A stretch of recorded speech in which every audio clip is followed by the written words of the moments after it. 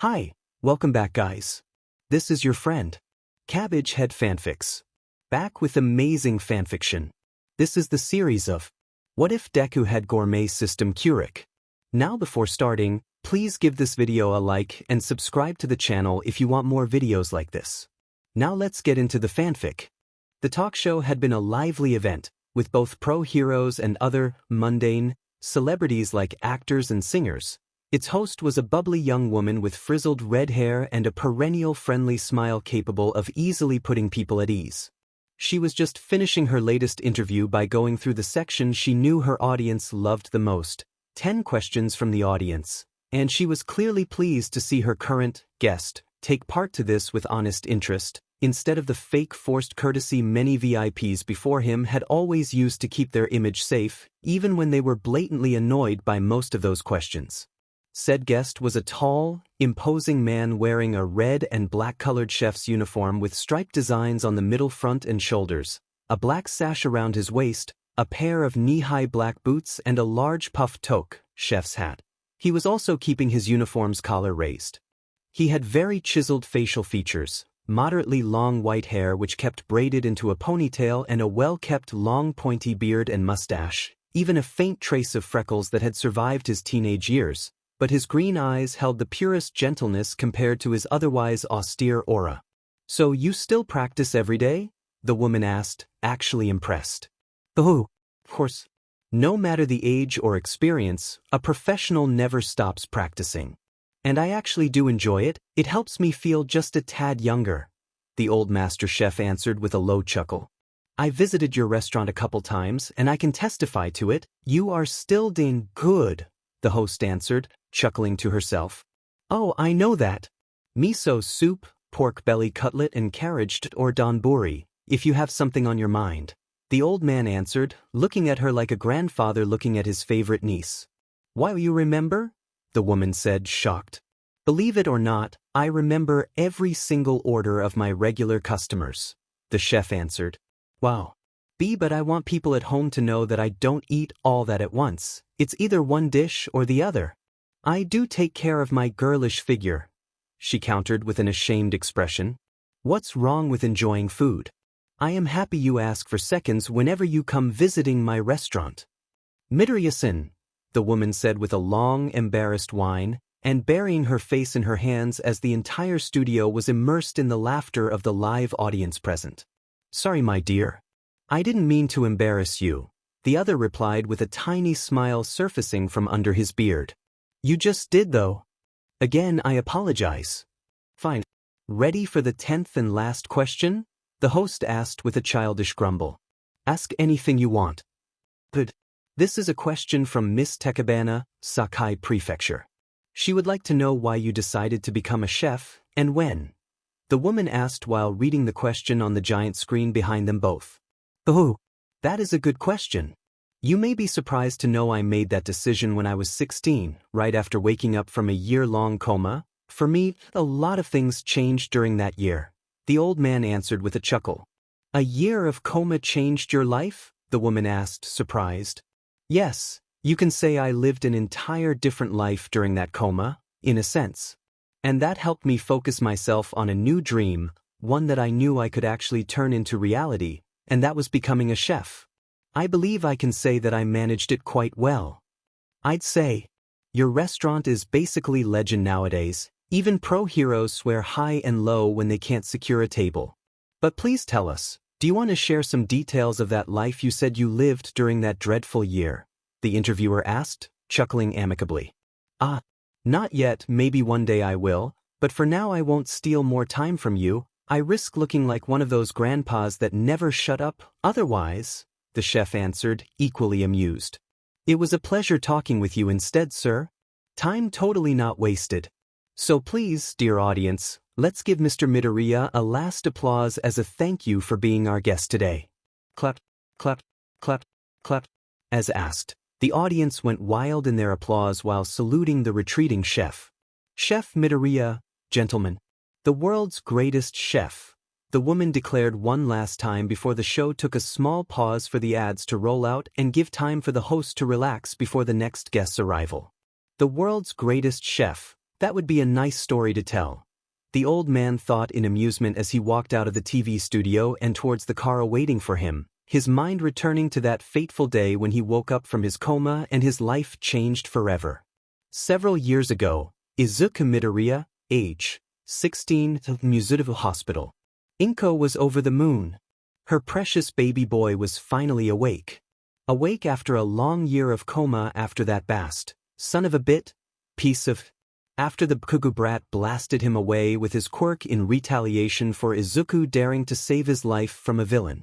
Inko really hated cursing, but what Mitsuki's spawn had done to her small ray of sunshine almost guaranteed Inko would have snapped the brat's neck with her bare hands. She didn't though, only because murder was still a crime, and she didn't want her precious Iken to one day wake up and learn his dear mother was in jail for putting down a rabid Pomeranian.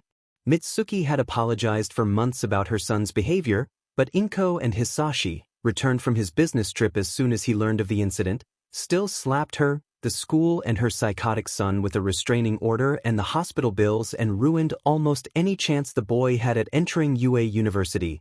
Now even if the maniac managed to join the hero school, both Midoriya parents knew there wouldn't be a single breath or step Katsuki could take not under the constant watch and utmost scrutiny of the entire university staff. Assaulting somebody just because he believed that the quirkless useless nerd made him look bad in front of pro-heroes by saving him from being suffocated by a villain was not hero behavior, and many luckily thought the same. Pro-heroes, especially since they still struggled every day to squash any rumor of there being an elitist quirkist mentality that many believed the profession was riddled with. But all of that was not important now. Now their beloved Izuku was finally awake after 1 year of coma. Hisashi and Inko were just finishing signing the last of the paperwork that would ensure their boy's release from the hospital as soon as the doctors declared that he was no longer in danger. You think he was serious when he asked us to remove all his hero merchandise from his room? Inko asked. I don't know, honestly. But when we mentioned how you kept everything clean and proper, he looked tired of it somehow, as if those had lost every magic they held for him. Hisashi answered, unsure. Knowing he was quirkless was a huge blow already, maybe seeing his friend attack him like that the one time he tried to be a hero himself simply smashed his dream? Inko answered. You said he looked depressed already, before that animal was attacked by the villain, maybe something happened even before that incident? He doesn't want to talk about it, he just says he understands he cannot be a hero. Inko answered, sighing. Maybe we can help him find a new dream? A new direction? He is a smart boy, maybe now that he no longer wants to be a hero he can become something else, like a doctor or a lawyer. Hisashi offered. W? The woman asked, shocked. I almost lost him, Inko. We almost lost him. The last time I saw my son he was a kid. To him I was just a voice on the phone until yesterday when he woke up. He almost did not recognize me. His dad. Hisashi answered, eyes overflowing in tears as he cried and hiccuped so hard his body shook. You always provided for us, darling. Inko answered, hugging her husband as tightly as she could. Yeah, with money, he spat bitterly. But I was not there when he entered high school. I was not there when the bullying started. What memories does he have of me? A voicemail and some pictures, the man said. My dad is overseas working. I can easily imagine all the bullshit they said to hurt him, like that I did not love him because of his quirklessness or that I cheated on you or who knows what else. It's okay, we know you love us. And we love you too. Inko assured him while gently caressing his back in small circles. Did I ask you just another year? Another year to finish this project, then I will be back for good. I will ask to be transferred back here to the Mizuto branch. Will be a proper family, promise? Hisashi promised. Oh, Hisashi. There's no need. Yes, there is.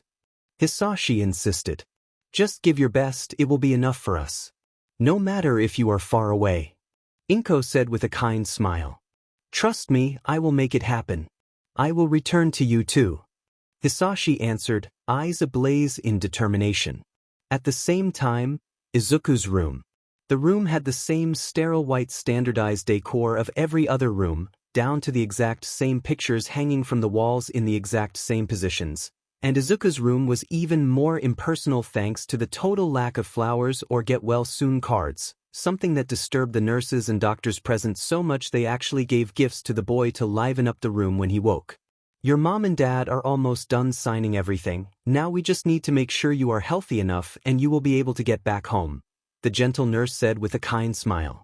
That's nice. Izuku answered, plainly.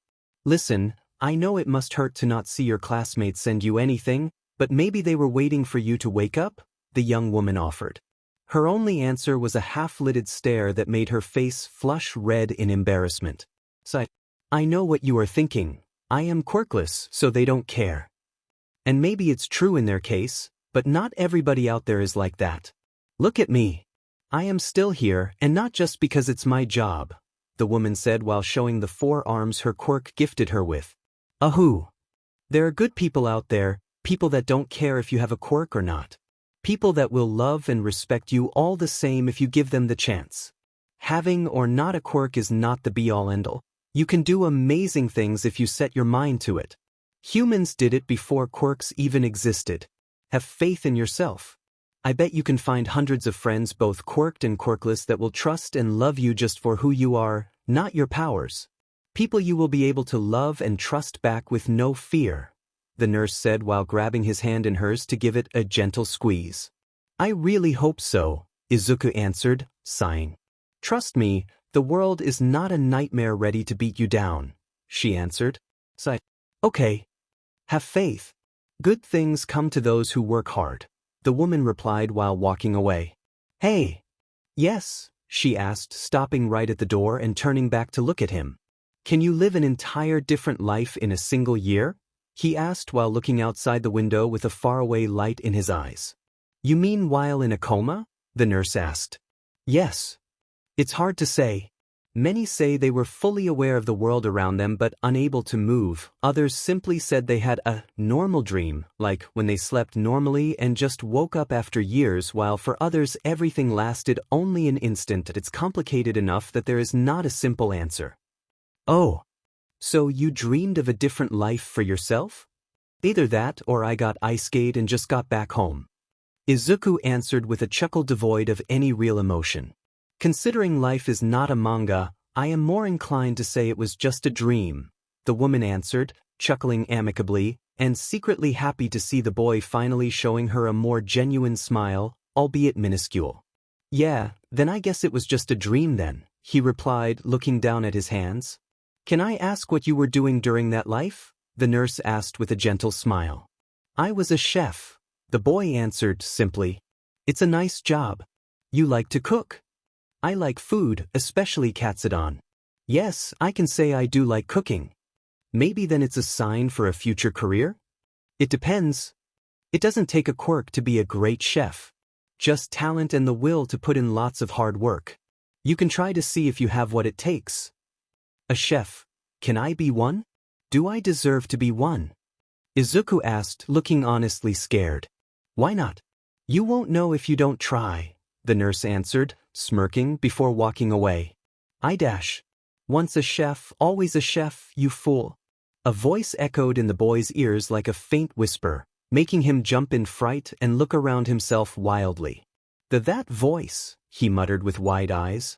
That night he would not sleep at all. Every time he tried the same disembodied voice of an old lady he was sure he knew personally would keep berating him. You and I are chefs. We do not stop being one, ever. We do not retire unless we die. Our destiny is to die in front of a chopping board while cooking, and only once the dish is ready, like Frozy-sama did. And you know it. Then finally, after the 3rd day of continuous visits from the voice whenever he slept, the dreams too came. Memories Izuku desperately kept suppressing in the belief they were just his imagination. His early days in his new life, his first dish, his first apprenticeship, then his first restaurant. All he learned, all he did. And then the rare flashes of what the other him did after Joie used his accursed taste change on him to turn him into the guy's puppet, and the pain he caused. It was not you, and you know it. You would have never done any of that, and you know it. I know the real you. The real Zaus.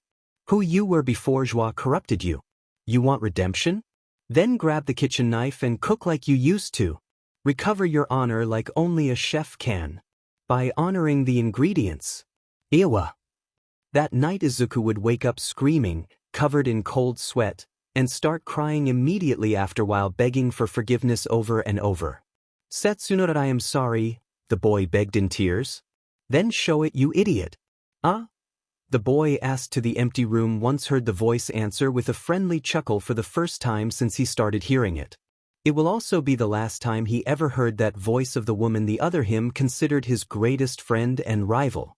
3 days later, it was finally the day the doctors deemed Izuku healthy enough to be took back home. The boy had already been helped by his mother to dress and was sitting on a wheelchair his father was pushing. The three of them were even chatting a few inane things when a loud cacophony of curses and screams started echoing in the corridors, coming from right in front of the hospital entrance. The cause of the ruckus was a guy with a quirk turning him into a tiger-human hybrid arguing with a guy with a gorilla quirk that made his body huge and obscenely muscled. F you. No, you. And the two punks were apparently uninterested in the absurd noise they were making in the middle of the hospital while they argued about something, although the fact both were covered in bruises suggested they both were in the hospital to finish whatever fight landed them there in the first place. What is happening? Inko asked, scared.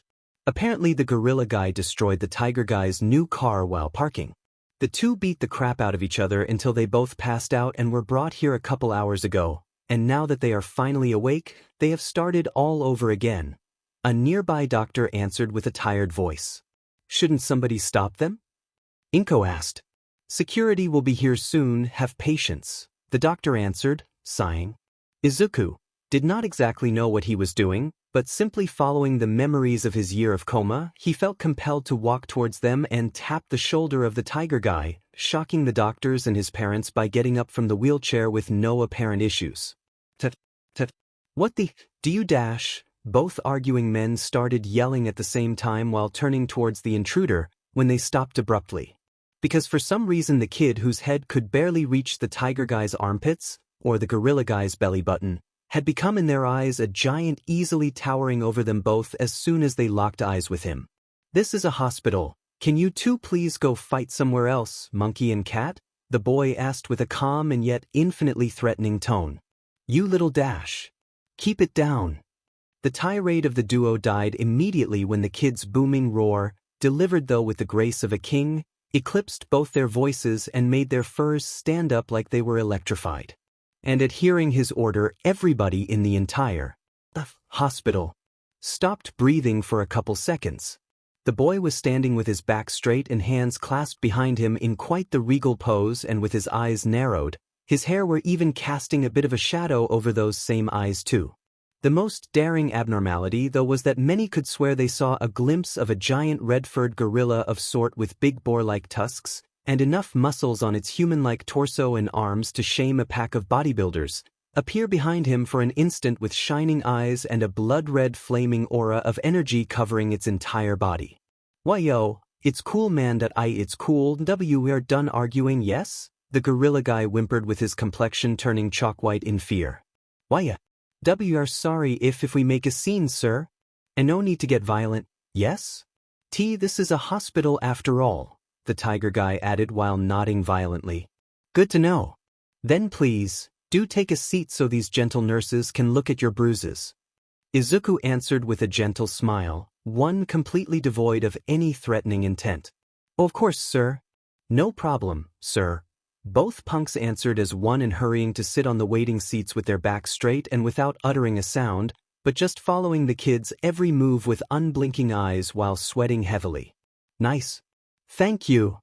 Without another word, the young teen walked back towards the wheelchair and collapsed on it, he too utterly drenched in sweat and panting heavily. Iken?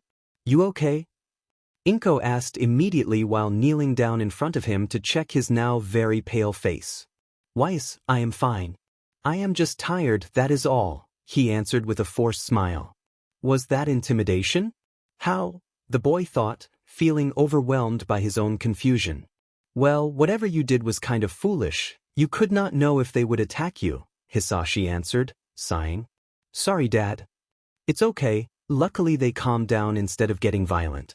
Just do not think things will always go this well. Of course. Very well. Let's go home now, I just recently filled the fridge, I want to celebrate your return, Iken. Inko said with a wide smile. Okay, Mom. Later that day, Midoriya household. The family of 3 was just finishing setting the table, with Izuku managing with great effort to talk his parents into letting him help them, even if maybe he did whine a little too childishly for his tastes. I am not made of glass, Dad, he said. You just got out of the hospital, please do take it easy. Hisashi answered, frowning a little. I will take it easy, promise. But I'm used to helping. You know?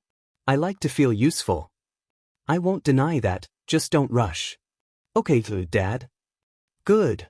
The man answered, showing from where the boy took his cinnamon bun smile, from as both father and son matched each other. Since you both feel so well, are you up for a small adventure? Inko asked with a teasing smile. An adventure, darling? Hisashi asked, curious. Oh, I found a new recipe on the net. Do you feel adventurous enough to try it? She asked.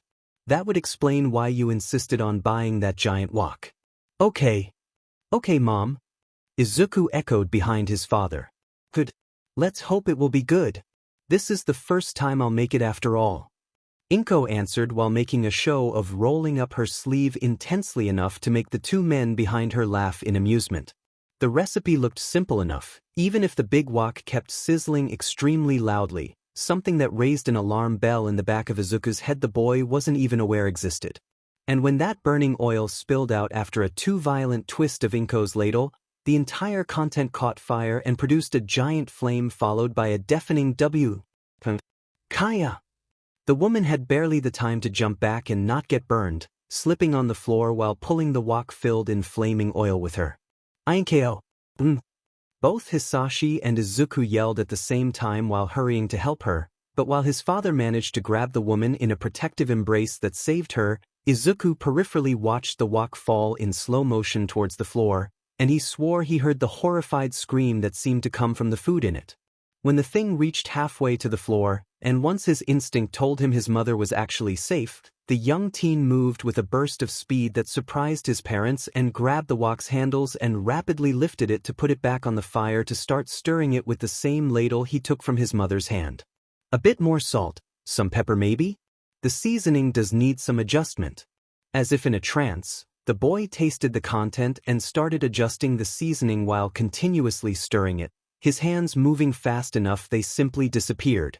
There should be some beef in the freezer. There it is, he then muttered, grabbing a knife nearby and managing to cut the still frozen meat without trouble. Iken?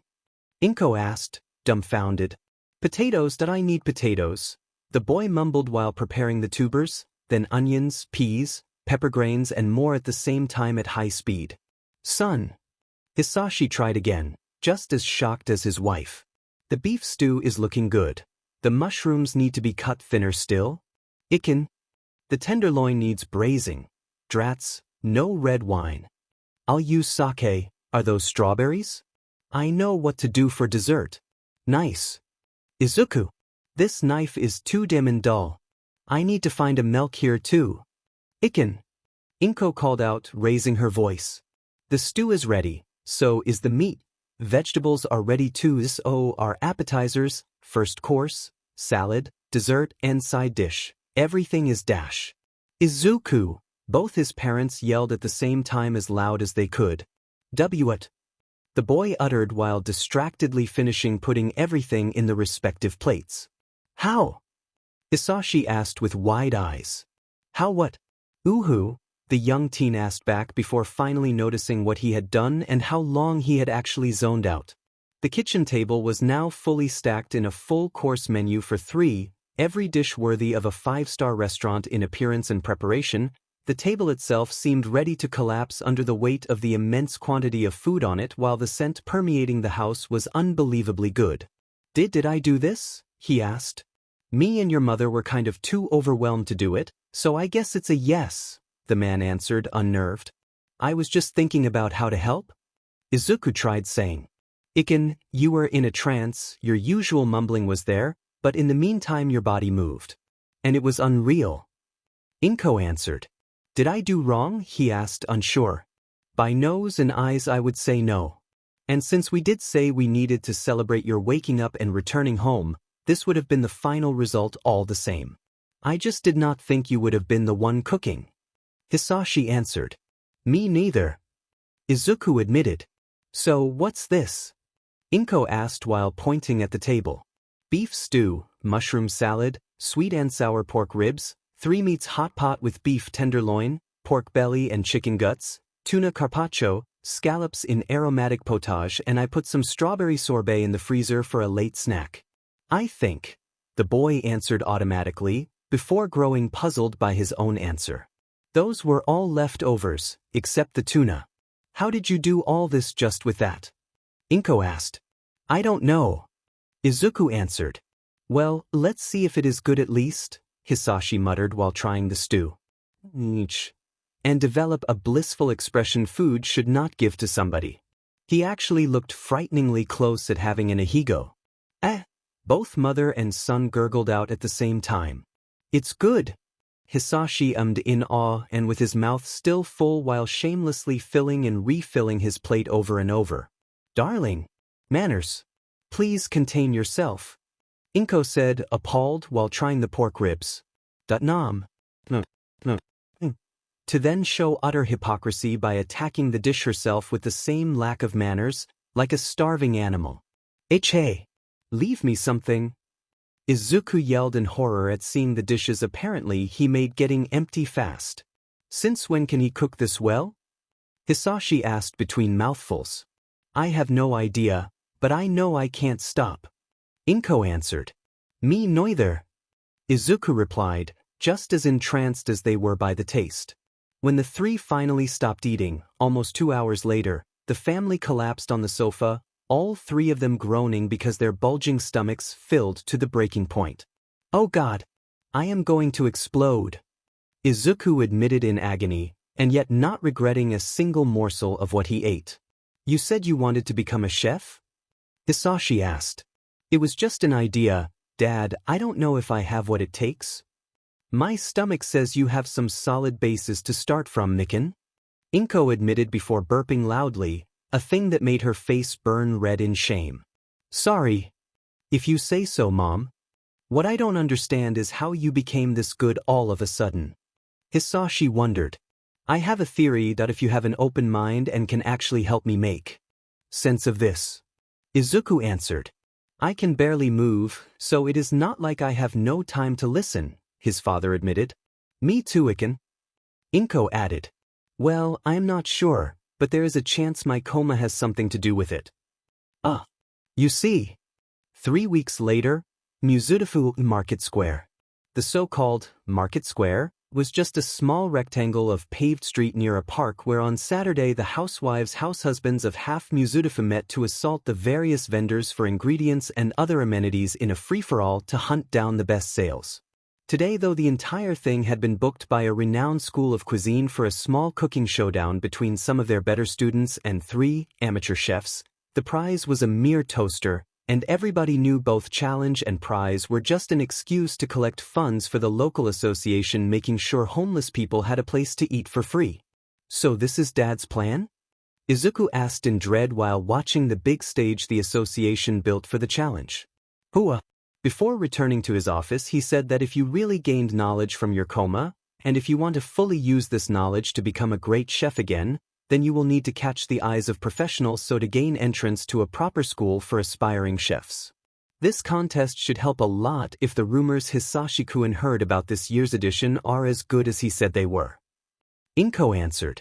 You think Dad will be able to see if it was really just a dream or transmigration as he called it? Izuku asked, unsure. I know, Demon, well, I didn't teach you how to cook like that, and yet you demonstrated skills I never saw before. The fact that you went into a trance every time we tested it was what ticked off your father. He literally said it was like somebody else was controlling your movements. Then why not a quirk? Izuku asked. We took the test again, Ikan. It's still negative. Inko answered, showing him again the same result papers she showed the judges when she managed to enlist Izuku between the amateurs challenging the cooking school students. I know that it's just that an ice guy sounds so unbelievable. Your dad begs to differ, honey. That's because he is a geek. You are a nerd, Inko answered, chuckling. Those are two different things. If you say so, dear. Okay, Quirker. Try, the woman answered with an overly hurt expression that made him chuckle. Oh, just go there and give your best. Whatever happened during that coma left you with a gift. If it was you to live as Zaus-san in another world, or it's just his knowledge passing to you, what matters is that you now can do those things here as well. Chefs are supposed to be a gift, right? Heroes bring smiles by protecting people. Chefs do it by filling their stomach. You said so yourself. Your dream is still the same. You can still do it. Why you think I can do this? Izuku asked, scared. Yes, I do. I believe in you, and your father does as well. Inko answered. I will make you proud then, the boy answered while marching up the stage with the other two amateurs to take position at his small kitchen. We already are, Iken? Inko muttered with a small smile. On the stage. Good evening, people. Welcome to the 5th edition of our cooking showdown. The host of the event was a bald old man wearing a bright yellow tux addressing the audience under the stage through a gaudy golden mic. Inko had in the meantime started recording everything on camera since due to the time difference Hisashi could not see it live, so he gently asked to have a recording of the thing sent through email once done, for bragging purposes other than further data for his theories about Izuku's new skills. As always, we have 3 daring challengers here to face against the top 3 students of Inoshiki Culinary School, a friendly showdown to collect funds, so do not get too angry should you lose. You are facing pros just to help the less fortunate, not to get fame. But let's introduce the challengers and their dishes, shall we? The host said while nearing the area left to the amateur chefs. Let's start with you. You are? Hi, I'm Nana. Yumibozu Nana. I will prepare my special vegan pork cutlet. The young 30-something woman replied with a wide smile. There is nothing vegan about pork cutlets, dear, the host commented dryly. There is if you use tofu instead of the meat of some poor pigs, she answered, frowning. Then don't call it pork, but whatever floats your boat, darling, the old man answered, grimacing and walking towards the second woman. Good evening, I am Mitsuki Bakugo. I will prepare my own version of the Odin. Mitsuki answered, stealthily stealing a glance at Izuku next to her and flinching when she saw the boy take a tiny step aside to avoid her. And flinching harder when she saw Inko glare at her with all her strength. At least somebody here can prepare good food. Good to know, the host replied, smiling happily. Corpse eater. Go the turnip, woman, the host replied with a scathing glare that silenced the first contestant, before finally focusing on Izuku. Hi, I am Izuku Midoriya and I will prepare a dish called golden fried rice, with shrimps and pork belly meat. Izuku muttered with a shy voice, and even the mic had trouble picking his answer up to make it audible for everybody else. Oh, a simple dish. You plan to make a lot of plates then? The host asked with a smile that kinda looked too mocking for Inko's tastes. If it's not a problem, the boy answered. It won't be if it will actually be good. Let's introduce the judges now, the guy answered before kind of shoving Izuku away for a girl to walk forward. As you know, we usually have a panel of both teachers and common people to decide who is the winner, but this year we have a special threat. Our association, the one usually collaborating with Inoshiki School to prepare this event, has managed to strike a deal with a famous Japanese chef that accepted being our head judge and even brought along some colleagues. So please, give an applause to Chef Samui, owner of the legendary 3 Michelin star Samui restaurant in Tokyo, and his friends. The woman declared as 5 judges dressed in fine chef attires all sat together at the same long table on the right side of the stage. All of them also sported on their chests the insignia of the restaurants where they worked, and not one of them had less than 2 tiny stars under those restaurants' names. Meaning that all of them were definitely pros. Thank you for the warm welcome. It's a pleasure to see my alma mater, Inoshiki School, still producing such amazing chefs, so I am honored to be here to give my own 2 cents on their level of preparation. The head chef, Samui, declared once the applause calmed down and the mic was passed to him. We will be strict though. So be advised, we want you to give your best, the man said before sitting down on his chair in the middle of the judge formation. Well, you heard the man. When we'll give you the start signal, you will have 40 minutes tops to prepare your dish, so don't slack off, the host yelled in glee. 40 minutes only? Oh god. Izuku thought in worry as the host started listing the plates the students will prepare, and all of those sounded very complex compared to his. What's wrong? Afraid? Since when? Ooh, the boy thought in surprise at hearing a deep baritone voice.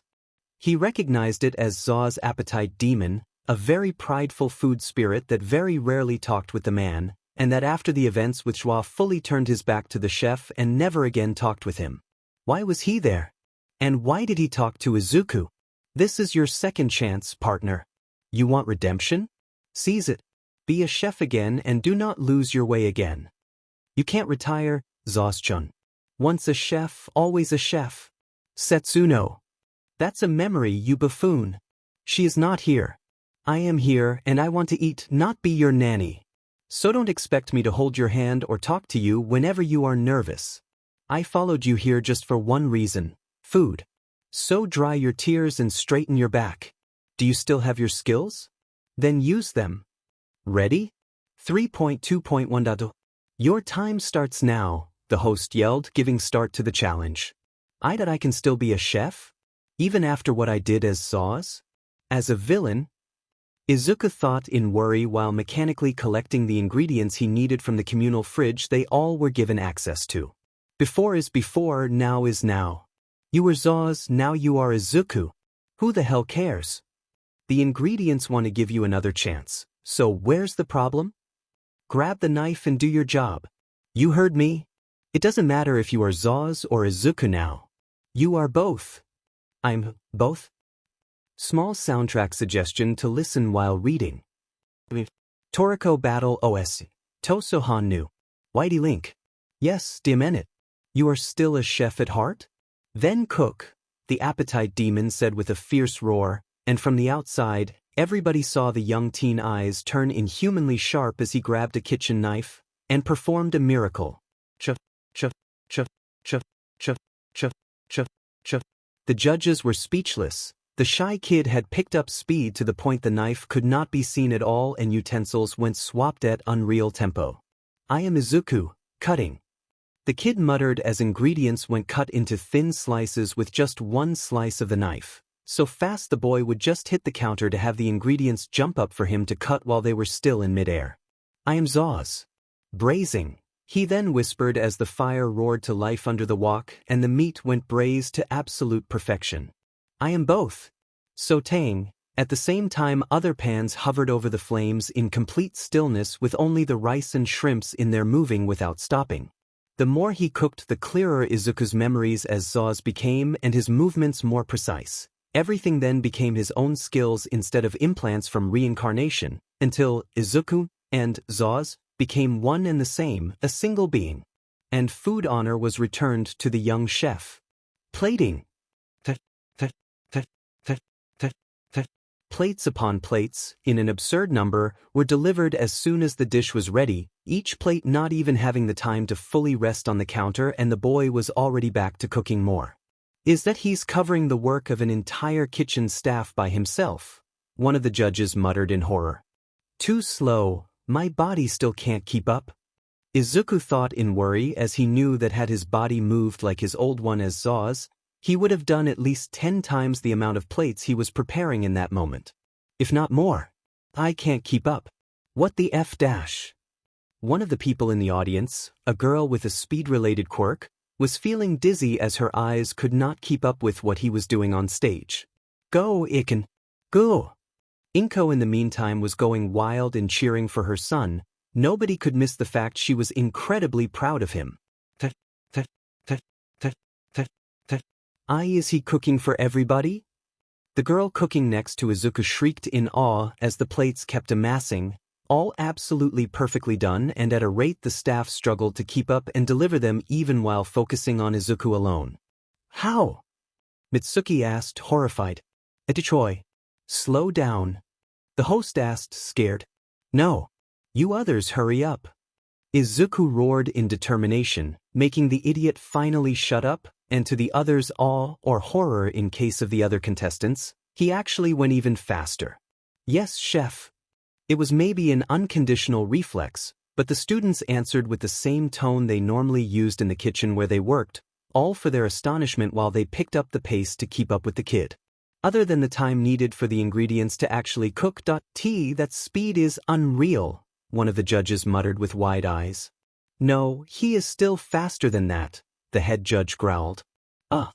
He is shortening the time needed by doing everything at the same time, but instead of having somebody helping him, he is doing it alone. Is he using his quirk to speed up his movements? The Michelin chef hissed in annoyance. Actually, he is quirkless. What? He is quirkless, that is all natural talent, the woman repeated while showing them the copy of the medical test Inko brought along. Impossible, the chef yelled in disbelief. It was indeed impossible, because who was cooking was the second legendary chef of another world, second only to a woman with unfathomable skills called a national treasure, but since there was no Setsuno in his original world, Izuku's abilities could really be called peerless. The skills of the king of chefs. 40 minutes later. Preparation complete. Sorry for the wait, please enjoy your meal. Izuku declared with a bow a minute before the judges could actually stop the competition. In front of him there were lots of plates, other than the 5 for the judges, of gold-colored.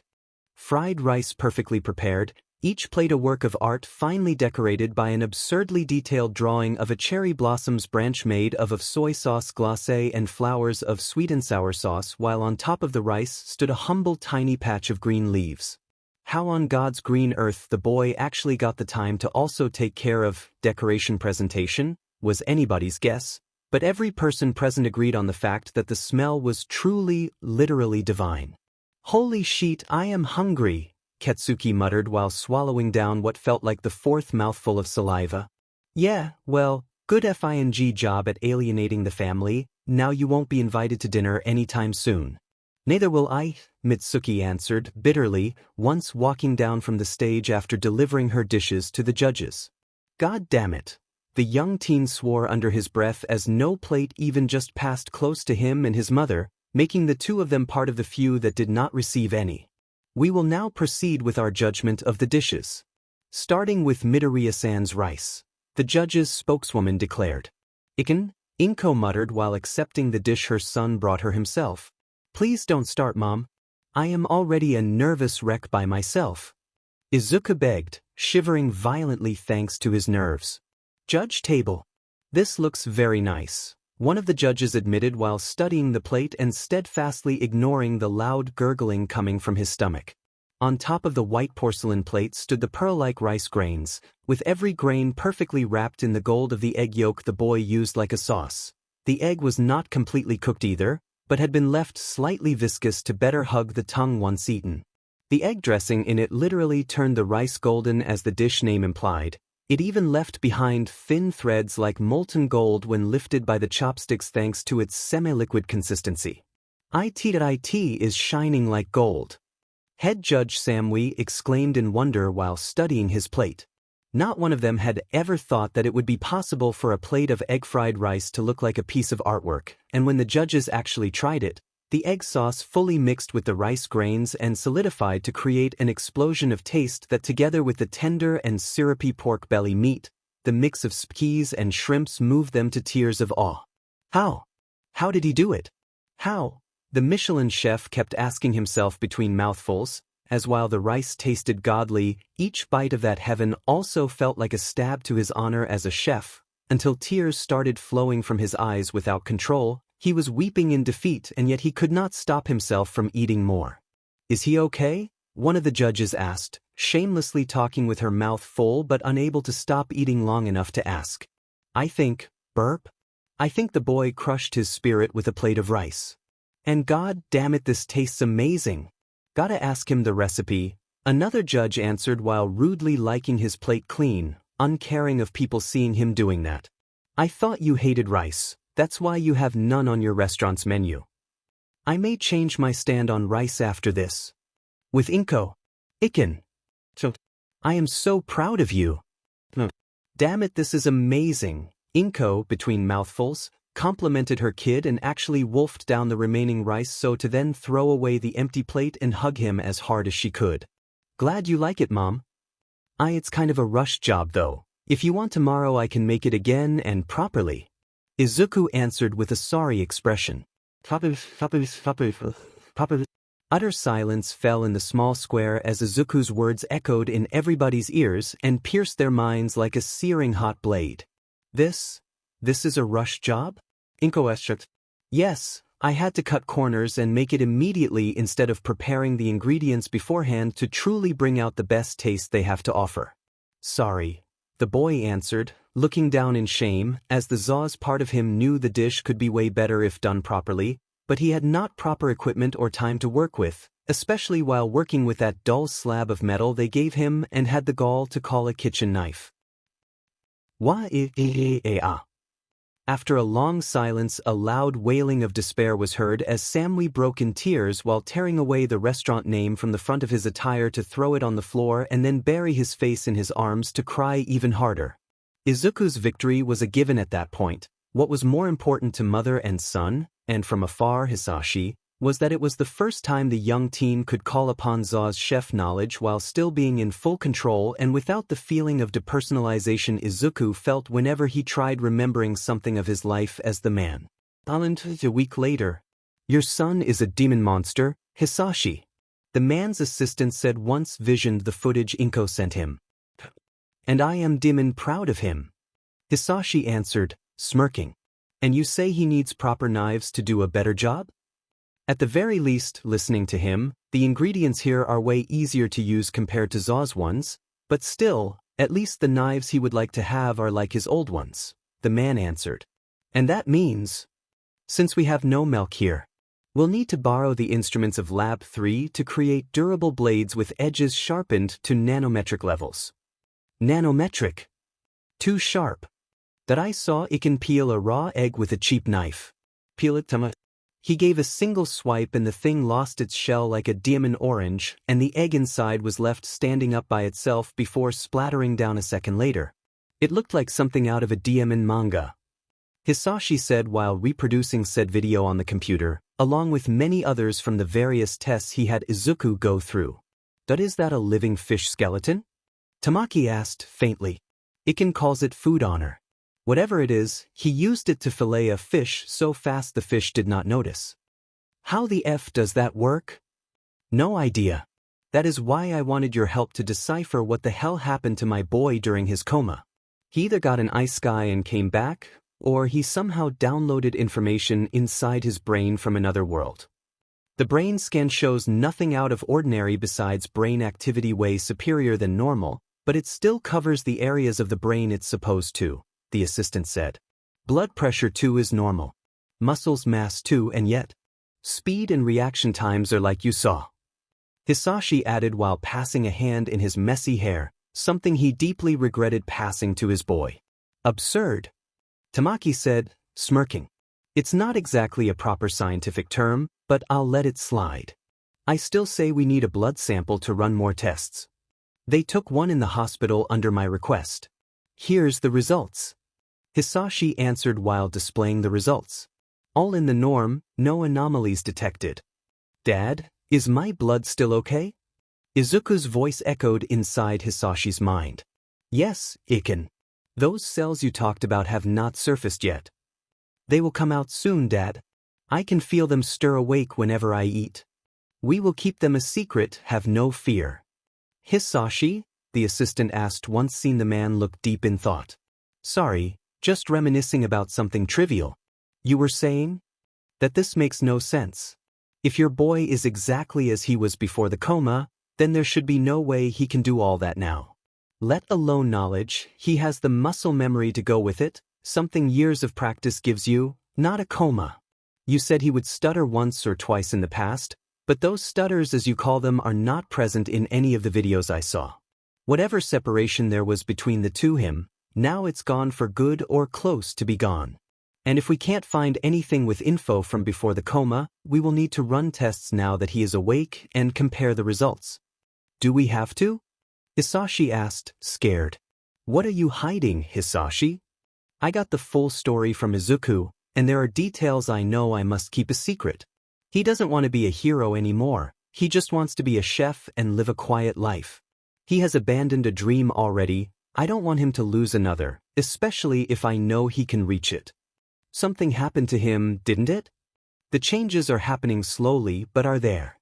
I want to see if those changes are dangerous to him, but I am too afraid of others using that data for their agenda. You mean like All for One? We all know a body was never found, he may still be out there. That dangerous? I got an explanation and saw it firsthand. It can be used by somebody with no remorse or care for collateral damages. Then it's decided, me and you will need to be extra careful, but if your boy wants to give his best as a chef instead of a hero, I think I can help. Tamaki offered with an encouraging smile. Thank you, Tamaki. I really want to help my boy reach his full potential. That's corny, Hisashi, the assistant said, chuckling. Oh, shut up, he answered, face red in embarrassment. Let's say I can close an eye and let you use our instrumentation to help him reach the full potential you talked about, the lab director muttered, making both conspirators jump up in fright. Yes, Chief? Hisashi answered with narrowed eyes. I expect him to take part in some tests all the same. Nothing invasive if you are so sure about his secret being dangerous, but we still need to see if it can really be a threat or if your being his father is making you worry for nothing, the old man answered. No blood test though. Really? What's in his blood, Hisashi? Something I can't talk about. Why? Too dangerous. A virus? A mutation? Can it spread? Not if somebody does not steal his blood and tries to. And even then, it's inadvisable. How much? Not everybody can withstand the strain, and I don't want to think how Quirks would react to that. You know the higher-ups will force us to tell them? If they know about it, sir. Hisashi countered. And he just wants to be a chef? A simple life as a chef, he isn't even sure he wants to open his own restaurant, just work in one. It doesn't even have to be fancy. God damn it. Okay. Sir?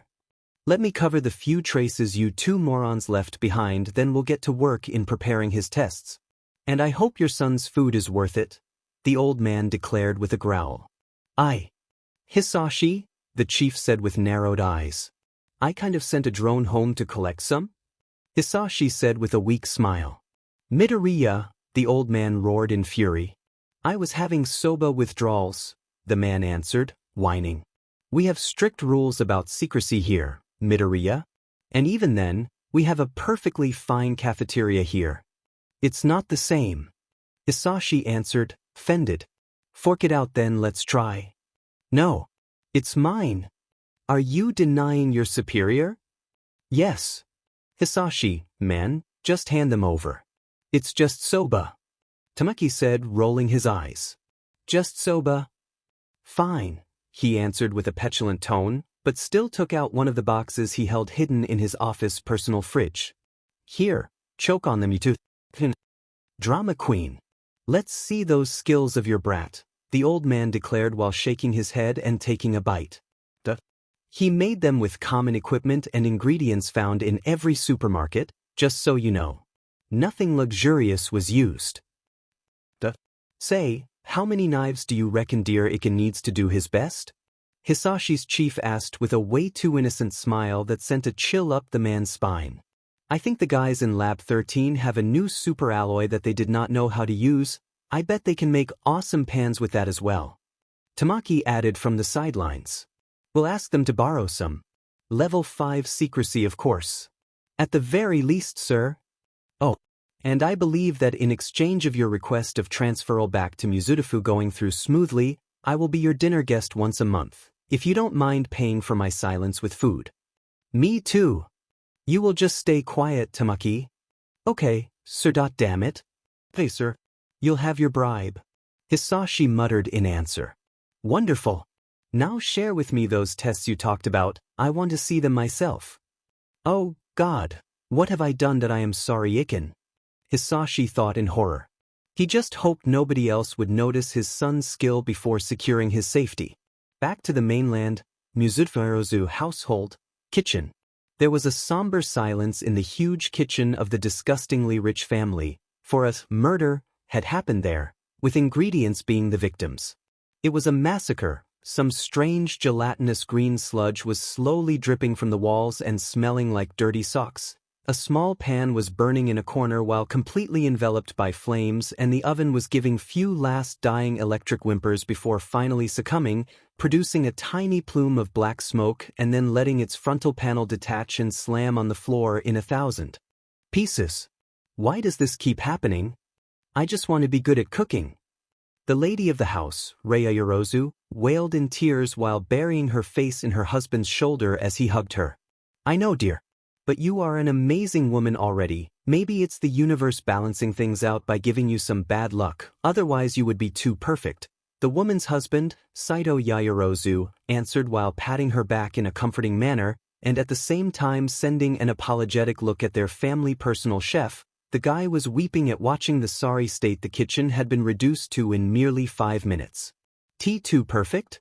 Rei asked with a hopeful tone, breaking her husband's heart by locking her now puffy red eyes with his. Of course, it is clearly a sick joke of the gods, pure jealousy, the man answered, shamelessly ramping up his compliments with zero hesitation. As for him, there was never enough simping if it meant having the love of his life smile. You are so good to me. Rei wailed while hugging him again. And so are you to me, dear. Come, while dear Takashi makes a list of what it will need to be changed. Near everything, sir, the chef interrupted him with a tone of horrified awe at the sheer destruction he was seeing. We will go watch some TV to relax. Saito growled out the rest of his words while nailing the man with a scathing glare and half-dragging his wife away. Living room. Here, darling. We'll watch some silly videos and you'll see you will feel better. Saito said while turning on the giant TV and selecting the internet video app that for the sake of copyright we will call YouTube. I just wanted to be the one preparing lunch for you and Momo-chan for once, Rei admitted with a small, adorable voice. I know, dear, and one day you will. Saito said. I hope it will be soon. Can we watch that? The woman answered while pointing at the top 10 featured videos, at the very first video dominating the list in terms of visualizations to be precise.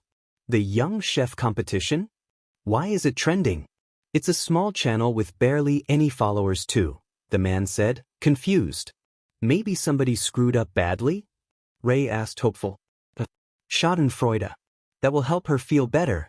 Hopefully whoever it is they fail so hard, Rei-chan will look like a master in comparison. Saito thought in relief as he as well believed that to be the case.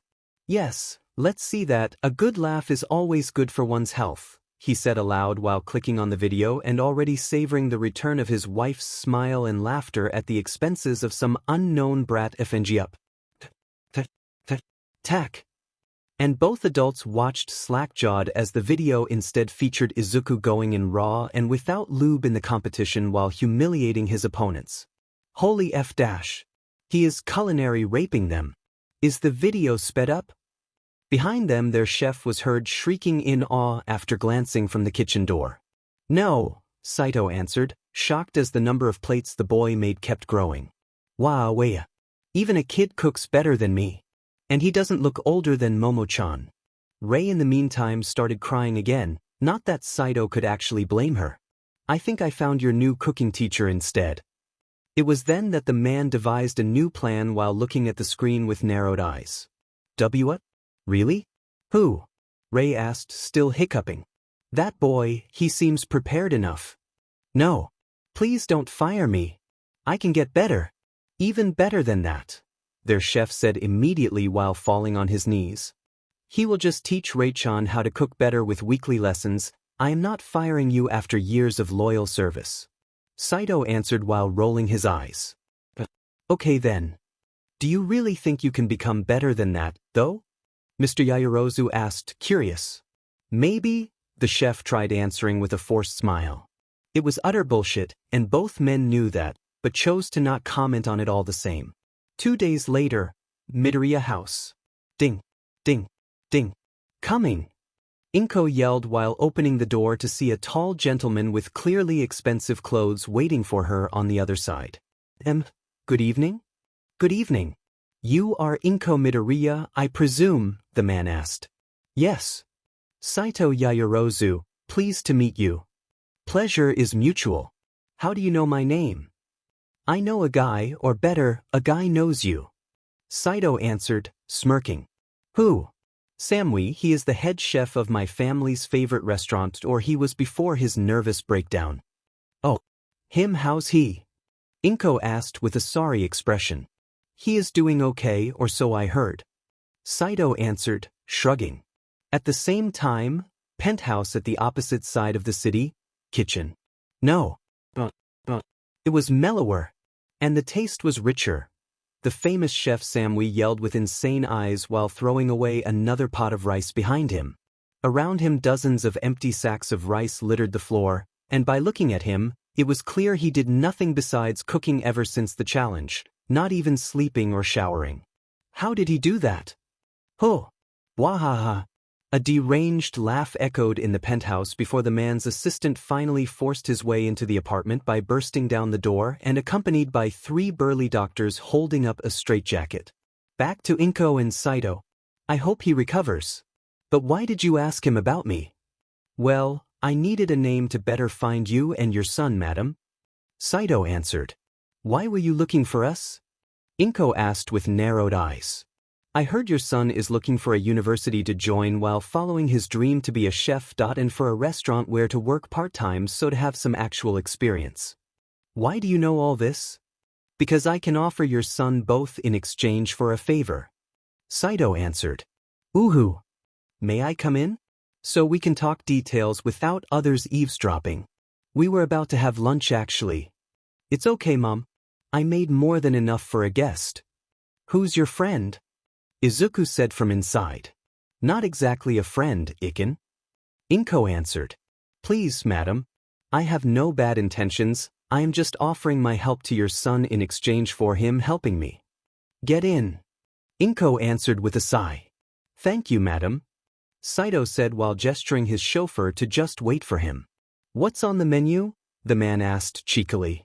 I tried my hand at sushi, I hope you don't mind. Izuku answered, shyly, while presenting the colorful display of fish and rice. Amazing! Saito exclaimed in wonder. To my shame lately I have left cooking to Izuku since he says he wants to train in his skills.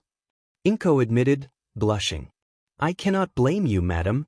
And it's kind of fun since my wife had tried to prepare a similar dish and failed, that was when I decided to look to your son for help. Saito answered. My help? Was her sushi that bad? I did not try it since she just destroyed the kitchen. And yes, I was wondering if you were open to come teaching my wife how to cook once a week, he answered. How did she destroy a kitchen while preparing raw fish and rice? Izuku asked, confused. I have no idea how she managed, and it honestly baffles me. Sometimes I wonder how it's possible that her bowl of cereal does not catch fire after she poured milk in it. I think the fact we are not in some crappy comedy manga for that not happening. Saito said, sighing. Oh, then why asking me? You have skill, clearly, since the other guy I wanted to ask had a breakdown after eating your dish. And also an offense meant, but you are a nobody. Hey! Inko growled, offended. I think he means I don't have any fame that may cloud my judgment, Mom. Izuku said. Precisely, I asked around, and you seem to be quite the soft-spoken, gentle boy from how people described you. So I thought that you would have been patient enough to help my precious Rei-chan become at least decent at cooking, Saito explained. I understand what you mean, but how bad is she, actually? Izuku asked with narrowed eyes. On a scale from 1 to 10? The man asked back. Yes. Between Akane Tendu from Ranma and Odi from Gintama. The man answered, bluntly. Good God! Izuku whispered in horror. Quite. As the man of the house I sacrifice myself by eating what she cooks whenever she tries, and spare Momo thanks to some bullshit excuse I cooked up years ago about my daughter's Quirk needing a very specific diet to work best. It's a thankless mission, but somebody has to do it. Saito explained with a proud voice. You must love her a lot. More than my own life or liver, But the doctor said I can't keep this up or my stomach will start to break down, so she either becomes at least decent or I will be in trouble. I'll see what I can do. Thank you, my boy. If you really pull this off, then whatever price you will demand, I'll pay. Wait until we decide if it is feasible before saying that. Izuku answered, sighing. Please give it a try. I asked around and I can put a good word for you to work in a restaurant kitchen, nothing luxurious though, as I don't believe those Ponzi stuck-up fools would accept a teen surpassing them. As for the university, that I can actually pay for.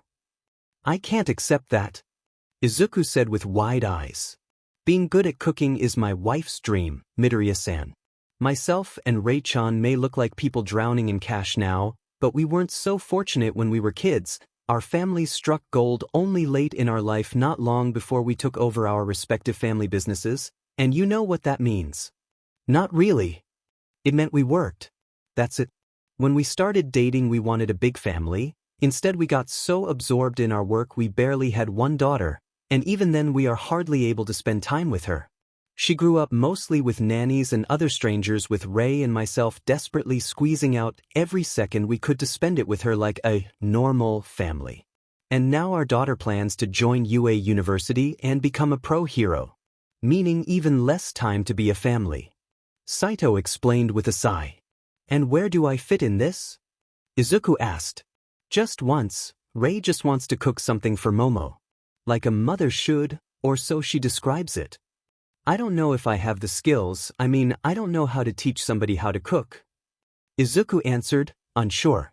In that case I will help you as well, if we work together, I know we can do it. Saito offered. Why me? Why not you? There are hundreds of renowned chefs that I bet would give an arm and a leg to work for you, why not ask them? Or even a student from any school. Because they would give an arm and a leg, as you said, to work for a rich family. You are arguing against teaching a mother how to cook for her daughter. They would not care about the reason behind this, only about the compensation. Like all the others I asked before you. They all just looked at the check I offered and said yes, and then dropped out because they could not be bothered to put in the effort. Saito answered, frowning. Let's say I accept. Yes. Rei-san will need to put in the effort as well. She will, I swear. And I don't want to get paid. Why not? He asked, surprised. Because I want to make it with my own power, without help. I admire that conviction, it's rare nowadays. The man answered, smiling. So? When do I start, sir? Izuku asked with a tiny smile. Whenever you are ready, Izuku-san. Saito answered. Then I guess we have to celebrate? Inko offered. Madam, I know this sounds fishy, but I swear I just want to help my wife, nothing more. Then it won't be a problem if I join as well. Mom. Understandable, there is no problem for me. Saito answered. Thank you. My husband said he had a surprise for Izuku that will be ready in 2 days. Will it be okay if we come by once we have it delivered? Of course, madam. In the meantime I will tell Ray to get ready. A surprise? Izuku asked, confused. Oh, you'll see, Iken. Those will help immensely. Inko answered with a conspiratorial smile. They were not milk knives, but Hisashi was sure a high-tech secret lab would not lose to any sharpener working by hand in producing the absolute best knives in the world. And in the afterlife, Melk the First felt extremely offended for reasons he could not fathom. And at the same time, somewhere even beyond mortals' understanding, new host candidate detected. Beginning operations. It was a day of celebration for the obscenely rich family. Their only daughter Momo had just been accepted into the recommendation entrance test for the prestigious hero school UA and will soon start her career as a pro hero, something that brought no little pride to both her parents. The family chef had even brought along a few party amenities and decorated the entire kitchen in an overabundance of streamers and banners. There is no need for all this, Momo said with an embarrassed smile. There is. There is. Ray answered, smiling proudly at her daughter. The test is 1 year away. I don't even know if I will pass it. Young woman replied. With all the strings I had to pull to make you jump ahead of the queue, you better. Her father, Saito, answered with a smirk. Darling, Don't make her feel guilty. Ray chided him in answer. Just kidding. Just kidding. The man of the house answered with a childish, cheeky raspberry. Thank you all the same for helping me, Dad. Momo said while hugging the man tightly. You are growing up so fast. It seems just yesterday I was reading you bedtime stories and helping you dress up in the morning, her father replied, crying. Me too. You never wanted to eat your eggs when you were a kid, the family chef added. He too was sobbing heavily. Not you too, please, Takeshi-san. Momo begged, chuckling. Dling-dlong. This must be young Midoriya. He said he had a surprise for you to celebrate. Saito said once seen Inko enter the house accompanied by their butler. The short and adorably plump, don't you dare loot her, woman was as always dressed perfectly whenever visiting the Yayarosa house, and this time she was bringing with her a carefully folded paper basket of some homemade confectionery. The strange thing was that for some reason her son was nowhere to be seen. Good evening, she offered with a small bow. Good evening, Inko. Ray answered, still giddy at her daughter's success. Congratulations for your acceptance into UA, dear. I know it's not much, but we kinda made this for you, Inko said with a tiny smile. My father has made things bigger than they are, as usual. I did not enter UA, I was just told I will be able to take part in a special form of entrance exam next year, nothing more. My getting into the university is still up to debate. Momo answered while gratefully accepting the small thing. Oh, well, it is still worth celebrating. Inko answered with a small chuckle. It was honestly impossible to hate the woman. She and her son had been as unobtrusive as possible while Izuku taught Ray the basics of cooking, and especially by showing a godly level of patience during the lessons. Flashback, during the first lesson. Let's start with the basics, shall we? Izuku asked with a gentle smile. Okay, Ray answered, and used the silent thumbs up of both Saito and Momo to steel her resolve. We'll go slowly, starting with peeling and cutting, since preparing ingredients is the first and most important step. And remember, until you feel secure about handling a knife, always use the cat paws while cutting. Cat paws? Ray asked, confused. Fingers folded, like a cat paw. You know? 9. Izuku answered, smiling sweetly while moving his hands up and down and even mewing a little. Good God, that's adorable. Saito thought in wonder while his wife and daughter turned beet red at the cutesy scene. Luckily beside that small incident things continued smoothly, and with how slow Izuku was forced to go to make sure Ray could not create another disaster of hers, as they all tragically discovered through trial and error, Saito was actually happy the lessons were free, because it was clear it will take a while before Ray would turn from a lethal to a decent chef. Present time. I don't see Izuku with you, though. Where is he? Is everything okay? Momo asked. Oh. He is still busy training in his chef skills. Nothing wrong. He is actually sorry for not being here today. The family noticed how the woman stiffened a little before answering, but did not push the issue as a form of respect. He wants to become a great chef, so training is a must, isn't it? Ray asked. Wait. Again, I apologize. Don't worry. Saito, recognizing the situation was making her uncomfortable, switched the focus on the small package the woman took along. What is it? He asked. Oh, some Italian dessert. Tea tiramisu. Something? Tiramisu? Inko tried saying. Tiramisu. He knows you are a coffee freak, Momo-chan. So he made you a coffee-based dessert. Ray answered, amused. I am not a coffee freak, Mom. Momo immediately countered with an ashamed expression. You love 2 drinks, honey, tea and coffee. You have a caffeine dependency. Saito said with a wink. I can stop whenever I want, she replied, a tad lamely.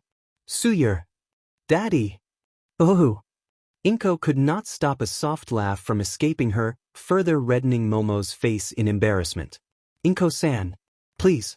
At least you, the young woman begged. I am sorry, dear. But I really must go, I still have some errands to run. Congratulations again for your quasi-admission, Iken, and I will cheer for you when the time comes. Inko answered, bowing a little to the family before nearing the door again. Miss Midoriya? Saito called out while accompanying her out. Yes, she asked. The man simply checked that his wife and daughter were distracted by the dessert, and the blissful expressions both had cemented their being elsewhere at the moment, and closed the door behind them both. Saito-san. Once it was clear they were alone, Inko looked at the man with a curious expression. What's wrong? Is Izuku all right? Call it a businessman's sixth sense? But Saito could tell Inko was trying to bullshit him, and he instantly got worried. Everything is fine, don't worry. We are just extremely busy lately. Inko answered. Midori. No, Inko, please tell me. Saito asked again. Go celebrate with your daughter, Saito. Today is her day and her day only. We'll be fine, have no fear, we Midoriyas always bounce back. Inko answered with a gentle smile, a bow, and then silently walked away. You are not fooling me, my friend. Saito muttered, sighing. He saw how her smile dropped as soon as she turned around, making the smell of bullshit he had sensed before grow 100-fold in power. Returning inside, he could see the small dessert being reduced to a tiny slice his wife, daughter and personal chef has left him just for manners' sake, since the thing was so thin you could almost see through it. And the three assholes had at the very least the decency to turn around and not look at him while wolfing down the huge slices they took for themselves. Thank you for leaving me some. Deep in thought on the Inko problem, Saito only gave a half-hearted remark before tasting the thing himself. To be fair, the dessert was amazing. The cream was fluffy and delicate, with the taste of both mascarpone and fresh eggs mixed together to perfection, while the Ladyfingers biscuits had been soaked in just the right amount of coffee to not crumble into a sludge when sliced and yet melt into the flavorful espresso taste once entered the mouth, making it so that the sweetness of the cream and the faint bitterness of the coffee could playfully battle for dominance in one's palate in perfect balance. As Saito and his family had learned to expect from the boy's dishes, pure bliss. That was why Saito felt there was something strange if the boy was not present and his mother seemed to be shouldering some immense weight. Both mother and son were now friends of the Yaoyorozu family, and that meant Saito felt honor-bound to discover what was happening. You okay, dear? Ray asked, once seen his thoughtful expression. I am just trying to taste whatever crumbs you ingrates left me with. It's not easy to taste something if it's smaller than the nail of a pinky finger. Saito answered sarcastically while pretending that nothing was out of the ordinary. I wanted to share it properly, but my mother insisted on cutting it differently. Momo tried saying, still with a bit of chocolate powder on the tip of her nose. I will forgive you because it is your special day today. But I am very disappointed in your mother, he answered. I am so sorry, darling. Ray said immediately, eyes sparkling just as she could do on command whenever she knew she was being naughty. Sorry, boss. It was really good, the family chef added. You especially. I am the boss of this house. You should not steal my food. Sorry, sir. I'll forgive you. Thank you, boss. That if you make me a giant tiramisu just as good as this one was. Saito added with a malevolent smirk. The chef swore loudly in dismay. 2 days later, Midoriya household. Inko was sitting on the sofa nursing a cup of tea while her husband was spewing fire at the phone, both figuratively and literally. You listen here, you brain-dead Quirkist. My son does not need a demon Quirk to come there teaching a lesson to the spoiled brats you call promising students. What? You believe one needs a tail or a second set of ears to cook? Moron! Hisashi roared like a beast before closing the call. Another university refused him? Hisashi's boss, from I-Island, asked while refilling Inko's cup with more tea. Apparently Samui's little friends took offense to their beloved buddy having a mental breakdown because of Izuku, so they made it their mission to stop any attempt of his to get into any possible school for aspiring chefs. Hisashi answered, snarling. And as a bonus, several food critics too have been asked to strong-arm restaurants into not taking him in for apprenticeship. Everything is hushed, but I called a couple guys specialized in intercepting calls and mails. If it is about food, except with subpar shacks, every venue have been sealed off for Izuku, the old man answered, sighing. And of course if there are queues to get into any university, and no matter what specialization, quirks get pushed forward in line, Inko added, tears ready to spill from her eyes. "The world is not a nice place, I fear," the old man replied. "You don't know anybody that can help him, sir?" Hisashi asked. "My contacts would have helped had your son decided to go into analysis, mathematics, science, physics, programming, hard lab science, so to say. Even I-Island does not have food-oriented sections, even if Izuku's abilities have started to interest several colleagues of mine already. I can try to see if I can help him become a researcher and join I-Island once older and ready, but as a chef? I can't help him, I am sorry." "It would still be a respectable job," Hisashi conceded, sighing. "Does it really mean that Iken can't chase his own dreams? That he can only let others decide for him?" Inko asked, heartbroken. "If I could give Izuku my quirk, I would do it without a second thought, but I am not all for one." Hisashi answered. "Same here, all this fanfare for quirks is still a mystery to me. Besides needing 2 pairs of glasses and seeing in the dark, mine never made me feel all-powerful," the old man from I-Island answered with a shrug while the secondary pair of eyes he had on his forehead briefly opened to look at the parents, before he closed them again with a grimace. "Jesus, the headache I get when using them is still unbearable," he then muttered, wincing. "I'll go see who it is," Hisashi said, opening the door to see Saito Yaoyorozu look at him with a saddened expression. "Yes? What can I do for you?" Hisashi asked, gulping a little. "Can I see him?" Saito asked. "You know," Hisashi asked back, sighing and letting the man enter. "I made a couple of calls to a few people I know, so I guess I have a small inkling of what happened. No schools for chefs want him. No schools, academia, private tutors, or even decent restaurants. And we suspect that should he try to open one himself, half the food critics of Japan will purposely destroy his reputation." Hisashi answered. "Of course, heaven forbid somebody dares shake the pedestal the great Samui sits his arse on. Bloody morons." Saito answered, rolling his eyes. "British ancestors?" Hisashi asked with a weak smile. "No. My father forced me to study in England. Few things stuck." The other replied with a scrunched nose. "Good evening, Saito," Inko said with a small wave once both men walked back inside. "Good evening." The old man also welcomed the new arrival.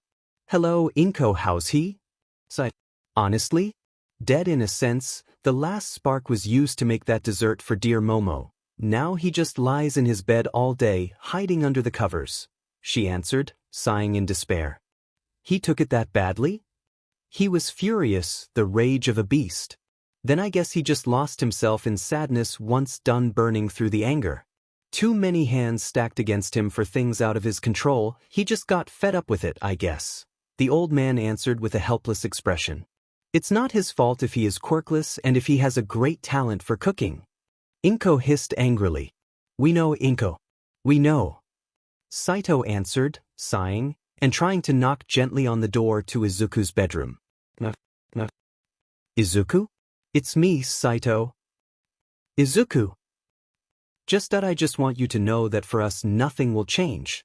Rei still wants you to teach her and Momo still wants your help to revise her notes and Takashi still insists on challenging you in a cooking showdown at least once. You still have friends in the Yaoyorozu family. Your family and mine have not abandoned you, you are not alone," Saito said to the door. "Remember, you are not alone. You will find a way, I believe in you," he said before taking a few steps back. What not one of the adults in the living room could know was that the boy was not merely asleep, but actually going through what could be described as an out-of-body experience. Somewhere far away from Japan, Izuku had no idea when exactly he fell asleep, only that he found himself shifting from curling into a ball under his covers to standing in front of a small, unassuming restaurant hidden in a secluded, smallish alleyway in an ancient city he did not recognize. "Fong Fong Little Store?" He read aloud the store name with an unsure tone. With a sleepy grunt answering him, the boy finally noticed the slim and tall man slouching on a chair in front of the entrance and basking in the sun with his eyes closed. The very fat dog sleeping next to him instead just gave a guttural huff and briefly looked at the kid with only a single eye before returning to sleep. The guy sitting on the restaurant front slowly got up to lazily stretch while looking at Izuku with half-lidded eyes and a face utterly inexpressive. He just tied his long black hair in a ponytail with a silk rope and stood with his crossed arms looking at him. "Hello," Izuku tried saying with a weak smile. "So it's you. Come in," the tall man muttered with the corners of his mouth faintly pulling up in something resembling a smile before signaling him to follow inside the store. The restaurant was simple, neat, and tidy. With an area of 10 square meters and a few sets of tables and chairs, it was indeed a small, homely restaurant. Curiously, the plates listed on the wood tablets on the wall were priced in gold coins and crystals, but at the owner's imperious gesture, Izuku ignored it and sat at a table under a strange tree giving off a soft light. And if Izuku's ears were not malfunctioning, a very faint chime-like sound whenever the wind from outside made its luscious green leaves flutter a little. A strange woman with jade skin and extremely long, silky black hair and black dress was sitting on top of a small boat resting in a corner of the restaurant and looking at him with unfazed eyes while she dangled her feet back and forth. "Where am I?" he finally asked. "My store," the owner answered, his voice coming from the small squared window connecting the kitchen to the main room. "Okay. I am Bu Fong," the guy added after a long silence, as if too lazy to even introduce himself. Izuku mid-dash. "I know," he cut him off. "How?" "Bu-san. The system told me," the man answered. "The system? This is the Gourmet system. You have been chosen to become the system's host in the hero world and become the god of cooking of the hero world." A metallic voice resounded inside the store. What it said, Bu Fong added while delivering a plate of braised meat to the boy. "What is the system? The system is the system. It will aid the new host in his mission to become the god of cooking of the hero world. You will be given a restaurant to manage, a training regimen to follow and missions to complete to further your growth. The closest similarity the host can use to help understanding is to follow the logic of what you call video games. Each yen you will gain will be translated into experience points. As you level up, your body, spirit and senses will become stronger and you will be permitted to use better ingredients from other worlds and better equipment from one of the various god of cooking sets of other worlds. Host Bu Fong has already ascended to the title of god of cooking of the fantasy world. It is now the turn of host Izuku to ascend, the metallic, genderless voice of the system explained. "But, and why me?" "Because the system deems you worthy and because every world needs a god of cooking." "I see that. Did you really say ingredients for other worlds?" Izuku asked, shocked. "The best ones," Bu answered while serving him the meat. At the current level, host Izuku will only be able to utilize ingredients from his original world unless specifically asked by the system to use ingredients from other worlds. The system will take care of delivering ingredients and instruments. Host can rest assured, nobody will find anything out of the ordinary. Host Izuku only needs to focus on cooking and furthering his skills as a chef. The system will take care of all the rest. The rest? Equipment, security, ingredients, location and everything else. Security too? A whitey will be already waiting for you in the new restaurant along another blackie. A robot and a lord dog. Bu Fong answered while pointing at the tall robot with a protruding belly behind him and at the very fat dog sleeping outside. Not any normal dog. They asked the most vicious of this lord's sons to play security. They really want you to be safe, the dog answered with a deep, masculine and cultured voice worthy of a king. So I just have to focus on cooking? Izuku asked. Isn't that what a chef is supposed to do? Bu asked back. I want to bring smiles to people with my food, to make them happy, not just cooking. I want people to enjoy my dishes enough to brighten their day. Well said, the man answered with a small nod of approval. Then host Izuku, please prepare for your test, the system said. Test. In 1 year the system will test you. Should you pass, you will be formally recognized as a host of the system and be given the restaurant and everything else. In the meantime, the system will take care of preparations and make sure nothing will interfere with the host should he pass the test. Work hard, young man. The voice declared. This may be your last chance before losing another dream. Bu tried saying. My last chance. So I was told. They will try to make your dream impossible back home, but by personal experience, I can vouch that the system can help. Whenever it is not acting too stingy or demanding. My last chance to be a chef. I'll do it. But, congratulations. I'll become a diamond good chef again. I did it once as Zaus, I can do it again as Izuku. Izuku said while taking a bite of the so-called red braised meat dish he was served, and as everything faded away, the boy had only one thought crossing his mind. God damn it, this tastes amazing. Real world, Midoriya household. Bang. The four adults jumped in fright as the bedroom door was kicked open by Izuku as he marched towards the stove with a determined expression. I'll be a chef, even if I have to go against God himself to do it, the young man declared while turning on the stove and grabbing the knives and pans the guys of Island created for him. It will be hard, you know? Saito said. Then watch and be amazed. Izuku answered, smiling in determination as a fat salmon appeared in his hands. Ooh! It really happened. I asked for the salmon I was tasked with preparing and it appeared. It means that the system really exists. I have 1 year to prepare for my exam. I can't fail. Izuku thought once he'd studied the perfect example of salmon in his hand and the recipe that had been downloaded inside his head as the first exercise for his new training regimen. Apparently the system had a very strict set of requirements for its acceptance exam, one even he as Zaus or Setsuno herself would have been hard-pressed to meet, and Izuku had only 1 year to meet said insane criteria, along a series of techniques recipes he was supposed to master before the exam came, and he won't slack off. Watch me, you fools out there. I was the king of chefs once, now I will ascend again to the top even without a quirk. With a knife twirling at high speed in his hands, Izuku started cooking with a fervor even superior to his previous life as Zaus. Behind him, Saito, his parents and the old man watched in awe as ingredients kept appearing in his hands out of thin air for him to prepare, along dishes of insanely high quality being prepared at high speed by him. 1 year later. Day of the recommendation exam for Momo and Gourmet exam for Izuku. Yaoyorozu house, kitchen. It had been a tiring year for the boy, an insane year of sleepless nights where he would revisit whatever memory as his life as Zaus he could call upon together with the encyclopedia worth of basic knowledge the system pretended him to master and memorize to prepare for his test. Izuku's life had thus been reduced to a very strict schedule.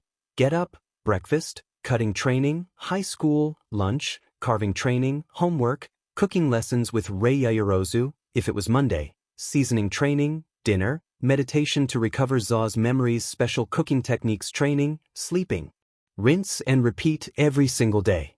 And each and every training exercise came from the strict guidebook the system gave him, and every single exercise was always done in live streaming so that Hisashi and a couple of trusted pals his father's boss handpicked could study him, because apparently what were normal skills for a chef like Zaus in Izuku's original world were absurd to say the least. The boy was unaware that Island had taken an unhealthy interest in him, and knew even less of how influential the guys in those secret labs actually were. Now we put the pie in the heated oven, and we wait. Izuku instructed while closing the oven front panel to look at the raw dessert bask in the angry red produced by the heat inside the thing. I am so nervous, Rei admitted while nervously patting the flour from the apron she was wearing. You were amazing during preparation, Rei. I never helped you, you did it all alone, the boy answered with an encouraging smile. Except when I almost used salt instead of sugar, the woman said, sighing. Beside that, Izuku conceded, sweat dropping. I will make the labels on the jars bigger still, don't worry. Takeshi, the personal chef of the Yaoyorozu family, conceded while rolling his eyes. And I almost forgot to put the sliced apples in it. That too doesn't matter. And Dash. Let's not focus on that. You made a wonderful pie to celebrate Momo's passing her test, and you did it all alone. When she comes back, she will find your very first dish waiting for her. Izuku forcefully cut the woman off before she could start a new downward spiral of depression about her lackluster cooking abilities. Are you sure she will pass? Takeshi asked, unsure. We are talking about Momo here. If she doesn't pass, who will? Izuku answered. You hold my daughter in high regard, don't you? Ray asked with a devious smile. She has a very CC brain, more I won't say. Izuku, overly focused on cleaning the kitchen top they worked on, answered without looking at the woman. Oh, only her brain is CC? Ray pushed forward, her smile predatory.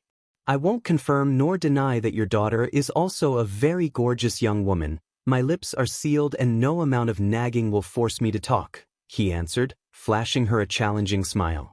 Do not underestimate my nagging powers, boy.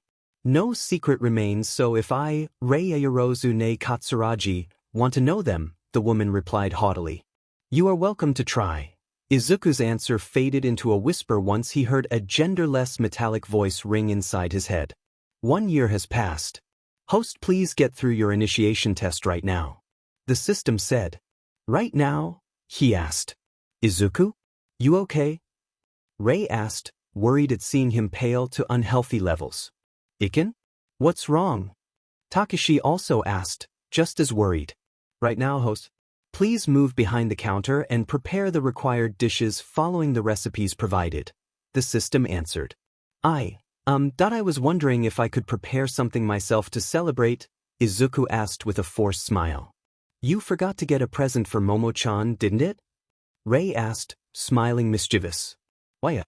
So I was wondering if I could prepare your dinner myself as a present, as she will surely be very hungry after using her quirk to pass the test. Izuku answered. Oh, do you mind, Takashi? Nah.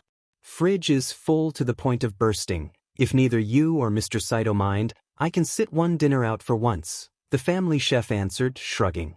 Thank you. Izuku answered with an overly elated expression that made both adults laugh. Tying a green bandana on his head, the young man started collecting ingredients from the giant fridge, although from his point of view, the stuff he was about to cook was far from normal.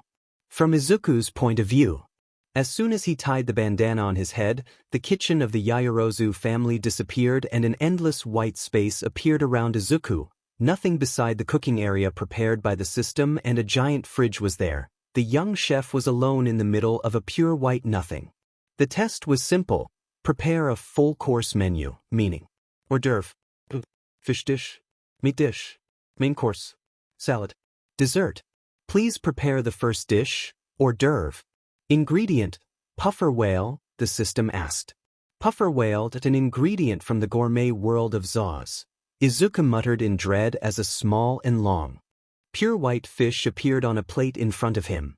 A puffer whale was a deep-sea fish normally around 6 meters in length, but as it switched habitat and moved deeper underwater, the water pressure of the sea would compress its body to the size of a normal puffer fish.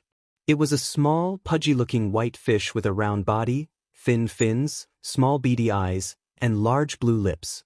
As a result of the deep pressure, the tastiness of the fish would become highly concentrated but would also cause the huge amount of waste produced by its body to become highly concentrated as well, forming what was known as the fish poison sac. Its poison sac resembled a small gooey purple blob whose position in the body constantly varied between puffer whales. When the fish gets startled, a chemical reaction would cause the release of its poison, causing its body to turn into a dotted dark purple color that shows off its intense toxicity. Izuku watched the thing with scared eyes, because while he still had his transmigration lifetime's worth of knowledge as Zaus, his original body was not as trained, as his trembling hands could testify. To ensure the puffer whale is safe to eat, before any further steps can be taken, someone with keen senses must first ascertain the location of the poison sac. Afterwards, extremely precise cuts must be made to open the puffer whale and reveal the poison sac. If the handling is off by even a millimeter, the poison sac will instantly rupture and render the fish unsafe for consumption. Izuku mumbled aloud while recalling word for word the teachings of Za's old cooking teacher. Complicating this step was the fact that the location of the poison sac was completely unique from fish to fish, meaning there were at least over 100 variations of cuts needed to expose the poison sac. Likewise, the puffer whale's body was deceptively dense for its size due to the extreme compression it had undergone, making the precise knife work needed that much more difficult. Once the poison sac was exposed, it could only be removed with bare hands, during which the sac must be constantly rotated whilst simultaneously removing the mucous membrane. It was no surprise that many chefs of the gourmet world put preparing that ingredient on the same level of disarming a bomb.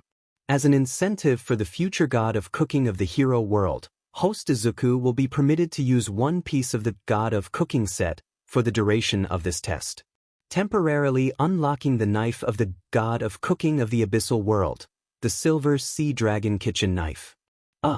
What appeared in the young man's hand was a humble-looking kitchen knife with a long and thin blade giving off a faint light similar to moonlight. Both blade and the handle were made of pure white bone, with the handle carved in a delicate recreation of dragon scales. Created with the bone of a 1,000-years-old silver sea dragon, the goddess of the sea that rules unopposed the deepest oceans of the abyssal world, the system explained. "And I can use it to cook?" Izuku asked. "Host, the dragon herself that was used to create the knife resides in another world and is a being that has ascended to godhood. In this world the host currently lives in, there is nothing that cannot be cut by this knife." "Nothing?" he asked, gulping. "Nothing. Its supreme sharpness will also count as a test for the host, cutting and carving knowledge." I will start then. I will prepare puffer whale carpaccio," Izuku answered, and loudly chose the recipe between the ones the system suggested for the test. "Good. Please start at once." Real world. Rei and Takashi were unaware of what Izuku and the system were talking about. They only saw the young man grab a fat fish from the fridge and start carefully palming it as if to study every inch of its body. "He is treating it like a bundle of lit dynamite," Rei muttered, unsure by the overly focused light in Izuku's eyes. "He must really want to do a good job for Miss Momo," the chef answered, thoughtful. "You don't say," the woman replied, smirking. "Yes, he normally is at least a bit chatty when cooking, but now? He is so focused I think he wouldn't notice if we shot him with a rifle," the chef answered, smiling just as mischievously. In the meantime they watched Izuku finally open the fish belly to remove the guts inside with slow and very tense movements, as if actually afraid those innards would blow up. In truth, from his point of view, he was actually managing to remove the poison sac from the special fish. Since he is working so hard, shouldn't we also invite him and his mother? I would feel bad if he works this hard and doesn't get a taste. Takashi muttered. "True. Pass me the phone. I will ask Saito-kun if he is okay with having 2 guests for dinner." Rei answered after a short pause of thought. Sigh. Once the innards of the other 2 fishes as well went safely removed, they watched Izuku relax visibly and start carefully removing the fins and head with a more calm disposition. "What is he doing?" Rei asked. "Going with how he is slicing the fish, I think he is preparing fish carpaccio," the Yaoyorozu family chef answered, looking at how carefully Izuku removed the skin of the fish to leave out its plump, pristine meat. What the two did not know was that as soon as the poison sac and skin was removed, the system switched the fish that used to be in their fridge with the puffer whale Izuku was actually preparing, surprising the chef with how fresh and gorgeous said fish flesh looked. "Dom, that is one nice ingredient. We got a good batch this time," he admitted. "Considering how much we spend every time you go out for groceries, it was a given." Rei answered. "Now the cutting," they heard Izuku mutter while lightly raising the knife in his hand and swai thying. "Holy F dash." Both cursed in awe as a blurry of motion gave the impression the young man's hand managed to split into hundreds of copies of itself to slice the fishes into hundreds of extremely thin slices at every swing of the knife, so fast air itself went shredded. Satisfied by the slices being all of the same thickness, Izuku dared to show a tiny smile while taking out 2 wide plates, and once gently slapped each and every slice of fish with the flat side of the knife. He composed the 2 dishes by positioning the slices like petals of a flower and with each layer alternated so to create the image of 2 giant pure white translucent lotus flowers. He finished the 2 dishes by mixing olive oil, herbs, vinegar and lemon juice to season the carpaccio by gently drizzling the resulting aromatic oil all over it. "Hors d'oeuvre is ready," Izuku muttered, elated, while adding a tiny pinch of pepper and rock salt and putting a single tiny cherry tomato carved into a rose in the middle of each plate. Wow, he turned a tomato into a rose, that's not mere carving, the family chef muttered in bitter envy. Soup, that I need to make the soup next, Izuku muttered while moving to grab a big slab of meat from the fridge. Please use this boulder armadillo meat to make the soup dish, and host Izuku should remember the method the system taught him to tenderize its otherwise steel-hard meat into a dish good for human consumption. After a test about handling delicate ingredients, it was time for the system to test the young chef's knowledge in boiling and stewing. Once removed the topmost layer of fat, Izuku moved the slab of meat on the chopping board and easily cut what to him felt like an ingot of steel into cute little cubes. He then moved into a tall pot he filled in cold water. This knife is really sharp, he muttered while putting the pot of water with the meat cubes on the fire to boil. I sharpen them every day, thank you. Takashi answered, puffing out his chest in pride. Down with the ego. What's he doing? Ray asked. He is blanching the meat. He covered it in cold water and put it on the fire. As soon as it will boil, the meat scum will float to the surface like a foam. He will then skim that foam away, rinse the meat and use fresh water to repeat the blanching until all the scum is removed. Like that, the soup will have clearer broth, so it will be more pleasing to the eyes. Takashi answered. Ooh, nice, the woman answered, intrigued. In the meantime, the two watched how once blanched, the small cubes of marbled meat got seared in olive oil and then gently braised with garlic and onions to then be submerged in a wine-based broth before being moved in the oven, where the meat would become meltingly tender. 2 hours in the oven before it's done. I can move to the fish dish in the meantime. Izuku muttered, grimacing, as the next test was about steaming. The young man first squatted down and took out a few succulent fishes and various kinds of herbs and spices, along with a bottle of white wine from the fridge and a few sheets of parchment paper from a near cupboard. The scales have to go, Izuku muttered, and just like before, the kitchen knife in his hand moved at shocking speed to remove the scales on both sides of the fishes, bringing to light the pristine and unblemished meat under it. Just as with the puffer whale, every time Izuku started preparing a dish in the white nothingness that was the system's testing ground, in the real world the ingredients used were switched with those special ingredients the system provided, everything without Rei or Takashi noticing. As the kitchen knife began to dance gracefully in Izuku's hands, the blade made a clean cut on the fat fish's bellies, and with a swoosh, their fillet was delicately removed and set aside.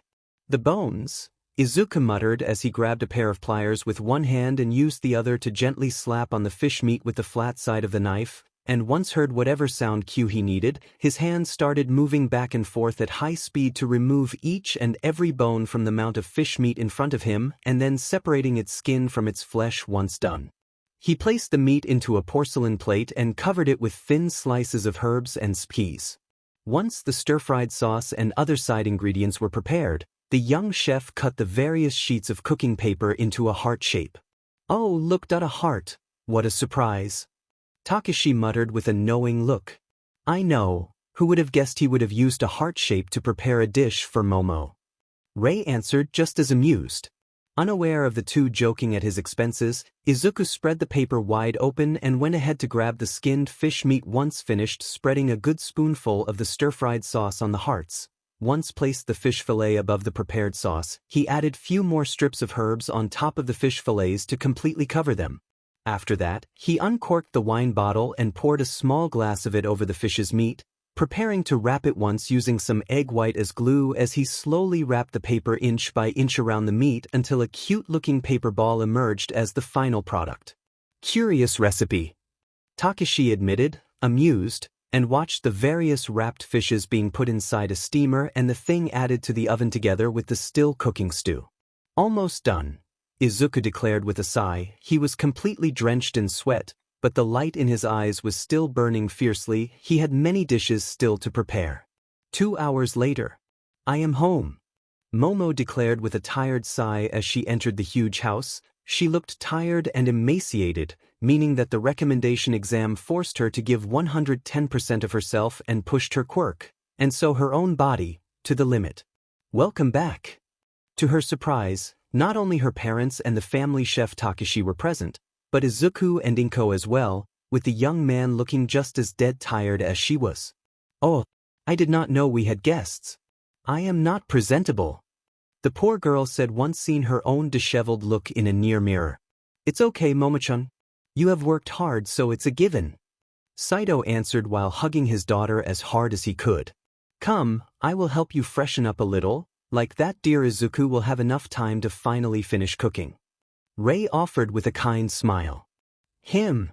Momo asked. I may have gone a little overboard, I hope you don't mind. Izuku answered, smiling weakly. He too looked pale and drained since the main course dish he had been tasked with preparing demanded him to infuse it with the gourmet energy from the gourmet cells he brought back from his isekai as Zaus.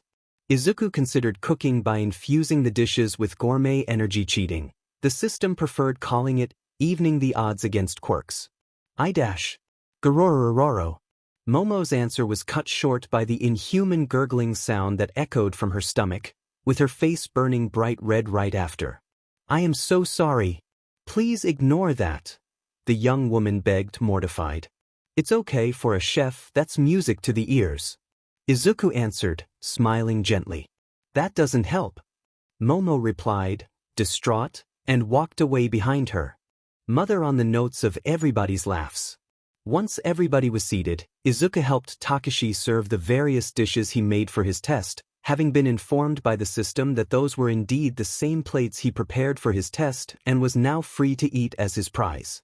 And apparently, another prize was being able to use puffer whale as an ingredient even without the proper level. Host has passed the test with a final score of 100%. Congratulations!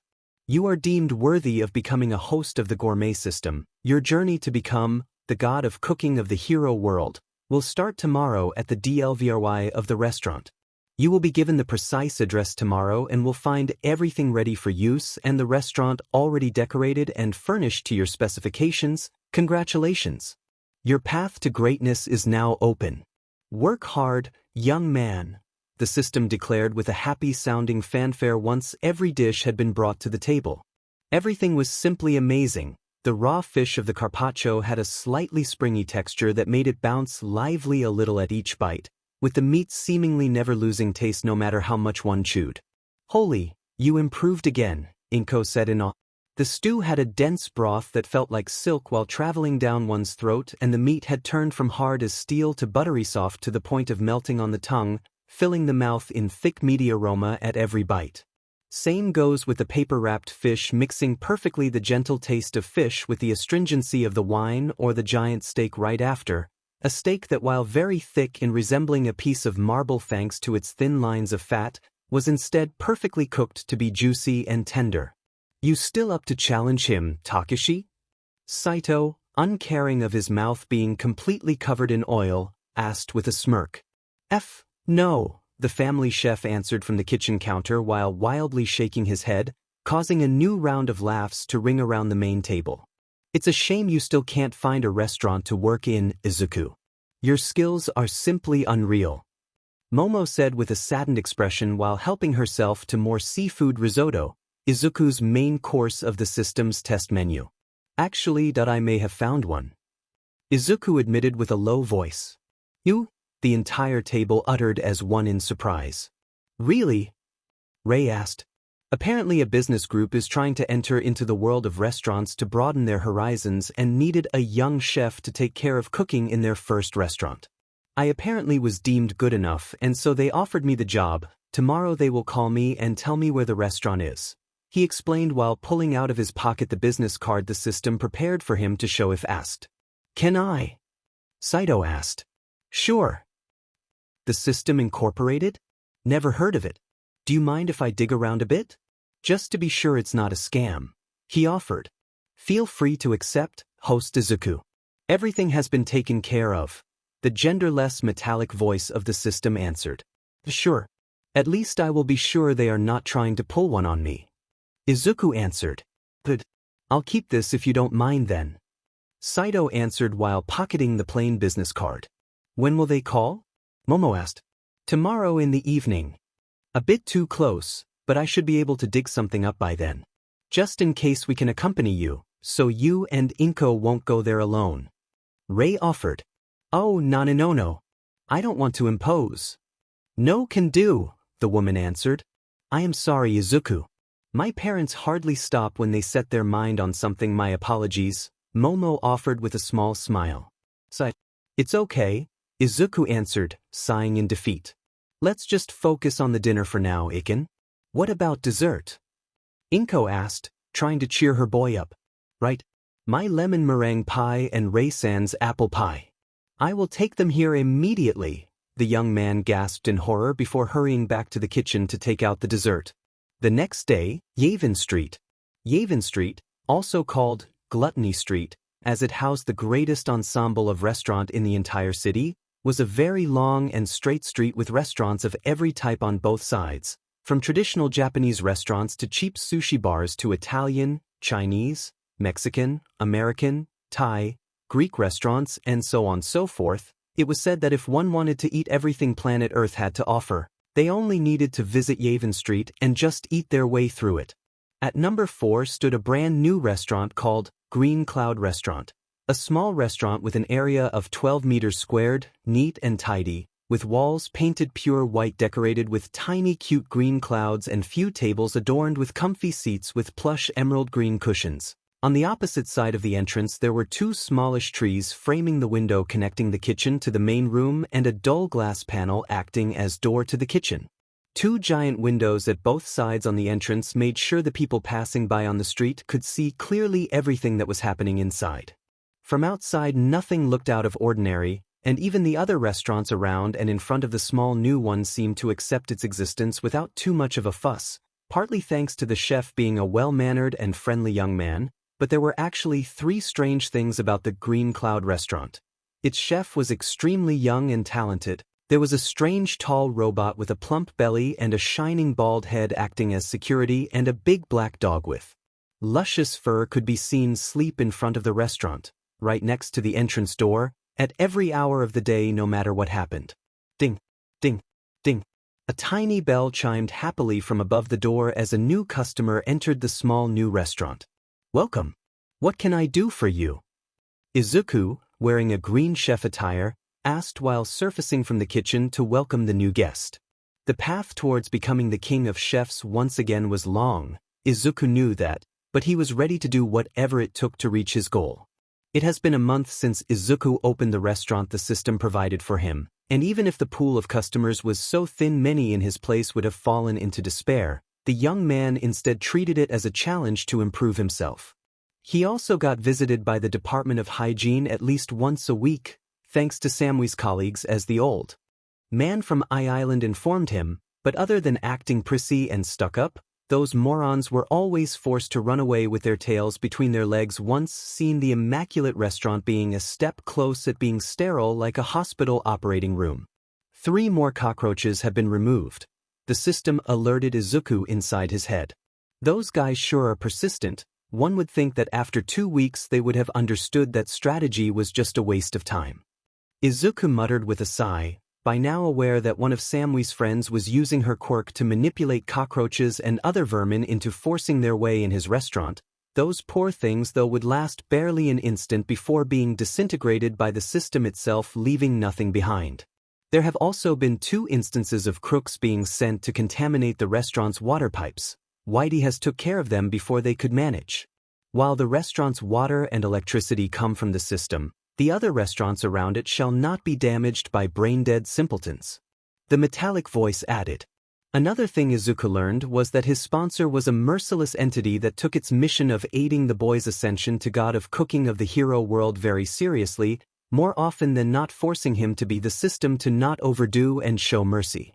Giving the finishing touches to the udon noodles he was preparing, the young chef gave a last shook to the wok to make sure the thick meat broth would mix with the noodles before moving the content into a cute white porcelain bowl decorated in tiny green clouds. He then toppled with a spoonful of his homemade extra strong chili sauce.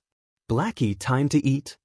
Izuku said while moving the giant bowl of noodles in front of the big black dog sleeping in front of the restaurant, with the intense aroma of the dish catching the attention of the people passing by. Good God! That dog eats better than me.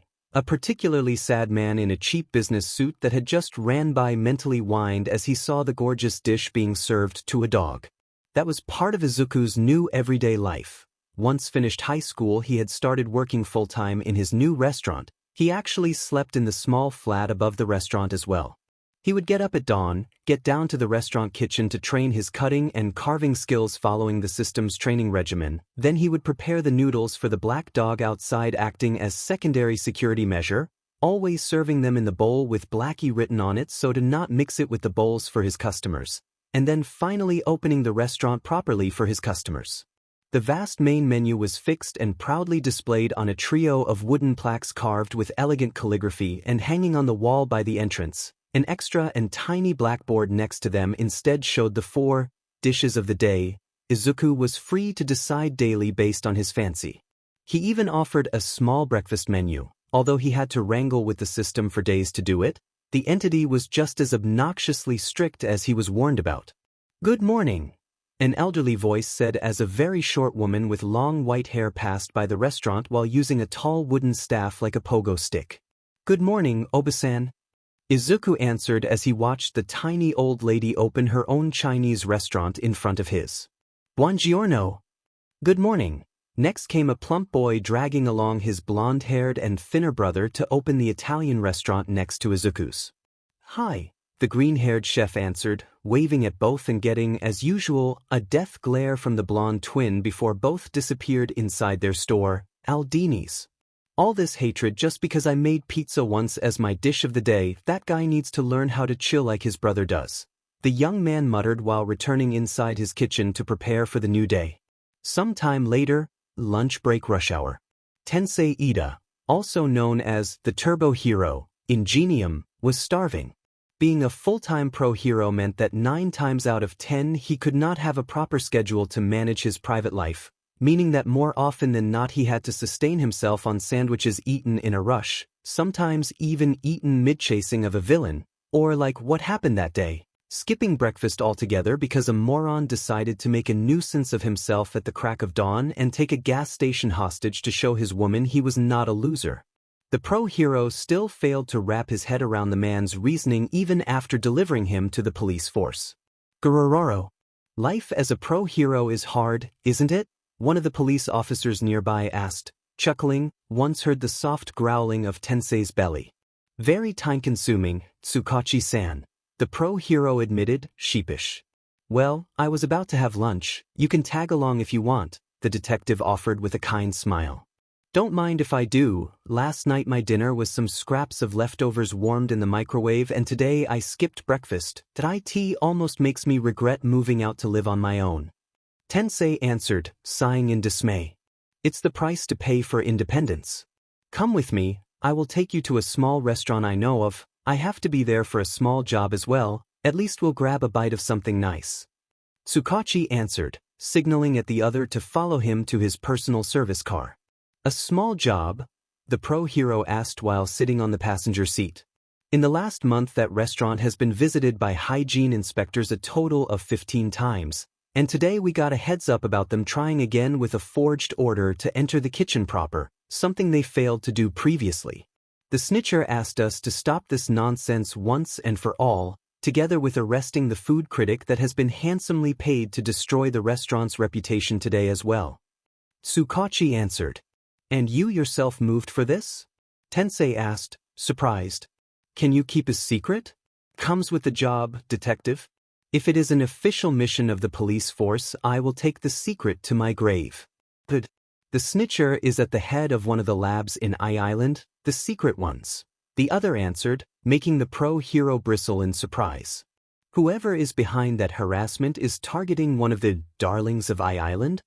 Tensei asked in dread. "So it seems," the detective answered with a grimace. The darlings of Island were a rumored tiny group of people that had caught the interest of the more secret side of the lone island very few in the hero business actually knew existed. The darlings were usually people with curious quirks or other strange abilities those scientists studied from afar and wanted nothing to interfere with, so to keep collecting data.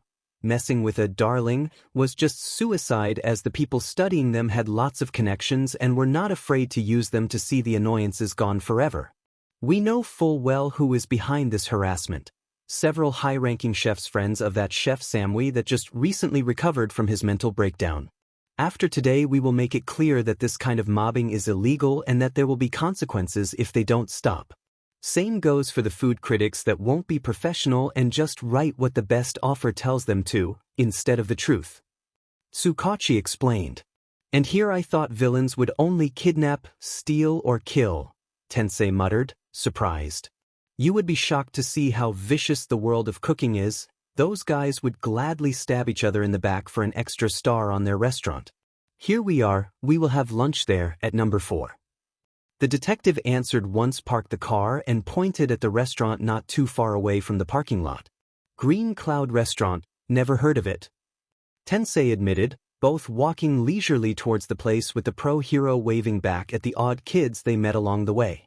Pretty new construction, inaugurated a month ago and owned by a trading company specialized in ingredients DLVRY. They just opened their own store and got a young promising chef to cook for them. The dishes are slightly more expensive than restaurants offering similar menus, but the kid's talent is astounding even as a quirkless, and between that and the overall quality of the stuff he makes, nobody seems to mind. He should be the same age as your brother, actually. Tsukachi said. The same age as Tenya? And he already has his own restaurant. Tensei asked. He even got all the papers filled to be a proper chef. I checked their validity myself. He is even a full-fledged Itami, the youngest registered, the detective answered. Itami, literally, sushi chef, a title traditionally given to people that have certified mastery over the skills and knowledge needed to prepare proper sushi. What? I saw him in action for that, the kid's a monster. I showed the video to an old acquaintance of mine, and he himself certified the kid as worthy of the title and then some. Now I want to eat there then. Hard-working youths are always nice to see, Tensei answered, smiling pleased. Just like your little brother, maybe? Tsukachi asked, smirking. Maybe I am a bit biased, but yes. The other replied, just as amused. Blink, blink. The little bell on top of the door chimed happily as the duo entered the place. Beside other 2 people inside, they were the only customers. Sure is empty, though, Tensei muttered, saddened. It happens when they try to scare your customers away. The restaurant's popularity is rising, but it's a very slow process. Luckily, the kid doesn't seem to mind, the detective answered, moving to sit at a table next to one of the trees. What plant is this? I never saw it before. Are those runes imprinted on the leaves? Tensei asked. I have no clue. I just know that if I sit here my stress melts away, so I don't really mind if the leaves ring like a bell if you flick them. These small trees smell nice, look nice and feel nice, that's all I need to know. The other replied with a shrug and a very relaxed expression. Ring like dash ding. Holy heavens, they do. Please do not touch the leaves, those 2 plants are an endangered species, Izuku asked while coming out of the kitchen to address the 2 new customers. And you use them as afforestation for your restaurant? My sponsor is a little eccentric, I learned to not question them too much. What can I bring you? Izuku answered with a shrug. He knew those 2 trees came from another world, but his customers certainly didn't need to know that. I couldn't help but hear about your beef udon noodles. I think I will try those, thank you. Tsukachi asked. Of course. Mr. Ingenium? What can I bring you? So you know me? The costume is telling enough, I am a fan. Izuku answered, smiling wide. Remind me to leave you an autograph then. I think I will take a portion of those rainbow steamed fish buns I see in the menu and a plate of stir-fried shrimp noodles, thank you. Tensei answered while finally taking off the helmet of his hero costume. I will bring them immediately. Do you also want something to drink or will water suffice? Izuku asked. Water will be enough, we both are still on duty. Tsukachi answered. Okay, please wait a moment and I will bring everything to you, the young man answered before walking back into the kitchen. Apparently he is very fast at cooking, but nothing is pre-made, so we won't wait much before eating. Tsukachi said. You came here to eat before? I usually have breakfast here since his coffee and croissants are to die for. This is the first time I visit him for lunch. Oh. Meanwhile, in the kitchen, the giant kitchen had been furnished, under Izuku's request, with every possible high-end apparatus an aspiring god of cooking may need to reach said flamboyant title. But what the young man loved the most was the huge table in the middle of the room occupied by an exquisite-looking giant cutting board in reddish wood adorned by delicate carvings of ingredients of every kind framing it, that and the insane collection of knives of every possible shape waiting for him next to it. "Did I miss that dragon knife? That thing could cut like a dream," Izuku muttered with a sigh of dismay, having taken a large, fat fish from the cold storage of his kitchen and the plain knife from the rack next to the chopping board. Host Izuku will be able to unlock the silver sea dragon kitchen knife, once unlocked 3, God of Cooking Fragments. Fragments currently owned, 1. The system answered. "Better work hard then," he muttered while removing the scales on both sides of the fish and opening its belly with a fast swipe of the knife so as to delicately separate the fillet from the skin and bones.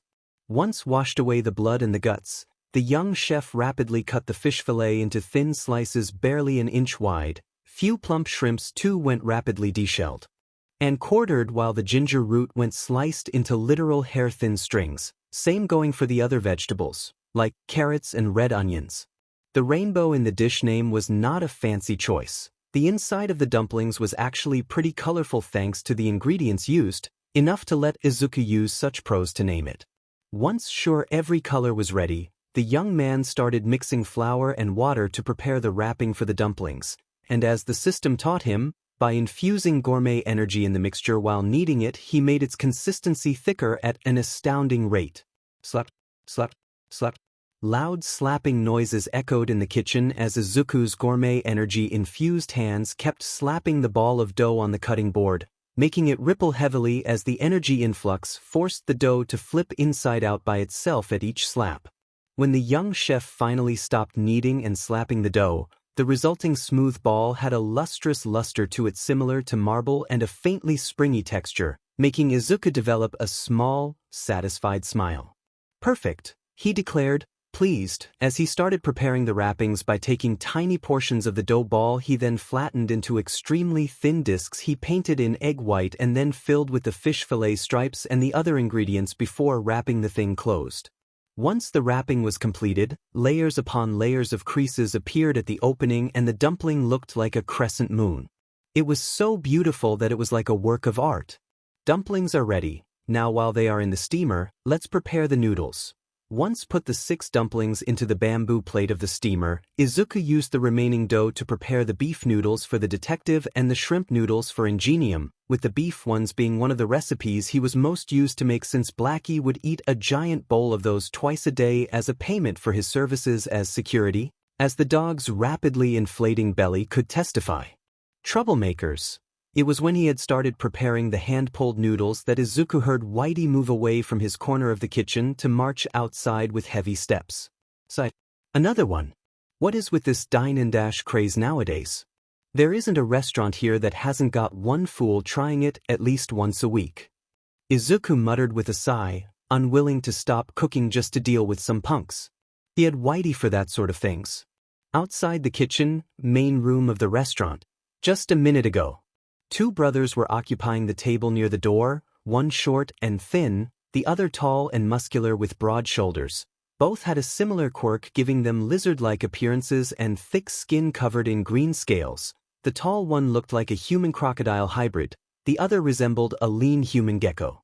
Tensei had noticed how the 2 kept stealing glances at the kitchen and then at the door once finished eating, and his hunch about the 2 being up to no good went confirmed when they both bolted away from the table and made a run for the door.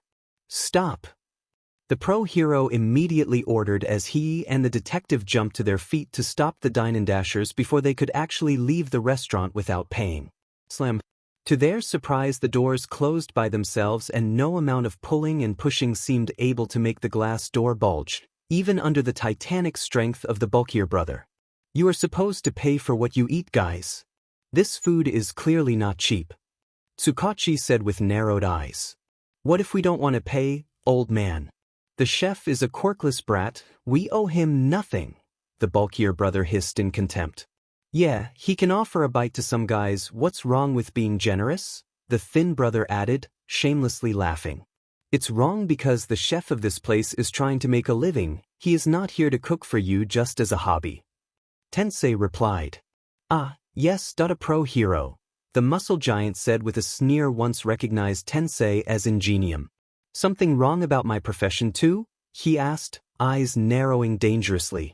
Swaggering aside, I was supposed to be a pro too, before your lot kicked me out of school for a minor incident, the punk answered, growling. Minor incident? Now I remember. You are Naofumi Tokujemaru. You tore off the legs of one of your classmates because he was, allegedly, flirting with a girl you liked. A girl later discovered was the guy's sister, so naturally close to him. You may not remember, but it was me who took you to juvenile after that incident. I am surprised you are still up to causing trouble. Tsukachi said. The weakling was getting in the way, can't see where the problem is, the bulky brother answered, scoffing. And the fact the girl was not interested in you?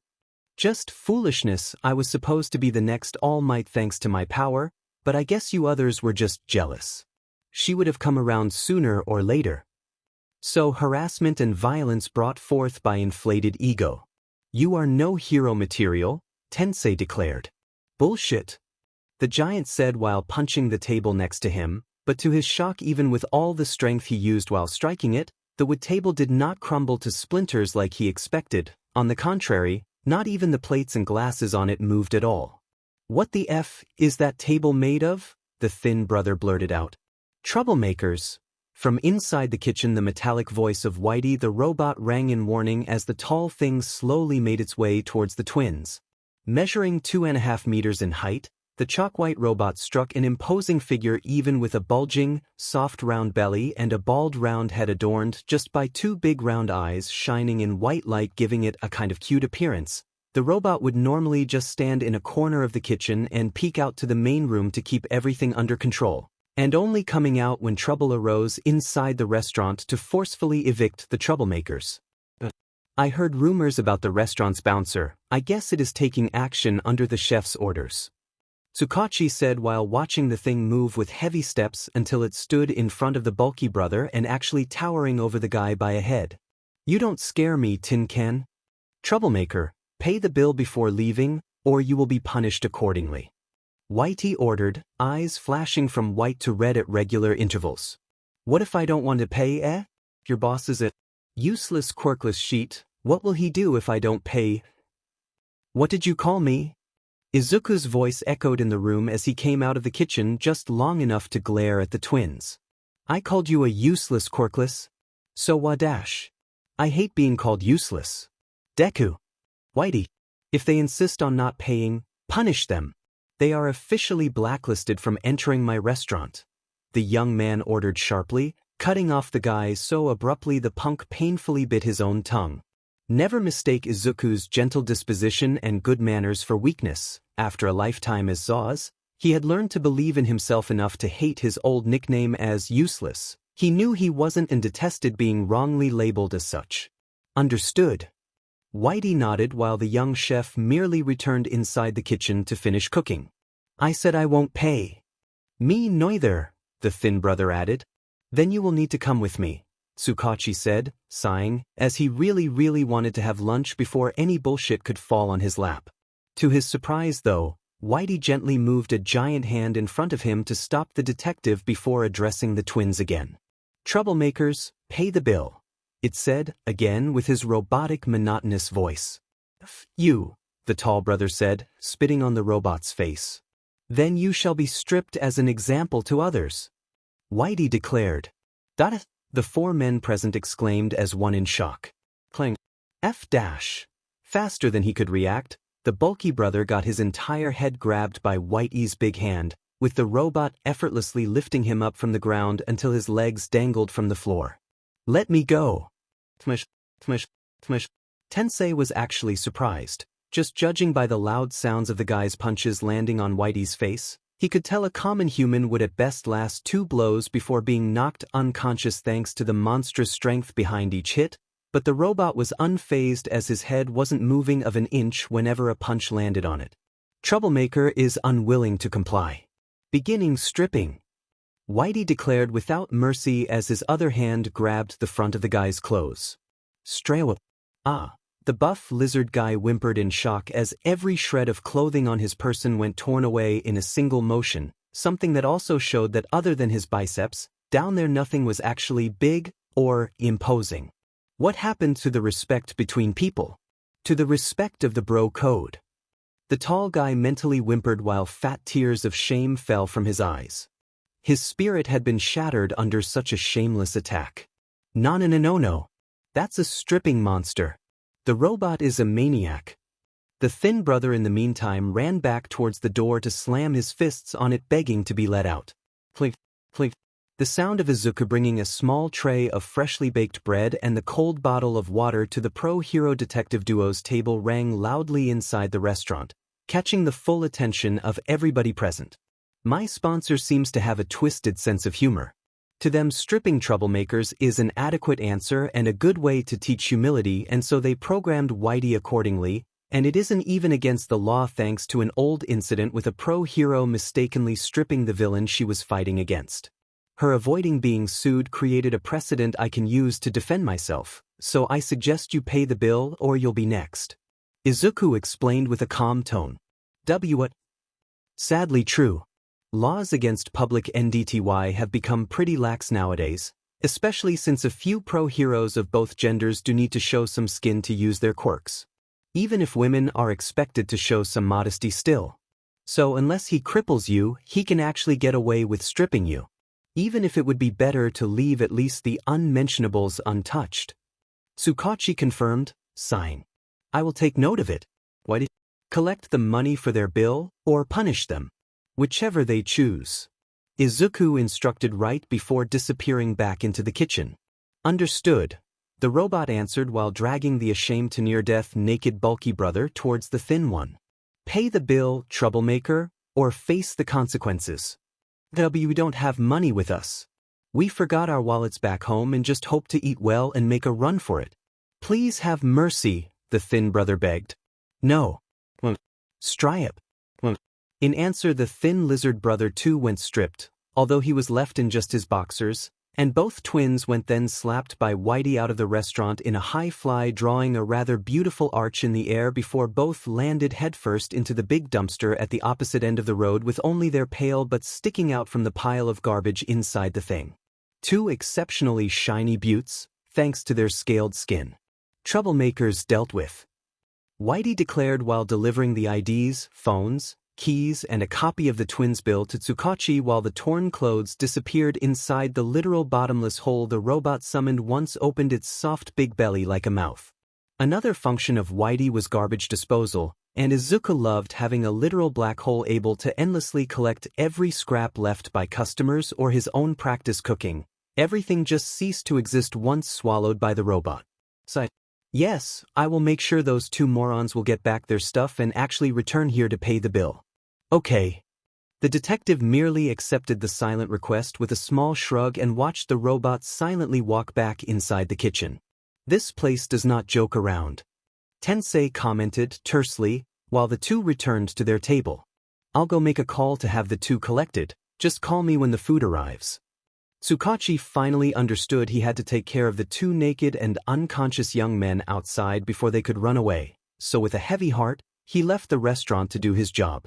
Although, both men's mood improved considerably when their food finally arrived and they could have their lunch in peace. Please enjoy your meal, and I apologize for the sad spectacle.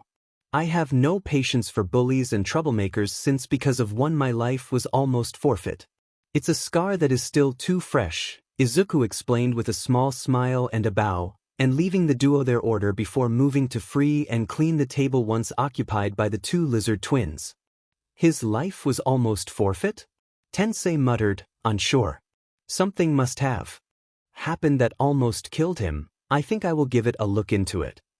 Tsukachi answered while grabbing a hold of the noodles with his chopsticks to give them a tentative bite.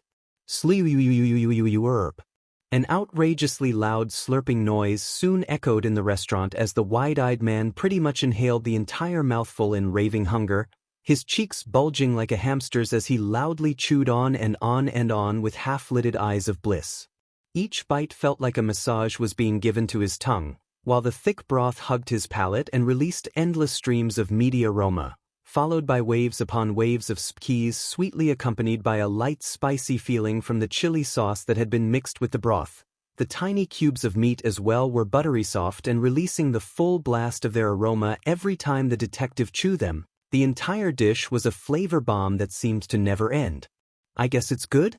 Tensei asked with an amused chuckle, watching the professional detective throw credibility to the wind and wolf down his plate like a hungry ghost until his mouth was shining from the broth on it. "Scud. God eyes so good," the detective gurgled out. His mouth was simply never empty enough for him to answer properly. "Well, I will give it a try myself then," the pro-hero, still utterly amused, declared while opening the tiny bamboo casket containing his steamed buns to release a thick pure white cloud of vapor that fully submerged him in the gentle scent of the sea. "Whoa."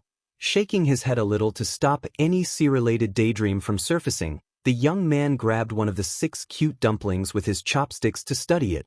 The steaming had turned the thin wrapping semi-transparent, giving him the chance to faintly see the ingredients inside and take note that indeed those dumplings could be called rainbow-colored thanks to what lies inside. "It does look pretty," Tensei muttered before giving it a bite. Izuku gave an embarrassed chuckle as he watched one of the big guns of the pro-hero business give a very orgasm-like of appreciation before starting to eat like, well, that a pig.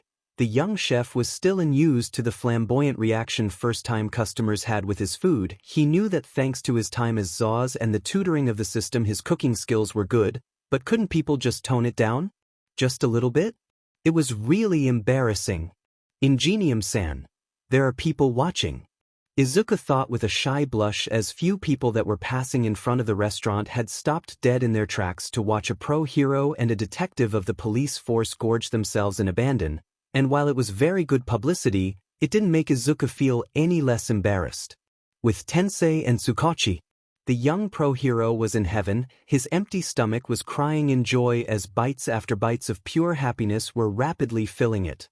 The fish of the dumplings had pretty much melted into his mouth as soon as he had bitten through the thin dumplings, thus creating a soup-like broth once mixed with the other ingredients inside the tiny thing that kept rushing down his throat like a raging river of flavor at each bite. "Amazing!" Tensei muttered, immediately falling in love with that delicate taste that warmed his heart. His new favorite dish was then soon followed by the stir-fried noodles adorned with shrimps so fat and juicy that they bounced between his teeth at each bite. "Sheet! Empty already?" Tsukachi gasped in horror once seen his empty bowl, and barely caught himself from liking the plate clean, something he hadn't done since he was 5 years old. "I know. The plates are big but they finish so fast," Tensei answered, just as sorrowful at seeing his own empty plates. "Should we order something else?" the detective asked, unsure. "That he seems to have a nice selection of meat dishes, and it has been a while since I had some steak," Tensei muttered in answer. "I got some nice Argentine beef, if you want. I also have some A5 Kobe steak if you feel like pampering yourself," Izuku offered, making both men essaying a cold breath. Argentine beef and A5 Kobe, the undisputed kings when it came to steaks, ludicrously expensive, but otherworldly delicious as well. Tensei's face immediately turned red as an intense battle raged between his heart, his mind and his stomach, each one giving valid pros and cons to the idea of "A5 please, medium rare," the pro-hero blurted out, his stomach seizing victory out of sheer gluttony. It will also blow a hole in Tensei's finances, but at the moment he straight up didn't care. "I'll go with a more mundane normal steak, thank you," Tsukachi declared with a bitter expression, totally not jealous about pro-heroes being able to throw away money like that. Absolutely. Not at all. Not even a little bit jealous. "Diamond rich BSTRDS, he thought. "I'll be back immediately," Izuku answered with a bow and disappearing soon after inside the kitchen. Attracted by the two big shots eating to their heart's content, few of the people outside ventured into the new restaurant owned by the youngest chef they had ever seen, soon filling every table with curious new customers. When 1 hour later the bribed health inspector and food critic arrived, they both found a pro-hero and detective waiting for them and very ready to shut down their backers' plan once and for all, and feeling almost tempted to somehow unleash Whitey on them for added measure just to make sure the lesson stuck. The next day, AU University. The students of Class 1A were having a small lunch break in the university-owned cafeteria, chatting about their first month of school and still recovering from their teacher Izawa's quirk test, and also a bit angry at his threat of expulsion in case of failure merely being what he called a logical ruse. They all were certain the man didn't actually know what a logical ruse was supposed to be. Bwaha! It was then that a loud guffaw shook the cafeteria as a girl from Class 1B with a bunny quirk went overcome by a gut-wrenching laughing fit. Rumi-chan, please don't make a scene. Pony Tsunatori begged with a red face. Can you please have some decency? At least laugh like a proper lady. Tenya Ida, little brother of Tensei, asked with a kind of prude tone, annoyed by the outburst since Class 1A and 1B had their tables next to each other. Oh, stuff it glasses, the bunny girl snapped back. I never, the young man bristled in shock at the rudeness. What made you laugh like that? Can we at least know the cause? Momo asked, rolling her eyes. You idiots from 1A all have a stick up your butt. I just watched a video update from a guy I am following on TW at Tur. The bunny girl, Rumi, answered with a huff. A nice joke. Kaminari asked immediately. In a sense, a duo of morons tried to dine and dash, but as always Whitey the Mighty punished them. Rumi answered. Whitey who? Here, idiot. Rumi answered, showing them the social media page owned by a small-time influencer.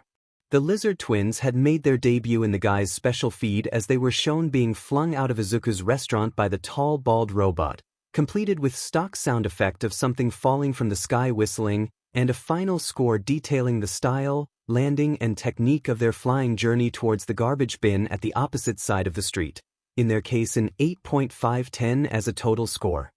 Completed with the stock sound effect of a roaring applause.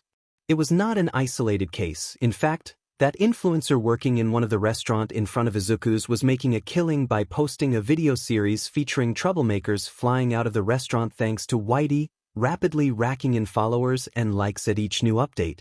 Stripping Demon, Troublemakers Must Be Punished, Mighty Whitey, ST Ripping Avenger, Food Orgasm, Cinnabon Cooks Good, Cutie Chef, This Taste Awesome and many more hashtags were also trending a lot, increasing the popularity of both restaurant and robot exponentially. Pfft.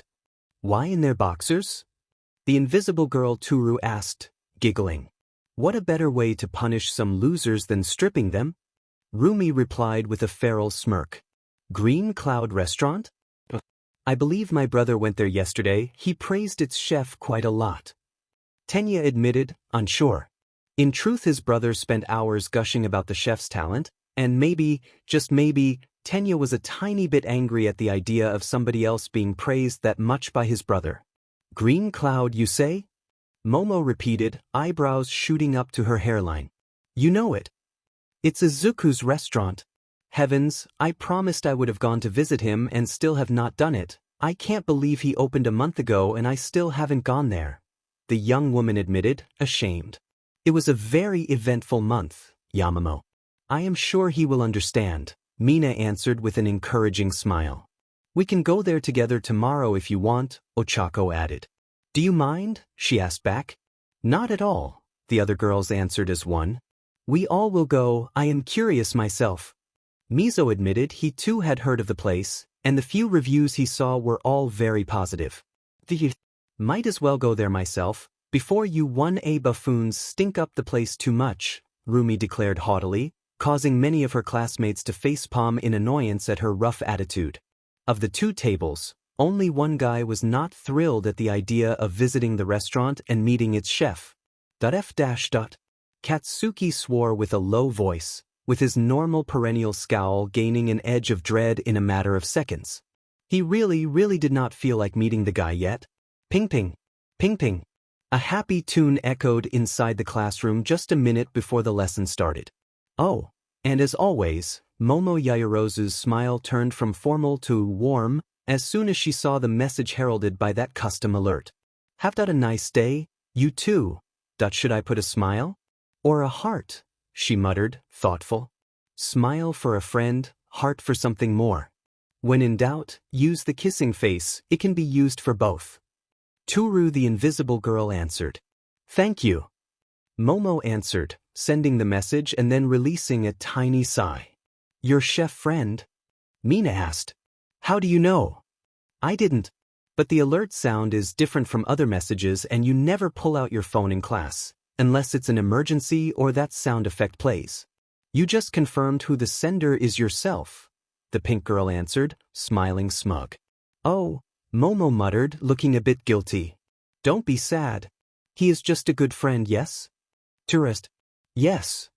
Took too long to answer. You would like him to be something more? Jiro asked with a smirk. Me and Izuku, she replied, face burning red. Liar. Jiro answered with her earjacks jokingly poking Momo's cheeks. I am not. You still up for a visit to his restaurant then? I checked, it's in Yavin Street. Kind of fancy location to open his place, and it's not too far from here either. Mina asked, she too with a fanged smile on her face. Couple bus stops at most, Toru added. I don't think we can. Actually, I believe it will be possible. Tomorrow there will be that mysterious outdoor visit Professor Aizawa didn't want to give us details about. After lunch will be free, so if we actually leave to have lunch in another place, we should not have troubles, if we alert our teachers before that, of course. Tenya offered. You others are coming too? Mina asked. Everybody in our class is, apparently. Ribbit. I heard a couple guys from 1B2 will go. The rumors about that restaurant are spreading quite a bit. Tsu answered, croaking faintly. I am happy he is finally getting some recognition. Recently he had been harassed a lot by complacent health inspectors that just kept visiting him in hope of forcing him to close. Momo answered, sighing in relief. Why? Jealousy mostly. My brother was there when the police force questioned them. Few friends of Midoriya-san's rival tried to discredit him. They have been finally told to stop. Tenya answered. Oh, underhand tactics to stop a chef threatening their businesses? Now I really want to try it. Mina answered, smiling intrigued. Then it's settled? Will we all go? Kaminari asked. If you don't mind, Momo asked. Ochako? I can pay for you if you want, Tsuyu offered. I don't need charity, the girl answered, ashamed. It's not charity between friends, silly head. It's just being friends. You will offer me lunch next time, the frog girl answered, smiling wide. Oh, okay then. Cool. So we all are going to visit Momo's boyfriend then. Toru declared. He is not. If you react like that, nobody will believe you. Now sit down and let's start our new lesson, shall we? A woman in a skin-tight hero costume said with a cheerful tone. Yes, Professor Midnight, the entire class answered as one. Later that day, number 4 Yavin Street, Green Cloud Restaurant. The famous Gourmet Street was, as always, bustling in activity as the city's foodies congregated there en masse during lunch hour to satisfy their bottomless stomachs, clamoring and walking over each other to secure a seat in their favorite restaurant. Damn, they really have everything here. They even have American-style barbecue restaurants. Mina said in wonder. They say rent is not cheap here. Does he manage? Vima asked, curious. He has a very good sponsor, even if my father is still digging around to see if it was a scam. They actually bought the entire 2-story building and asked Izuku to cook for them there, in exchange for his work the flat above the restaurant it's his to use. Momo answered. He has a sponsor? Shoto asked. A certain, the System Incorporated, specialized in import-export of ingredients all over the world, or so they present themselves. Never heard of them. Mizo admitted. Me neither, but everything seems to be in order. There, that's the place. Momo answered, pointing at the Green Cloud restaurant once the place came into view. Ooh, small and cozy. Nice.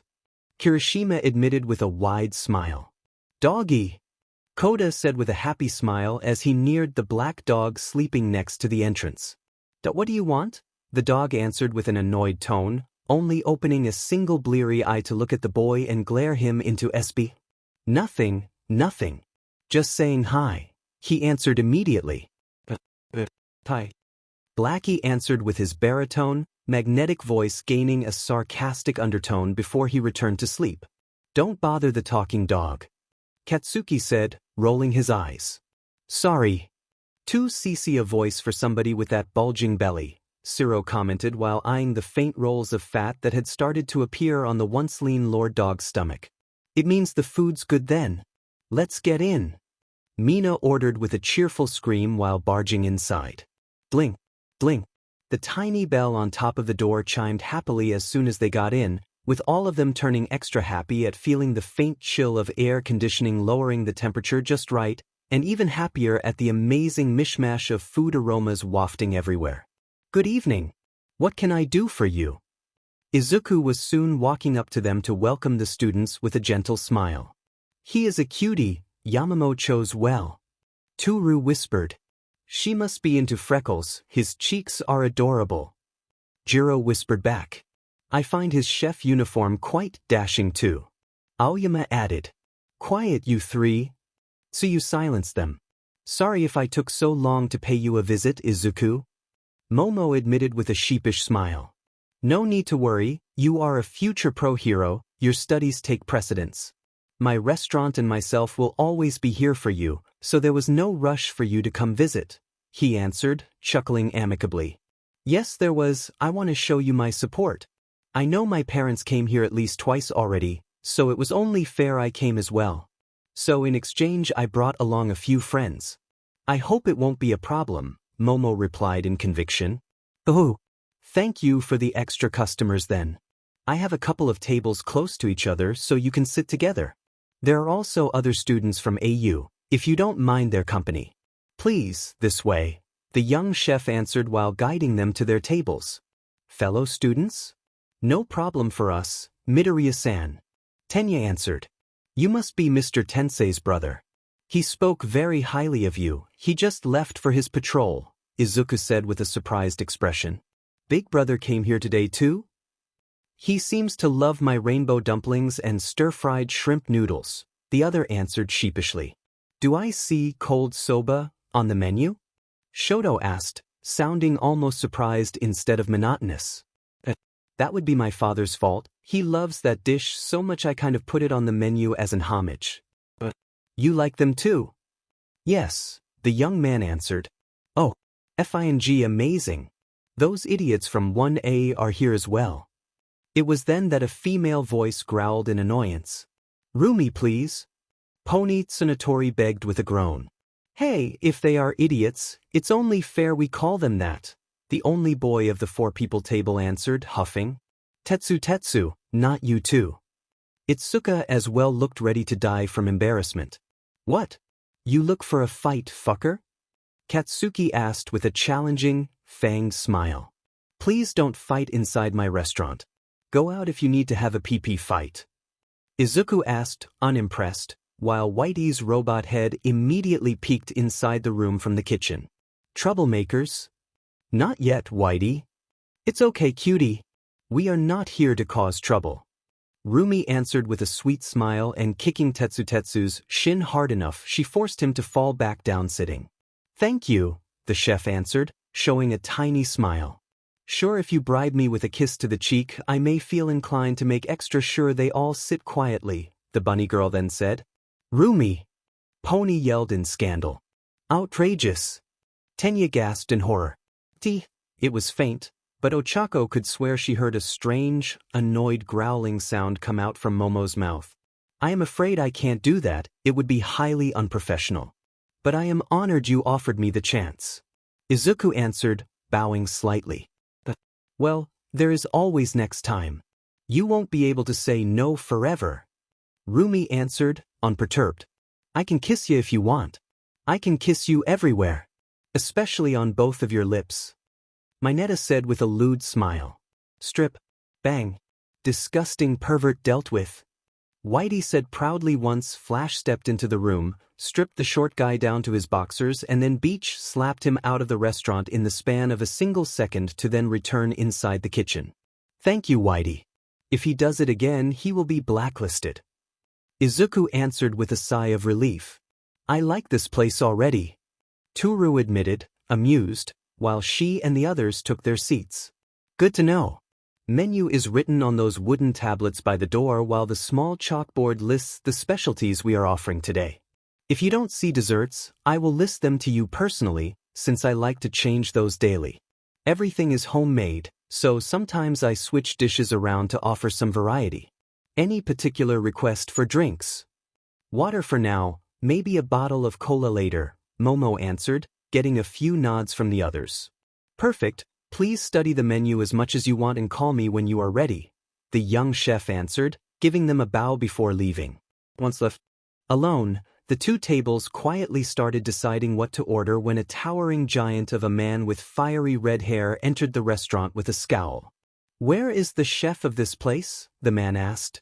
Oh, nice, Endeavor, Shoto uttered in disdain once seen the guy he was forced to call father enter the place with his usual lack of tact. That would be me, can I help you? Izuku asked after returning from the kitchen with a tray of food he delivered to a more isolated table. Dom, that stuff smells amazing, the pro-hero with Endeavor admitted with a low voice as soon as the aroma of those dishes filled the restaurant. Not now, Hawks. Is it you that kicked out my assistant boy? Enji demanded. If you mean that unpleasant hag that was making a nuisance of herself just because a Quirkless cooked her food. Yes, it was me. She was bothering my customers and stinking up my restaurant with her misplaced, overblown ego. As the owner of this place, I have every right to evict an eyesore like her. Izuku answered, still remembering the insults she gleefully hurled at him and at the man's son that was apparently at fault for not being perfect, like Endeavor himself. The very same son that Izuku was certain was the boy with red and white hair at the moment glaring at Enji in barely concealed hatred. She is a pro-hero boy. Show some respect.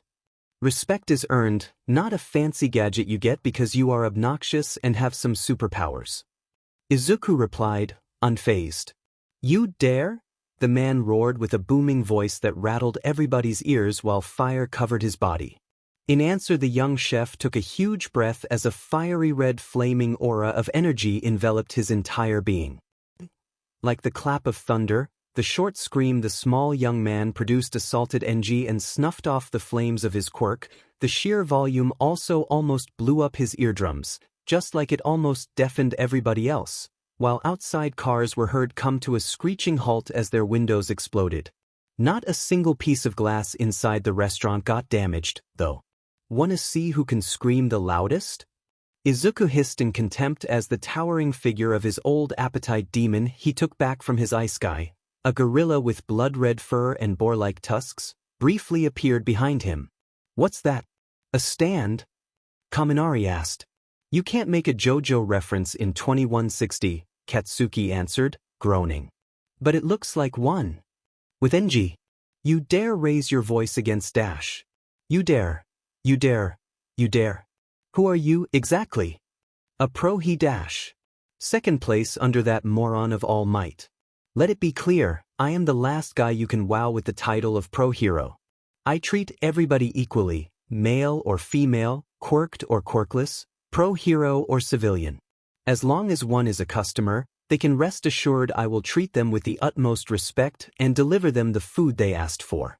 Posturing idiots, bullies and troublemakers instead are neither needed nor will be missed. Your secretary, that I am starting to think you have an affair with, was bothering everybody, and between her and my customers are more important. Ergo she had to go. Her doing it willingly was not an issue. Izuku answered. She is a pro-hero boy. He is a useful member of society, contrary to you, chef. Enji hissed in contempt, and spitting chef like an insult. A tense silence fell into the restaurant as Izuku bristled in blatant fury. An ignorant fool dared to insult the category of chefs. Host Izuku must avenge his honor and teach this buffoon the true horror of an angry chef. Abrupt mission, teach Endeavor humility. Reward, 10% bonus on your experience points total and unlocking the wine cabinet of wonders. The system's voice echoed inside Izuku's head soon after. What's that cabinet? He asked, slightly surprised. Host Izuku will gain the ability to add to the menu a selection of wines offered by the system. At the increase of Host Izuku's level, the number and quality of wines offered will also rise. When the host level will rise to the third step, Host Izuku will be permitted to produce his own wine, the voice answered. And Izuku found it a good incentive to shut the moron up. So you think we chefs are nothing? Izuku asked with a low, dangerous tone accompanied by the growl of the demon behind him. Seriously, what the hell is that? Zero whispered. Looks a bit like Dark Shadows. Only solid. SSH. You people can barely cook a decent meal, nothing more? NG answered, scoffing. Let's put that to the test then. Izuku said with narrowed eyes. HN. Last week I offered a small challenge to my customers, eating an entire bowl of spicy mapo tofu. The prize was a free meal ticket for 2 people and not one of them managed to last and win. I will prepare for you the exact same dish, and if you can eat it whole without a single problem, I will personally kneel in front of you and beg for forgiveness. But if you admit it's too hot, or even just gasp for air or show discomfort, you will cover the bill for everybody here. You feel up for it, pro hero? The young chef asked while imitating the same scornful tone of endeavor. That's it? Then just kneel and be done with it. I am not one of those losers that eat here. You are not dealing with a sissy that can't handle some chili sauce. Endeavor declared haughtily, unknowingly losing any chance at sympathy from the customers present. If you feel so sure of yourself, then you won't have problems going through this bet, right? I will humor you, kid. Bring it on, eating for free is always welcomed. NG answered, taking a table together with Hawks. I have a bad feeling about this, the winged pro-hero muttered in dread once the young chef disappeared inside his kitchen. Endeavor challenged the wrong chef. Momo declared. You sure? Shoto asked. Izuku's talent is more vast than what you may believe. I have full trust in his abilities, she answered. Inside the kitchen. System, I need my special chili sauce. Is it ready? The new batch has finished fermenting and it's ready to be used. Thanks to the devil peppers that had been added, spiciness has increased by 70%. The system answered as a side cabinet opened to show dozens of unlabeled glass jars containing homemade chili sauce. Good. Izuku answered with a chilling smile as he took out a jar to study its blood-red content. Izuku's own creation, a blend of chili peppers and other spices mixed together to create a diabolical mixture that can only be described as agony in sauce. Form that the young chef created in his lifetime as Zaus to appease his newfound love for spicy food, and to make Setsuno's life hell when he was younger as even A had trouble withstanding its power. 1 drop would make normal people sweat as if they ran a marathon. Normal dosage. 2 drops could melt through a normal human tongue. Challenge dosage. A spoonful could cause vivid hallucinations. Blackie's requested dosage. 2 spoonfuls were literally lethal for normal humans. Izuku's own lunch-dinner dosage. Izuku, in a bout of edginess, had called the first version Satan sauce. But to be fair, once he'd seen its effects, the name became surprisingly apt. The young chef had decided to use 1 spoonful only of the thing, though he almost went for 2, but even the system could not reassure him NG would have survived that, so he opted for a single spoon and 5 drops. Mapo tofu was a fairly easy recipe of Chinese tradition, and actually born to be spicy, thus Izuku's first choice when he wanted to have his Satan sauce take center stage to show both its divine taste and its world-ending spiciness.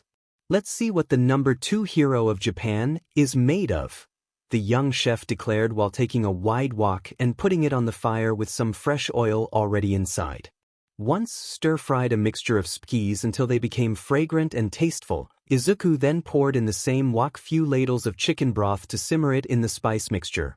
Once done, he delicately added the pure white cute cubes of tofu he personally cut and infused in gourmet energy. Each one of those cubes trembled heavily at every faint movement of the wok as he gently turned them around in the sauce. And after adding some scallions, he toppled everything with his chili sauce, soon turning the harmless cubes fiery red and making them almost shine in the room's lights like pieces of ruby. Finally ready, Izuku declared, smirking, once moved the finished dish into a big white bowl decorated with tiny and cute green clouds. Main room. Everybody watched as the young chef calmly walked out of the kitchen while holding with both hands the bowl of mapo tofu for his bet against the pro-hero. Here he comes, Hawks muttered, his feelings of dread increasing tenfold at each step of Izuku. Let's see what you got, boy.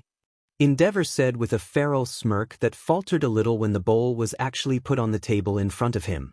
As he took a deep breath and perceived the aroma surging out of the dish, his eyes widened. It was arguably a really spicy dish, and from its aroma, it was obvious that its spiciness was not just intense, but ferocious. This is my prized Hellfire Mapo Tofu. It's a variation of the traditional Mapo Tofu recipe I only make for this chili challenge. It's extremely spicy and intense. You can still back down from the challenge if you don't feel able. Izuku explained while pointing at the big bowl in front of Endeavor. Are you looking down on me, boy? The pro hero asked, growling. It's the usual warning I give to whoever takes this challenge. I won't be held accountable if you have vivid hallucinations. Or explode, the young chef answered, arms crossed and eyes narrowed. I handle fire every day, boy. You are not the one who decides if this dish is intense or not. It's me. I am the unquestioned Lord of Flames. Enji answered, sneering. Host Izuku should not worry. If one wants to tickle the nose of fate, then they can only blame themselves for their misfortune.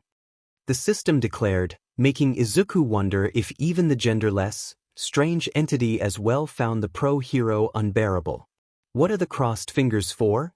Tokoyami asked. Lesson in humility or self-combustion? Mizo added. Or Coma? Mineta added as well, having just received a rare second chance from Izuku after some begging from Class 1A and returned to sit at the table once Momo created a giant and long shirt for him to cover himself with. Yes. Shoto answered. Then please do enjoy it. And also remember the terms of our bet should you lose. Izuku answered with a sigh. He had heard the man was callous, but he just wasn't aware Enji was that much of an egomaniac. Get ready to lose. Enji sneered as he picked up the porcelain spoon next to the bowl and took another whiff of the tofu's aroma before scooping up a spoonful of it with a thin trail of red juice following behind it. I have become an instrument of your revenge and justice. I hope you know you owe me one now. Izuku declared while walking back towards the kitchen, leaving behind a confused Shoto. In the meantime, Endeavor slowly raised the spoon filled with tofu to his mouth, idly noticing how the blood-red color of the wobbly cubes was getting more sinister the closer the spoon came to his mouth, along the small voice in the back of his head growing more frantic in trying to stop him. Squish. Once seen him swallow the spoonful of tofu, the completely silent crowd watching him heard a soft squishing noise come from his mouth as he chewed. Oh, it actually tastes kind of good. Enji was forced to admit, awed at the pieces of tofu being so soft and tender they easily melted from the slightest bite and pretty much flowed down his throat by themselves, eager to be eaten. It was a given that it would also taste good, other than being spicy. Momo felt the need to remind him, as a way to defend her best friend's cooking skills. I still can't feel the spicy dash. Then it happened, as soon as his mouth was filled with the tofu's rich fragrance from his second spoon and he grew complacent, like a deadly snake poised to strike. The true power of Izuku's personal blend attacked the pro-hero's entire being when he least expected it. At first Enji felt a wave of numbness travel from the base of his spine up to his head that made every single hair on his body stand straight like a needle. Then came an overwhelming scalding sensation surging from right under his skin and wildly rushing outside, as if every pore of his body had become a volcano ready to vomit lava everywhere. It felt even hotter than his own fire somehow. Ah, the man gurgled out pitifully, soon regretting his believing that thanks to his fire quirk, he could not get scalded by a dish. Good God, he was wrong. He was so wrong. Too wrong. He is sweating. Siro said, matter-of-factly. No surprise. I felt my nose hair get singed as soon as Midoriya-san walked out of the kitchen with that plate. I don't want to think about what it feels like to actually eat that. Toru admitted. Eating my acid? Mina asked. Something tells me that Endeavor-san would gladly drink your acid as a reprieve from that. Tsuyu answered, actually looking at the pro-hero in pity. Ah. By now Enji was fearing having forever lost his ability to taste. If somebody told him he was eating boiling lava, he would have believed them. There was seemingly no end in sight as the spiciness kept mounting inside his mouth while his body turned completely red. Fush. Even his quirk awoke, covering him completely in flames as his instinct was fervently hoping the heat of his fire could somehow spare him some of that misery. Higa-sen. Hawks yelled in worry. Have no fear, he won't burn a thing. Izuku, looking absolutely unfazed, reassured the customers present while delivering a new order to a table nearby. The table is not burning. Ochako confirmed with a faint voice. Indeed, the table, tablecloth, glasses, bowls, spoons and seats and everything else were still pristine clean. Even the floor was not getting damaged by the intense flames covering Enji's body. Not a single scorching mark was appearing anywhere, nor smoke or the smell of burning matter came to be. Are the tables made of asbestos? Mineta asked with a gasp. This is pure wood, and the tablecloths are made of cotton. And yet they aren't burning. Katsuki answered once, gently knocking on the table. As I said, have no fear. Endeavor-san does not have the skills to break anything in here. The answer of the young chef made several eyes bulge out in shock at the bold, but apparently true, statement. Everything has been built by the system. I was assured nothing can break anything in here. Izuku thought while walking away. Why I accepted? Enji groaned between clenched teeth as huge beads of sweat began to drip down his head and loudly splatter on the table. The pro-hero was already re-evaluating many of his life choices while swallowing the last mouthful of tofu remaining inside his mouth, and to the now overly sensitive skin of his throat the jelly-soft thing turned as rough as glass shards, leaving behind deep scorching marks everywhere during their journey towards his stomach. Ah! The pro-hero could no longer hold back his groans, turning into a whimpering dying animal as his nostrils contracted and emitted thick streams of smoke at each breath. Poor thing, a nearby woman muttered in sadness from her table. It happens when you don't know your limits, dear. He can only blame himself now. Her husband replied while taking her hand in his in a comforting manner. I am the one suffering, not her. Comfort me. Endeavor roared mentally. Now tears as well started flowing from his eyes in thick boiling hot streams. Sir, how does it taste? Is the dish's spiciness intense or not? Izuku, maybe channeling a bit too much pettiness, asked with an overly innocent tone. Gaburakabubu. Whatever Enji tried to say came out garbled and distorted, because his tongue had been thoroughly cooked under the unrelenting hell that was the spicy tofu. Why? Why does something so spicy exist, God? For what reason do you let something so evil exist among your children? Enji, maybe already going insane from the spiciness melting his brain, for an instant felt very religious as he sent this heartfelt question up to the heavens. I pride myself in my personal chili sauce. It's my own secret recipe. If it is still not intense enough, you just need to take more mouthfuls of it.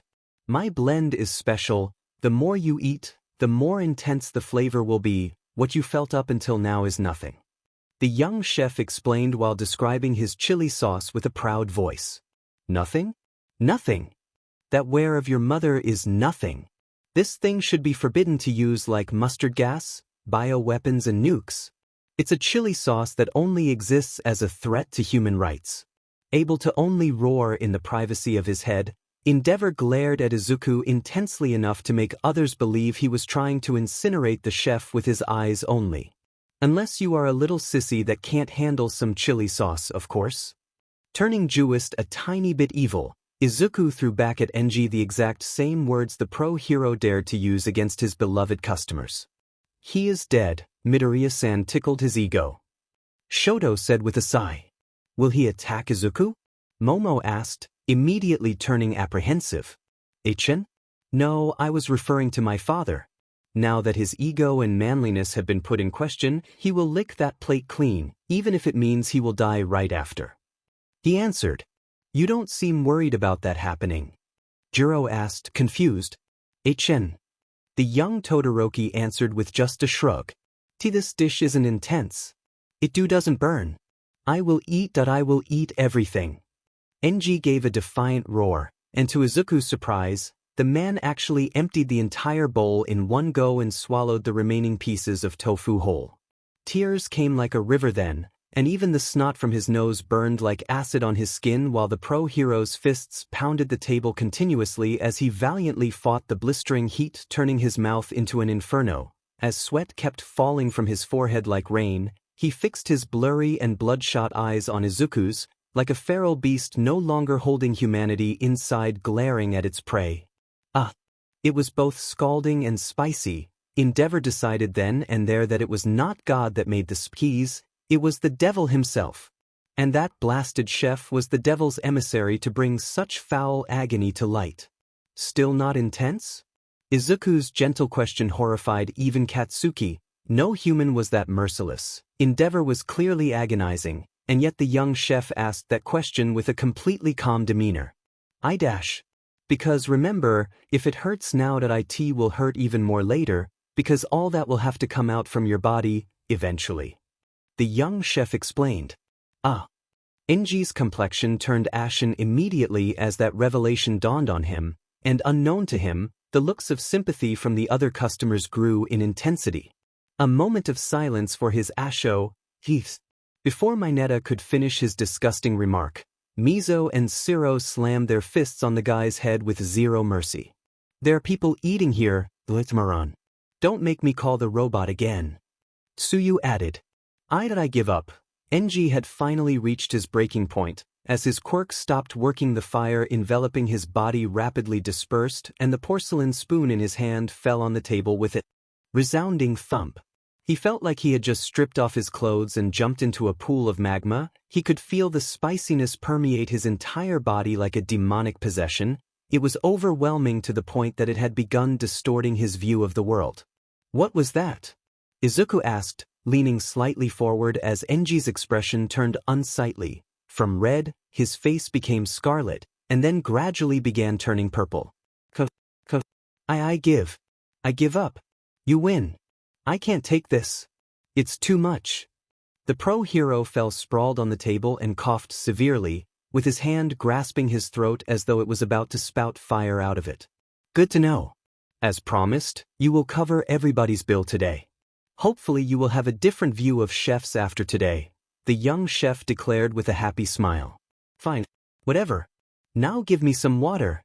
Tears dripped down to Endeavor's cheeks nonstop, and the heat emitted by his cheeks made the tears seem like they'd evaporate any second. He craved water. He wanted to drink a large quantity of water, as his tears were doing little to moisten his swollen lips. Where am I? Where do I want to go? What am I going to do? Why are my lips so swollen? The pro-hero's thoughts were a mess now, raving like a victim of high fever. I'll bring you some very cold milk. When dealing with spicy food, water won't help much. Izuku gave a sigh and walked back towards the kitchen. Thank you.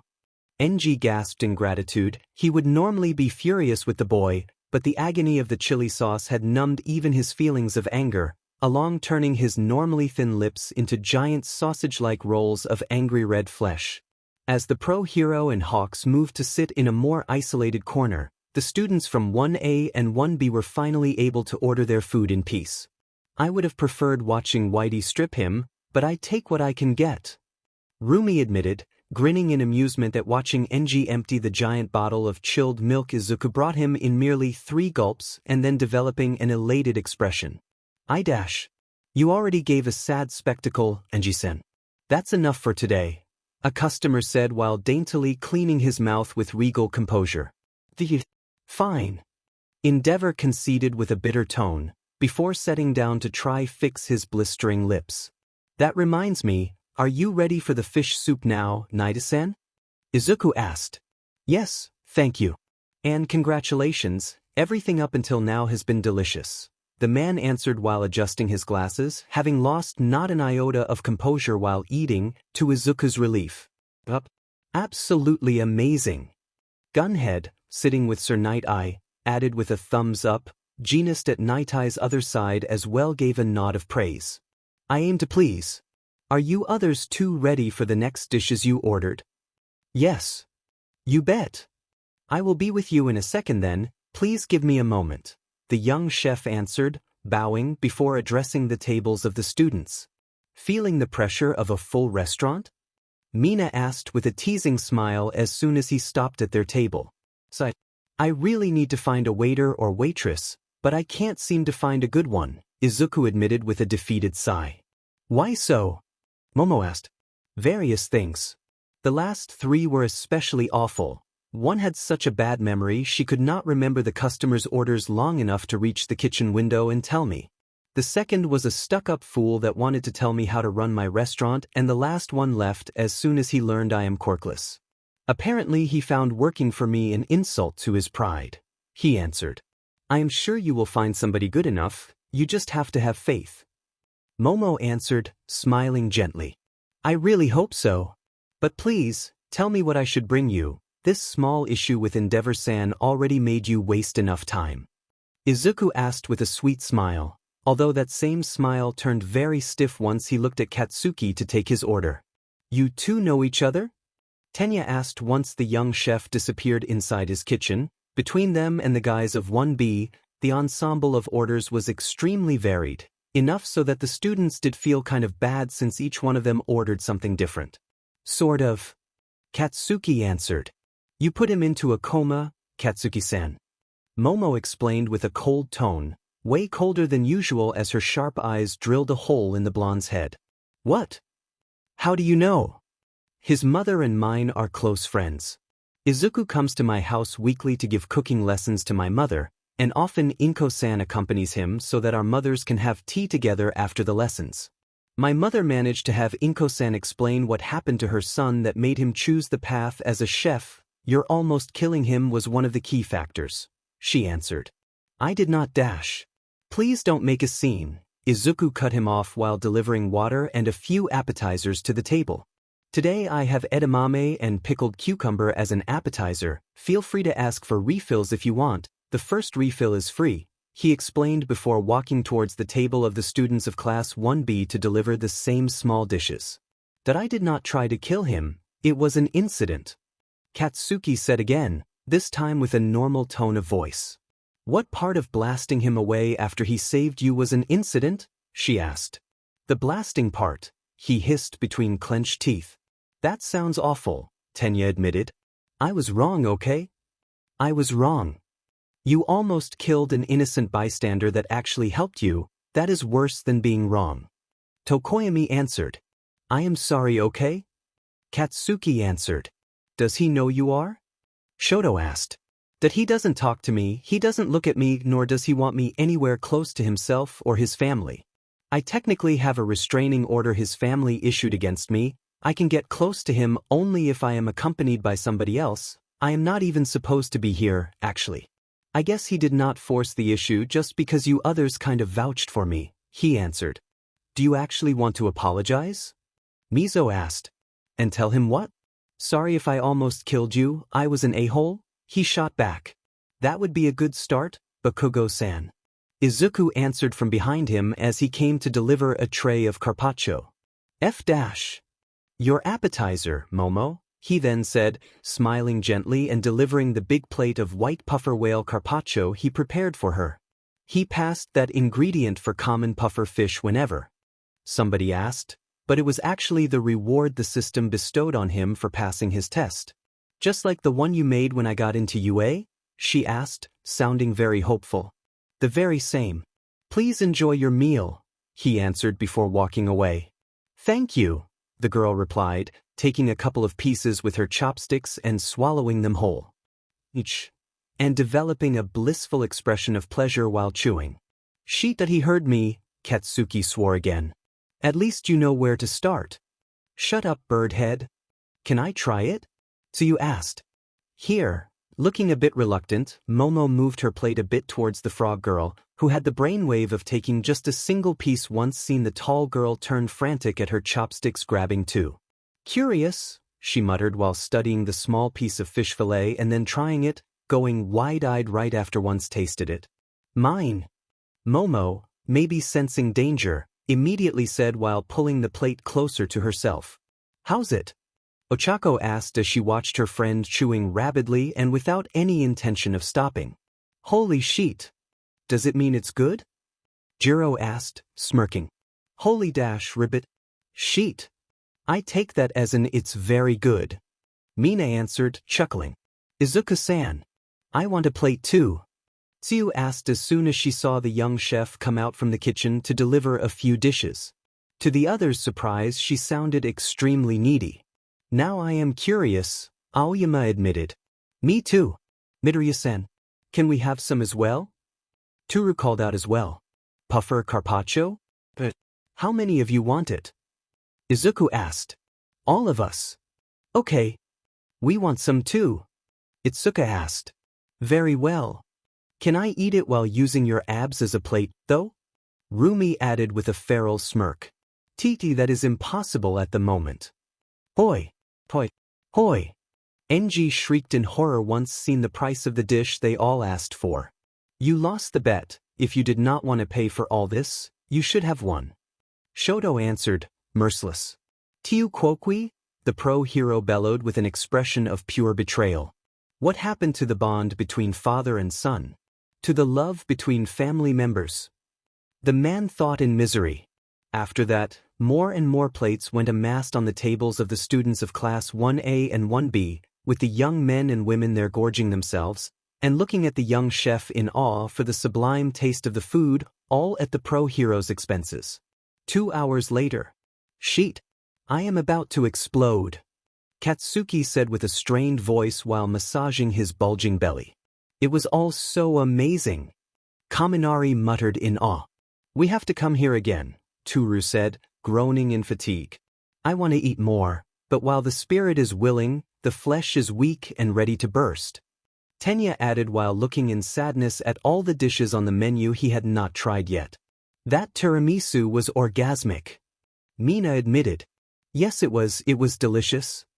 Momo confirmed, having taken a few very, very generous portions of said dessert once she'd heard Izuku made it just that morning. The table with the 4 students from Class 1B were similarly stuffed to the breaking point, and from afar, Endeavor, soft sobbing was heard in all its misery. Those greedy students tried to eat him into poverty. Monsters. I take everything was to your liking? Izuku asked while nearing the students' tables. Yeah. I'm coming here again. I don't care if my blood turns into ragu sauce or a heart attack kills me. You fucker have just become my DMN favorite cook. Tetsu answered with a thumbs up. Glad to hear that. What about you others? The young chef asked. Are you open to the idea of marriage? Rumi asked. The students of Class 1A almost died of fright at the sudden roar that tore its way out of Momo's throat once heard that. Yeah, marry him and invite me for dinner once a week. Pony shamelessly suggested. Me too. Itsuka chorused. To their surprise, Izuku turned cherry red and bashful, catching the eye of the female customers present at the cutesy scene. I don't think I can do that. You are a very pretty woman. I am afraid I am not worthy of marrying somebody pretty as you. You deserve somebody a lot better than me. Sounding absolutely shy, the young chef answered with a low voice and a very embarrassed expression. Fush. You should not sell yourself so short, you know? You have plenty of good qualities yourself. Plenty to attract any girl. Rumi had said that as a joke, having already prepared a pretty crass counter for his eventual answer, but being praised with that much honesty was not what she planned for, and while pulling down one of her long rabbit ears with one hand and playing with a fringe of her long white hair with the other, she gave a stuttered, embarrassed answer herself. They look so cute, isn't that right, Yamamo? Toru asked, both playful and actually gushing. Yamamo. Is she okay? Mineta asked, scared. She is not blinking, Tokoyami whispered, sounding afraid. Oh. You there, big melons. Ibi.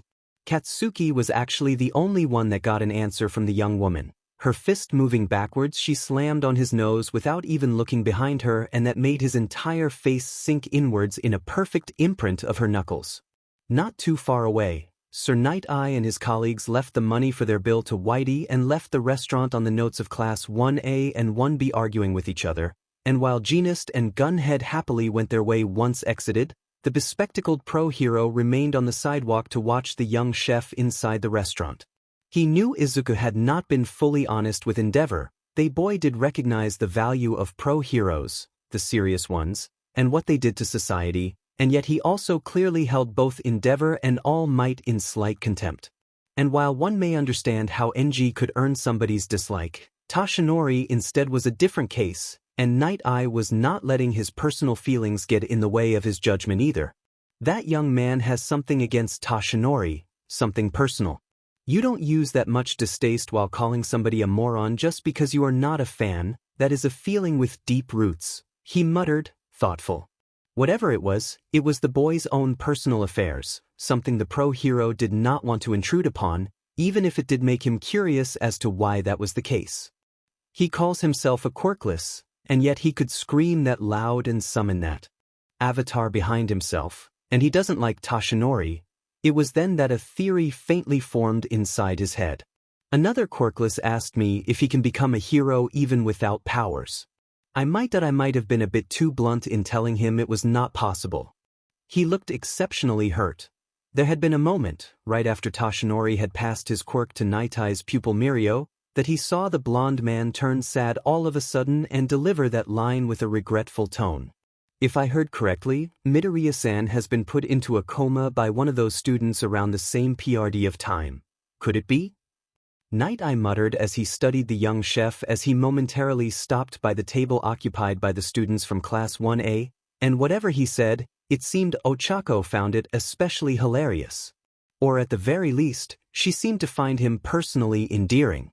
Night Eye decided that he needed to check a couple hospital reports to see where and when the young man had been brought to them, along remembering the date Mirio had his second quirk injected, because the last thing they needed was another villain acting on his hatred for heroes because the #1 hero of Japan destroyed his dreams before he could actually manifest his powers.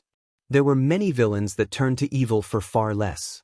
If that is the case, he may have manifested his dormant quirk thanks to the coma. If we get him soon enough, we can still teach him how to use his powers for good. Whatever those powers actually are. Night Eye muttered, thoughtful. Just to be sure. He then muttered as he managed to lock eyes with Izuku. He had exchanged a polite handshake with the boy before leaving, meaning that he could actually use his quirk foresight to peek into the young chef's future to see if they could actually avoid him turning into a villain. Juge.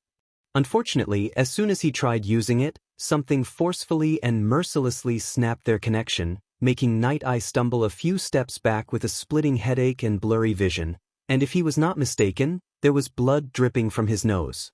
Whatever it was, Night Eye was almost sure it was not Izuku himself that repelled his quirk so brutally, but a third party. That theory was helped by the chef showing surprise at first and then annoyance as he glared at him briefly before returning to work. What was that? He muttered with a low whisper. A warning. You are trying to see into things beyond your understanding, kiddo. Next time your pretty eyes will be forfeit. That chef is beyond your or everybody else's reach. What is protecting him is not something you guys can trifle with. To the pro-hero's surprise, the answer came from the lazy dog sleeping next to the entrance. His voice was magnetically warm and deep, absolutely unfitting for a dog. What do you mean? Is this Lord Dog your teacher? Then just walk away and forget what you saw or heard. This is just a normal restaurant, nothing more. I said scram.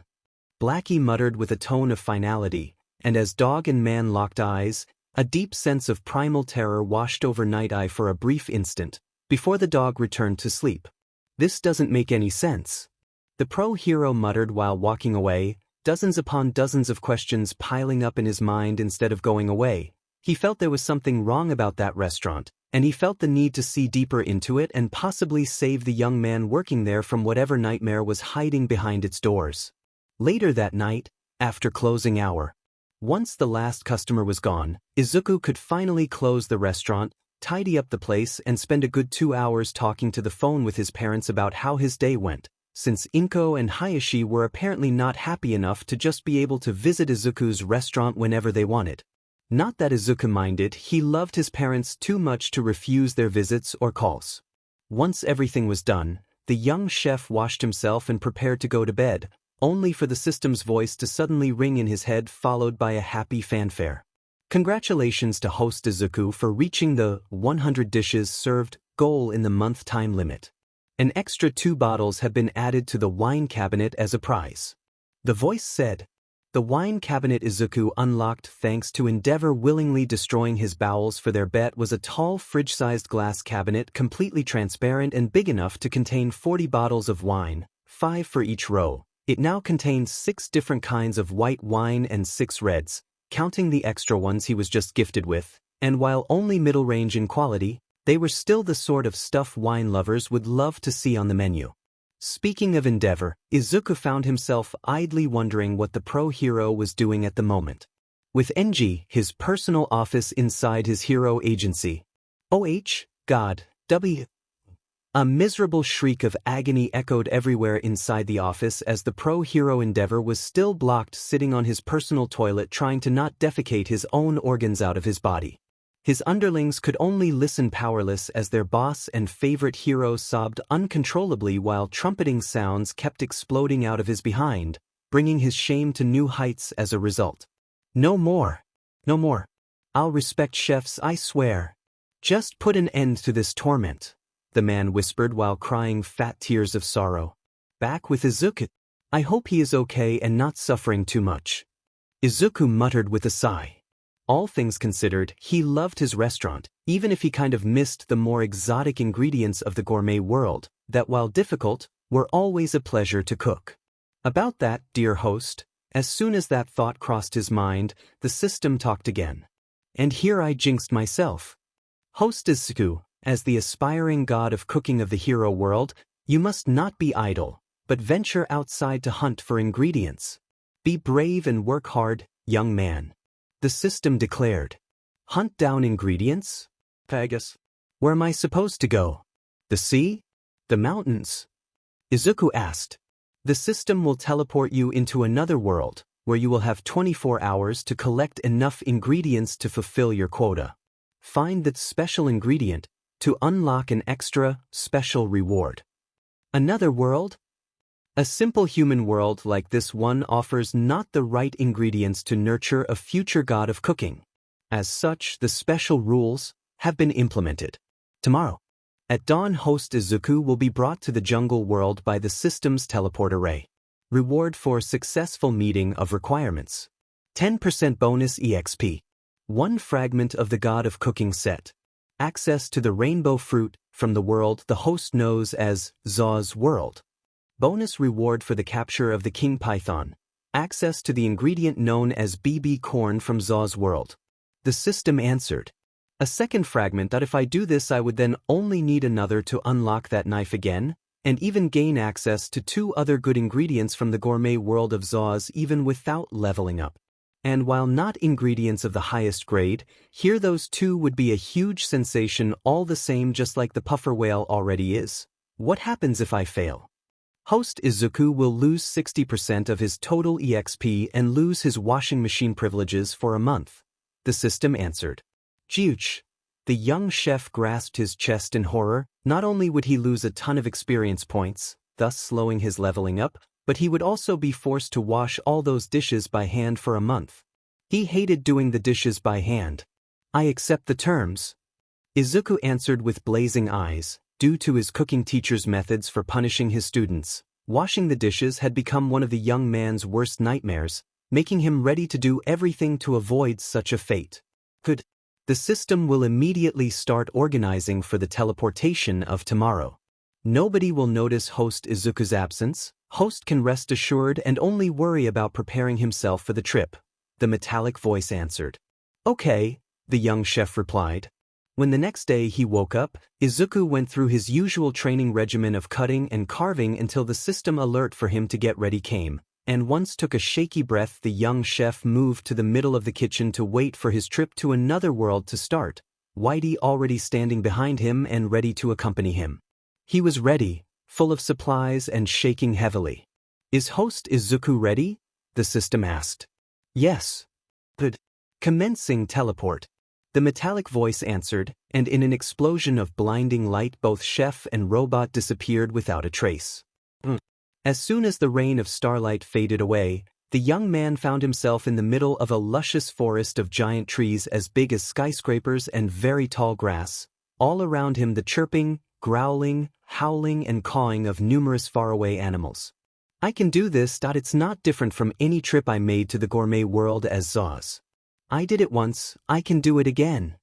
Izuku muttered to psyche himself up before walking forward with Whitey silently following behind him. And while this happened, Momo and the rest of Class 1A were going to visit the USJ building, unaware of what a disaster that school trip would be. Katsuki wore a thoughtful expression while he waited for the rest of the class to board their bus for whatever little expedition their teachers saw fit to tell them nothing about. And even if it was for safety's sake, the young man found the entire thing stupid, to say the least. Bunch of paranoid BS, he muttered. As of lately, though, his thoughts shifted a bit towards an old acquaintance of his, once dreaming of becoming a hero, and now working as a chef in a small restaurant. You would have found all this exciting, wouldn't you? Blabbering on and on about everything, always so furiously mumbling about bullshit you find interesting that I wish you were here. Sitting alone in that bus, Katsuki muttered that admission with a long sigh. He fed up, that much he could admit at least in the secrecy of his thoughts. He finally saw him after more than 1 year and Izuku had treated him coldly. He didn't like that. And the more he thought about the chef, the more he found things were strange. The light in his eyes, the posture, the mannerism that he was serving pro-heroes and was not fangirling about them. What happened to him? Something's up with him, he muttered, and he almost didn't notice the bus departing as soon as the last student boarded it. He needed to have that restraining order revoked. There was something wrong with the nerd and Katsuki needed more freedom of movement to uncover the truth.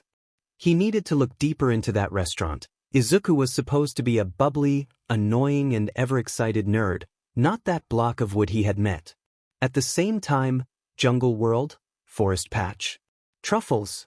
Giant white truffles as far as eyes can see.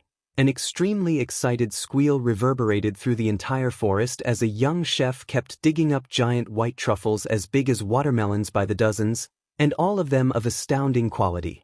Contrary to Katsuki's fears, Izuku was still the ever-excited, bubbly nerd he remembered, only now his interest had moved from heroes to cooking thanks to his do-over as a chef, and now that he was in another world and surrounded by ingredients he had never seen before in both his lives, he was mumbling non-stop about every dish he could possibly make once back home. One of the aspects that assured Izuku he was in another world was that the trees forming the forest were absolutely immense in size, and it was not just a hyperbole, every single one of them could easily be hollowed out and turned into apartment complexes. The bright blue leaves most of them supported also helped. Bang! Of course, just like in the gourmet world of Zaus, every excellent ingredient was never really alone, but surrounded by other animals mounting guard to it or using it as bait for their own prey, like the giant flock of four-eyed boars each the size of a truck that had made their home in the same area where those truffles grew. Luckily Whitey was more than eager to smash its big metal fists on the thing's heads to knock them out so to leave Izuku free to collect truffles at his leisure in total safety. A male and a female are kept alive, while everyone else will be properly prepared and stored. Remember? Izuku asked the robot. Understood. Whitey answered, leaving 2 adult exemplars alive while giving the finishing blow to the other adults. The young ones instead were permitted to escape. With this, I have collected enough ingredients to cover the 1-star and 2-star level, plus extras to have some reserves that will last me until the breeding program back home is stable. The young chef said, sighing, while moving to clean the dead boars, removing the skin, separating the meat in its various cuts and so on. The system's mission was fairly straightforward. Collect ingredients in great quantities, animals and plants, on a list separated in levels from 1 to 5, each level representing how difficult it was supposed to be for Izuku to collect them. And if they were animals, whenever possible he was also supposed to capture a male and female alive that will be put in the breeding area of his restaurant, storage room. He will be free to visit whenever he wants once returned from this particular trip into the jungle. 20 different 1-star ingredients. 20 different 2-stars ingredients. 10 different 3-stars ingredients.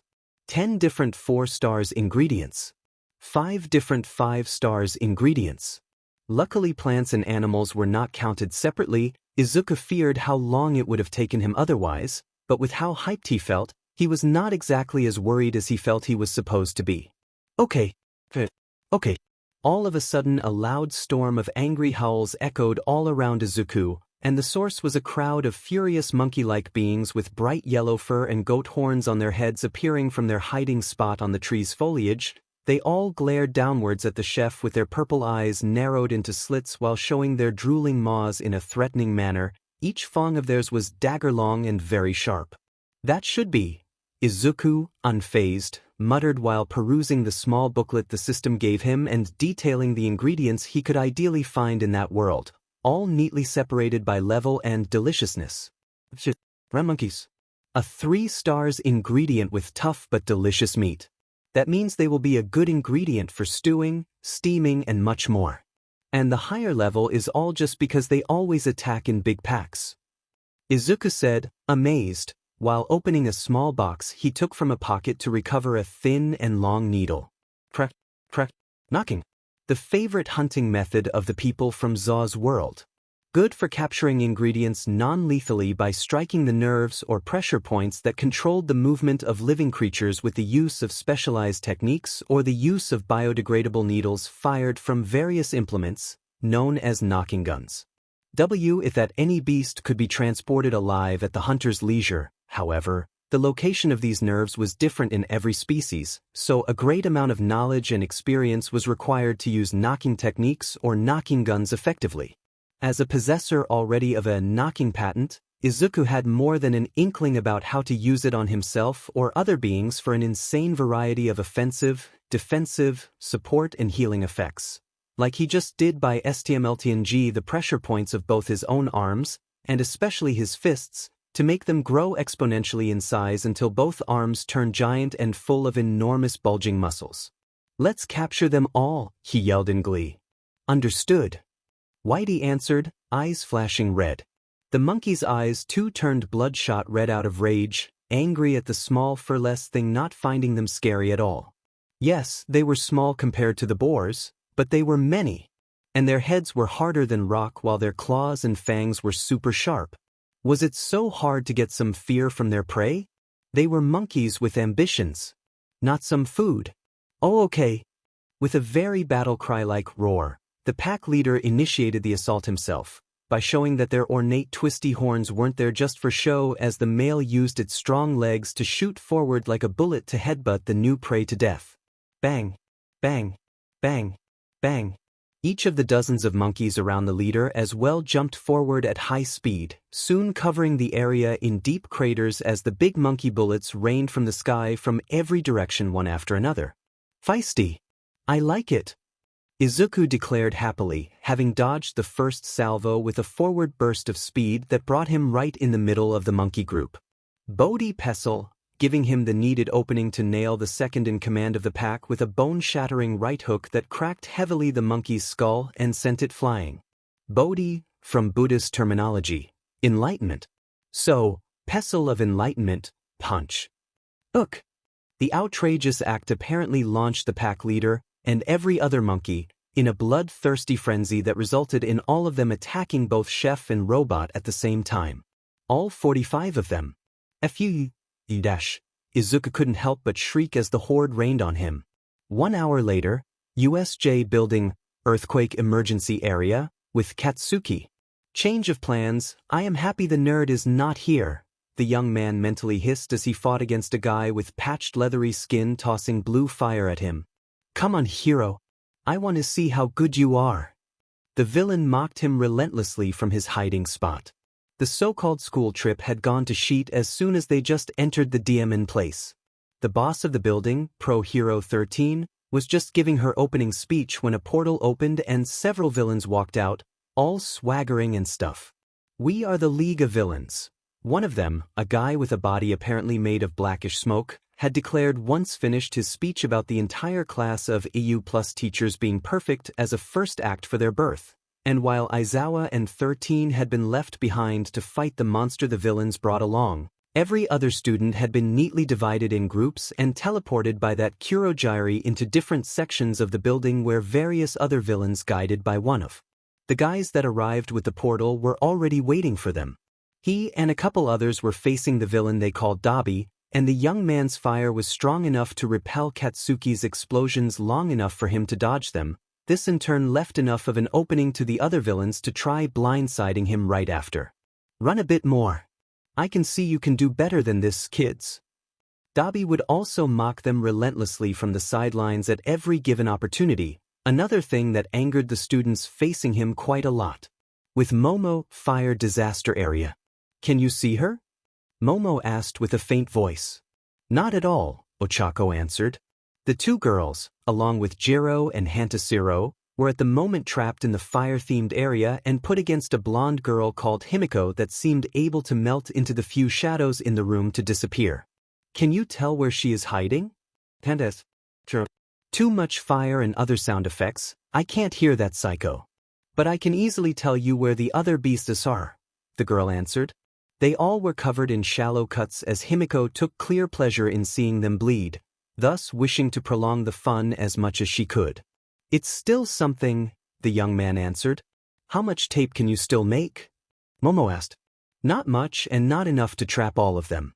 This fire is making me dry up faster than normal. Soon I won't be able to use my quirk anymore, he answered. I am running low on body fat too. I will be forced to stick to small creations for now. Momo admitted. Then we'll need to first leave and regroup with the others. Ochako suggested, and got nods of approval from her friends. Hehehe. Why leave so soon? We are having so much fun. Himiko's disembodied voice came from their side as the girls swiftly jumped out of their blind side to slash at them with a wicked-looking combat knife. Jiro! Momo yelled while pushing the girl away and watching the blade open a deep cut on her shoulder as a result. Momo, the other yelled with wide eyes. Hi. See? It's so Fuyuin. Himiko, giggling deranged again, declared before melting into the shadows once more to disappear. Here, this should hold for now. Hanta said immediately, and added a long stripe of tape created by his quirk to the clean piece of fabric the girl created with hers to patch her arm enough to stop the bleeding. Thank you. We need to hurry and regroup with the others before that girl kills us a piece at a time, Momo answered with a grateful tone and labored breath. She and everybody else though were unaware that something was keeping tabs on what was happening, and that close call between Momo and Himiko raised several serious red flags for the entity watching. Crisis detected. Likelihood that the girl's death will hinder the host's ascension to god of cooking, 67%. Preparing countermeasures. As soon as the system determined the state of emergency, the plump dog sleeping in front of the closed Green Cloud restaurant opened its sleepy eyes and frowned immediately. So, a weakling is putting this Lord Dog's source of spicy beef noodles at risk? Certain sins deserve divine punishment. Woof! The dog declared with a magnetic baritone voice full of merciless annoyance. With Izuku, jungle world, night. The young chef was at the moment bent over a stone basin having an improvised cooking showdown with the so-called chef of a semi-primitive tribe of lizardmen he had met while ingredient hunting. It was either accepting the challenge or be eaten alive, not much of a choice on the matter. The system had told him that due to different time flow, the 10 or so hours he had spent in that jungle world roughly translated into a single hour in his original world, thus explaining why the entity told him to not worry about people noticing his absence. If things went properly, he would actually be able to open his restaurant in time for the lunch rush hour. If those lizard men actually stopped bothering him. He only had 14 hours left in his time limit and he still had to collect enough 4 stars and 5 stars ingredients to complete his mission, even if thanks to this challenge he was forced to take part to mean he could pilfer a couple 4 stars ones when nobody watched. 5 stars mean either very rare or very dangerous ingredients. Where do I look for them? Izuku thought while adding the fillets of fish to the soup he was making once done removing their very tough, purple-colored skin and scales to show the milk-white tender flesh under it. Coral fish, a 4 stars ingredient. You want to meet the god of mountains? You must cook good offering then. The bulkiest, tallest and meanest lizard man of them all, the leader, explained while studying the big pot the young chef was working with. But if you lose, we eat you, a near guard added while licking his lips with a long purple tongue. I know that I know, the young man answered with an annoyed sigh.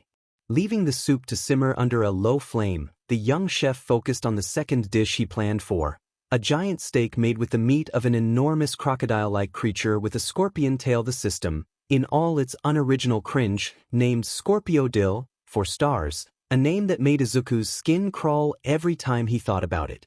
Naming things is hard, host Izuku, the system said once again. Deciding the ingredient was good enough by itself to not require much extra work to make it tasty, He just worked the tender meat hidden under the bulletproof skin of the thing into a mouth-watering medium-rare steak, releasing thin strands of oily juices whenever he moved it on the flat and thin rock he was cooking it on.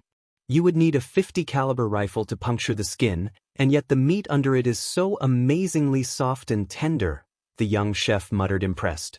A couple of living specimens of the various ingredients he found in the tribe's cages and nearby river had also been borrowed by Izuku before the challenge even started, and he still played dumb whenever the daughter of the tribe leader asked him over and over if he saw her 2 crocodile pets anywhere once she discovered their disappearance. Rorororo. Several stomachs whined in agony as the guards too close to Izuku went continuously bombarded by the thick waves of aroma coming from the young chef's soup and steak. "This is torture, Chief. We want some," one of the guards said with a whining tone. "No. Offering for the god of mountain can't be eaten by others," the leader answered with a barking growl. "The god of the mountain. I hope my hunch is right and the king python I am hunting for my bonus is the same creature," Izuku thought while turning the steak on the stone and releasing a new dense cloud of aromatic steam that further tortured the guards, making sure he wouldn't try to escape until finished the challenge. "Stranger can't win. Father made offerings for God of Mountain, grandfather made offerings for God of Mountain, and I made offerings for God of Mountain," the lizard chef Izuku was fighting with declared while still glaring at the young man. "You did not remove the fish skin or innards when boiling it, nor removed the surface fat from the crocodile meat, nor clean the stomach before roasting the whole thing on the fire. Both will taste too bitter," Izuku answered, finally tired of the thing's jabs at his cooking abilities. "Stomach and innards stay. That's where the taste is. That's where both animals' feces are," Izuku snapped back. "Fey what? Sorry, they're sheet, you moron. If you want to use the innards, you clean them first." "Cleaning? But who says sheet does not taste good?" the lizardman chef asked back, annoyed. "Pretty much everybody, apparently," Izuku hissed back in answer while pointing at the tribe leader and everybody else's faces turning even greener than what they already were. "Chief, I don't know if you use that to cook. Please do not use it anymore," the tall lizard man half begged while gagging. "I knew the food tasted strange when he made it." "I was right," one of the guards was heard muttering right after. "You others know nothing of good food," the lizardman chef replied, huffing haughtily. "Neither do you," one of the elders countered. "Your mother is a breaker." "Boy, you wash tongue when talking about my mother," the elder shrieked back. "Enough." The leader of the tribe gave a loud roar that immediately silenced the argument, before looking at both chefs' dishes. "Your food is ready?" "Yes," both said. "Good. Bring them to God's voice. She will tell who is the winner."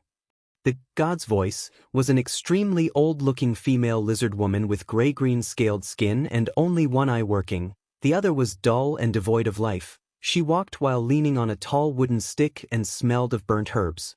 "This is offering for the god of mountains?" the old lizard asked with a whisper of voice. "Yes, voice of God. Stranger wants to meet the god of mountain, so he must prepare a better offering than tribe chef.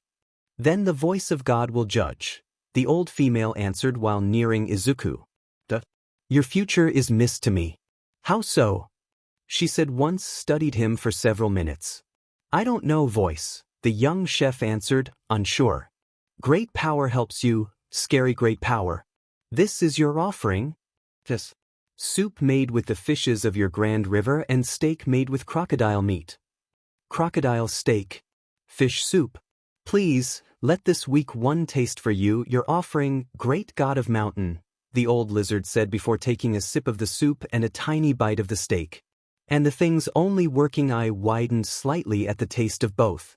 As Izuku expected, the fish soup he made with those 5 different fishes offered a delicate taste, further enriched by the various peas he added to the stock to create a slightly dense soup bringing forth the full flavor of the fishes and perfectly framing their tender and flavorful meat, but without the unpleasant smell usually accompanying fish meat in general. The steak was soft and fragrant instead, with a strong meaty aroma that filled the mouth and tickled the nose at each bite while bouncing between the teeth and caressing the palate whenever one chewed. "The stranger wins.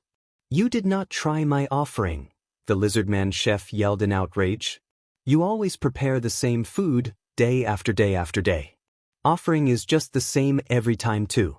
No need to try it, the old lizard answered, waving him off, before calling the chief closer to her to whisper in his ears. Yes, he asked. Kick more on to big wolves and keep the stranger. Good food is a blessing, she said. You sure? Best food ever eaten. Your daughter is also raping the stranger with her eyes since he arrived. If we lucky, he is also virile enough to give her many eggs other than good at cooking for tribe. I want to be a great-grandmother soon, she answered. Yes. I am too young to be a grandfather, the tribe leader shrieked in horror. In answer, the old lizard whacked him on the head with her wooden staff. I say keep him. But, Moom, the chief said with a long whine, and getting a second whack on his head from the old lizard. I am old and want great-grandbabies, and she clearly wants to have his eggs too. She still looks at him in need when he doesn't see her. Keep him in here. We need good food and new eggs to grow a strong tribe. Okum, the chief relented with a defeated tone. What's happening? Izuku asked, unaware of his innate talent of attracting hot things working even in other worlds. You have no need to worry, stranger. Say, ever thought about starting a family? Big family? The old lizard woman answered while she, the chief and his daughter, Izuku and the tribe chef and the other lizard men walked into an ordinary procession towards a big gate made of bones residing in the back of the small village right on the edge of a tall cliff. A couple of times. Izuku answered, unnerved by the strange question and relaxing only when he saw Whitey walk right behind him to shield him from the strange looks the chief's daughter kept leveling at him from time to time.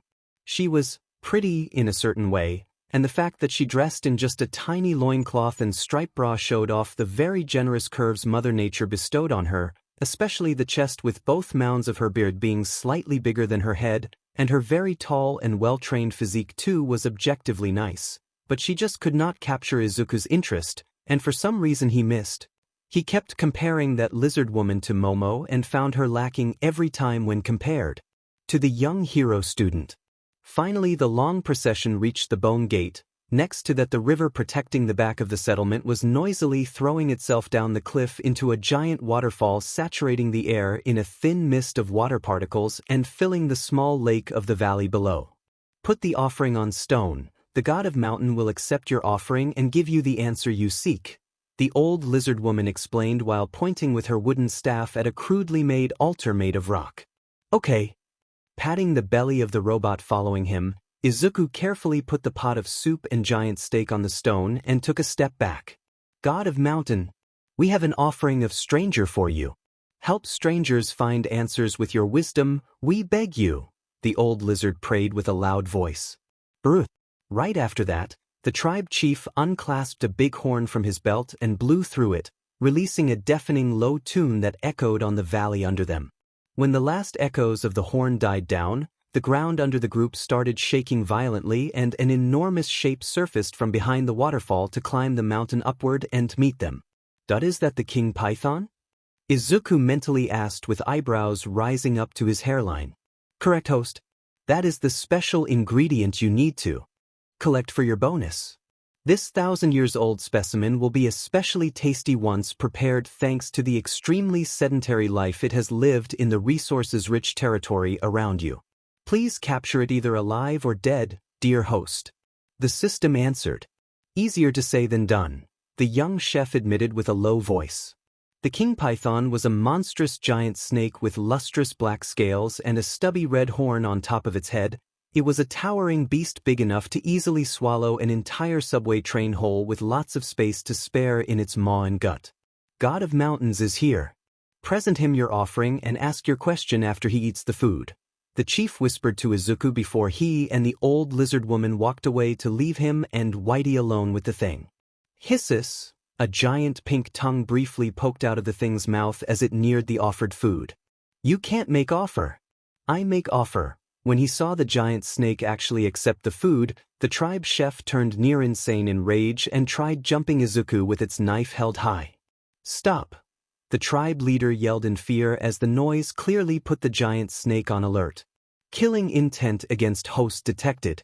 Entering battle mode. Whitey answered, eyes flashing red, by grabbing the crazed lizard man by the neck and lifting him. AGK. The lizard gasped in pain, but undeterred by the hold on him, he threw the knife at one of the giant snake's eyes. Splotch. Teeth. With a tiny spurt of blood, the giant snake threw back its head and released a loud, high-pitched shriek. "No!" the old lizard woman yelled in horror. "If you like God of Mountain, then get ein God's belly," the crazed chef yelled in glee.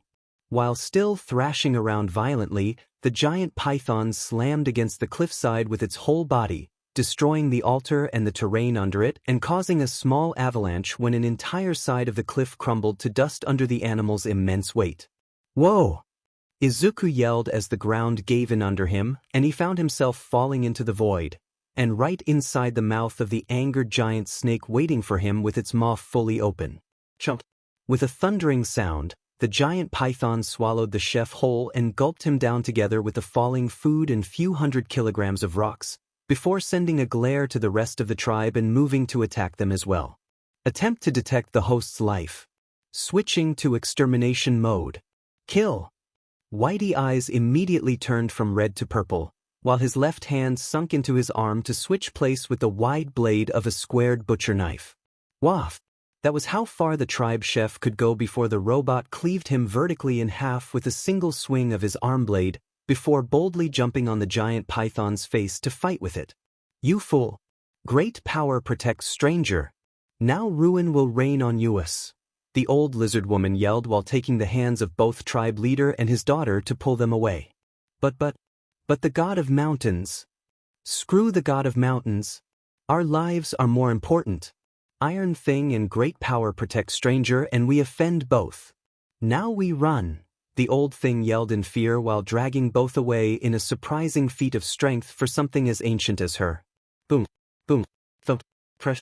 As they ran, the three could hear the battle between Whitey and the giant snake demolish the gate and the few foolish guards that tried intervening. Unfortunately, only the chubby robot seemed able to go toe-to-toe with the creature while everything and everybody else just went pulverized by the python's massive tail and body. Host must be protected. Kill. Whitey would roar from time to time while either smashing his big fist on the python's head or hacking away pieces of its body with the arm blade, soon turning the giant snake head into a mess of broken scales and flesh dripping blood in astounding quantity. Badu! A rather violent body slam the snake attempted to shake off the robot caused another big chunk of the cliff to turn to dust, a piece big enough even the animal couldn't avoid falling down to the valley below, still with Whitey holding onto its nose with one hand and relentlessly slashing down with his arm blade. Boom! The impact with the ground was terrifying, demolishing hundreds of trees and rising a giant cloud of dust as the giant python landed headfirst on the ground below but finally throwing Whitey away. The robot simply rolled on the floor a couple of meters before returning to his feet with not even a scratch on his body. Hiss. This. Meanwhile, the giant python was strangely moving around in clear agony before setting its eyes on the robot and trying to swallow him whole. Destroy. Whitey in answer welcomed the assault and once avoided the bite climbed again on the snake nose to plunge the arm blade elbow deep inside one of the animal's eyes. Hisses Haya. The python shrieked horribly as it started slamming its head on the ground over and over, desperate to shake off the chubby robot. Kill. Still unsatisfied, Whitey took a hold of the eye the blade was piercing through with his other hand, and with a mighty pull he managed to gouge out the giant eyeball of the snake in an explosion of thick blackish blood. Boom. Finally too tired and wounded to fight anymore, the giant python collapsed on the floor with a weak whimper-like sound and its breathing growing rapidly shallower the more blood it lost from its various wounds. Host. Whitey asked once calmed down, blade returning inside his arm to leave its place to a proper hand and eyes once again colored white. The insane amount of blood covering the robot had also rapidly evaporated thanks to the system, leaving it perfectly clean.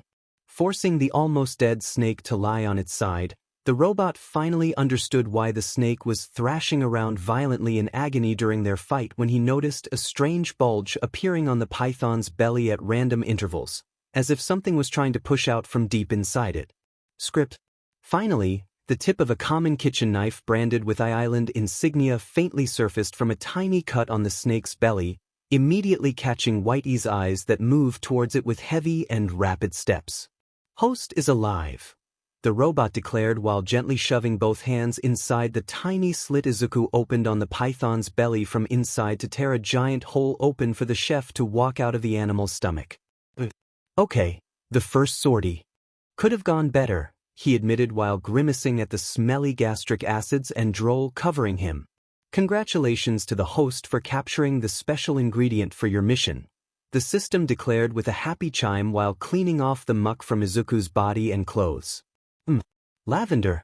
Nice," the young chef said once, giving a whiff to his now clean clothes and skin. "The king python will be now moved to the restaurant storage, and the ingredients inside the stomach that are still in acceptable conditions will be also counted as properly captured as per host's request," the system said, making the giant snake fade away and disappear without a trace, gouged out eye too. "Good to know the ones I put aside while in there are still valid for capture. That means I only need 2 5 stars and 1 4 stars ingredient left to find to complete my mission," Izuku said with a sigh of relief. As the entity said, the snake was used to easily gorge itself with everything it came across, and that meant a wide collection of good ingredients was waiting for the young chef as soon as he arrived inside the python's stomach. It was at dawn of the following day, after a short pause to sleep, that the young chef managed to find the remaining ingredients he needed, one of which a pair of giant bears and their cubs, categorized as 5 stars. And as soon as the system transported them into the restaurant storage area, the same noiseless explosion of light engulfed both him and Whitey to bring them back to Izuku's original world. Green Cloud Restaurant. Inside the kitchen, the same light shone brightly in the spacious room as the young chef and robot returned home from their little sortie, and a rapid look at the clock on the wall confirmed the system's promise. Izuku had left the restaurant at 6 a.m., and after 20 or so hours in there he was back to see the same clock sign 8:32 a.m. of the same day, barely an hour late for his breakfast service, so with still plenty of time for organizing things for lunch. Convenient, Izuku admitted with a low voice while cracking his back and yawning a little. Luckily gourmet cells also meant his body possessed superhuman adaptability, meaning that for him having slept barely 4 hours was still enough to recover fully. He was just as well rested as a normal guy sleeping for 8 hours. "Thank you for all the help, Whitey. You have been a lifesaver." Once given a friendly pat to the amazingly soft belly of the robot, the young chef moved the sign on the door to open, unlocked it, opened the drapes obscuring the restaurant main room completely so to bask in the early morning light, and watched Blackie walking towards the door with cat-like steps, once exited from a pitch-black portal and then lie down next to the entrance to sleep, like usual. "Blackie?" he asked. The dog grunted as an answer. "You okay? Something happened?" Izuku said, knowing well the dog pretty much never left his place next to the restaurant entrance except to sleep inside at night, as far as he knew. "Don't worry about it. While you were away, this lord dog has been asked to lend a paw to fix a small issue, nothing a gentle caress of mine could not manage." Blackie answered, sounding overbearingly smug. A small emergency arose where one of Host's friends needed support. Since Host was occupied elsewhere, the system simply assured no harm to come to the girl known as Momo by sending Blackie on site. "She is now safe and unharmed," the system explained. "Momo? What happened?" Izuku asked immediately. The system will offer a small debrief to the host while he prepares the breakfast for the approaching customers and initiates the preparations for the lunch dishes. "Rest assured no tragedy happened," the entity answered. "Okay, but you need to tell me everything. If it will help host calm down, the system will." "Thank you," Izuku answered, grateful, before welcoming with his usual gentle smile the small group of customers coming in for breakfast. While he prepared the pastries and croissants and the coffee and cappuccinos for the customers, he was enraptured by what happened in the few hours he left to visit another world. In Hull, earlier that day, things were bad, really bad. Even after finally regrouping in the main hall of the USJ and fighting together, the situation was an utter mess that much Aizawa could regretfully admit. He was proud of his students because they were holding their own against the crooks that League of Villains had brought along for their merry attack. But whenever one of those that first accompanied the leader of the group joined the fight, things spiraled into disaster. "Tell me you have a plan, Eraser. I beg you." 13 begged as she kept battling a guy with a body made of dark smoke. "Trust me, if I had one I would have already implemented it." Aizawa yelled back in answer, happy to see the last remaining students rejoin them in the main hall of the place after that smoke guy, Kurojiri, had first separated them, and all of them looked utterly bruised, meaning they had pretty hard fights too. And whatever that Nomu thing was, it was now keeping up with Toshinori of all people. The two hulking brutes were just punching the crap out of each other with both holding nothing back, and neither of the two seemed to make a dent on the other. "You are indeed a tough guy. But I know I will just need to give you 100 punches more to be done with you." Texas Smash. Toshinori declared, still trying to inspire hope in such a desperate situation. They just keep coming." Katsuki bellowed in anger as he and a few others managed to get into the main hall. "That brat is still cursing. Good, they too are fine." Aizawa welcomed that potty mouth like a blessing for the first time since the kid joined his class. We need to escape. I can't keep this going for much more. I am melting myself in my own acid." Mina admitted with labored breath. "What about you, Tenya-san?" Momo asked, looking pale and malnourished, having used her own quirk to its limits and so with very little fat mass remaining in her body and still weak from the stab wound on her arm. "I can still fight, but I am running out of fuel as well." "They may be weak, but sheer numbers are making up for it," the tall bespectacled boy answered, gasping for air himself. Yeah, Kaminari too is reaching his limit, no more lightning for him." Jiro translated for the others. "Jiro, your ear is bleeding."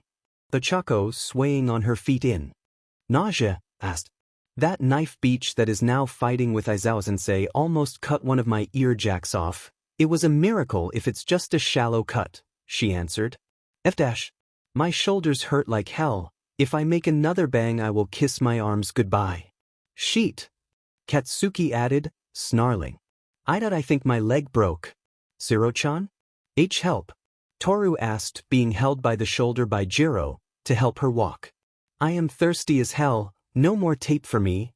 "That monster dislodged 3 of my extra arms, I won't be of much help either." Mizo said, teeth clenched hard in anger. "I can't harden anymore. I think I have a couple ribs broken." Kirishima added. "Me too. Ribbit." "Have no fear, reinforcements are coming." Aizawa yelled while dodging another fast swipe of the crazed blonde girl he was fighting with. "This is taking too long. I am getting bored."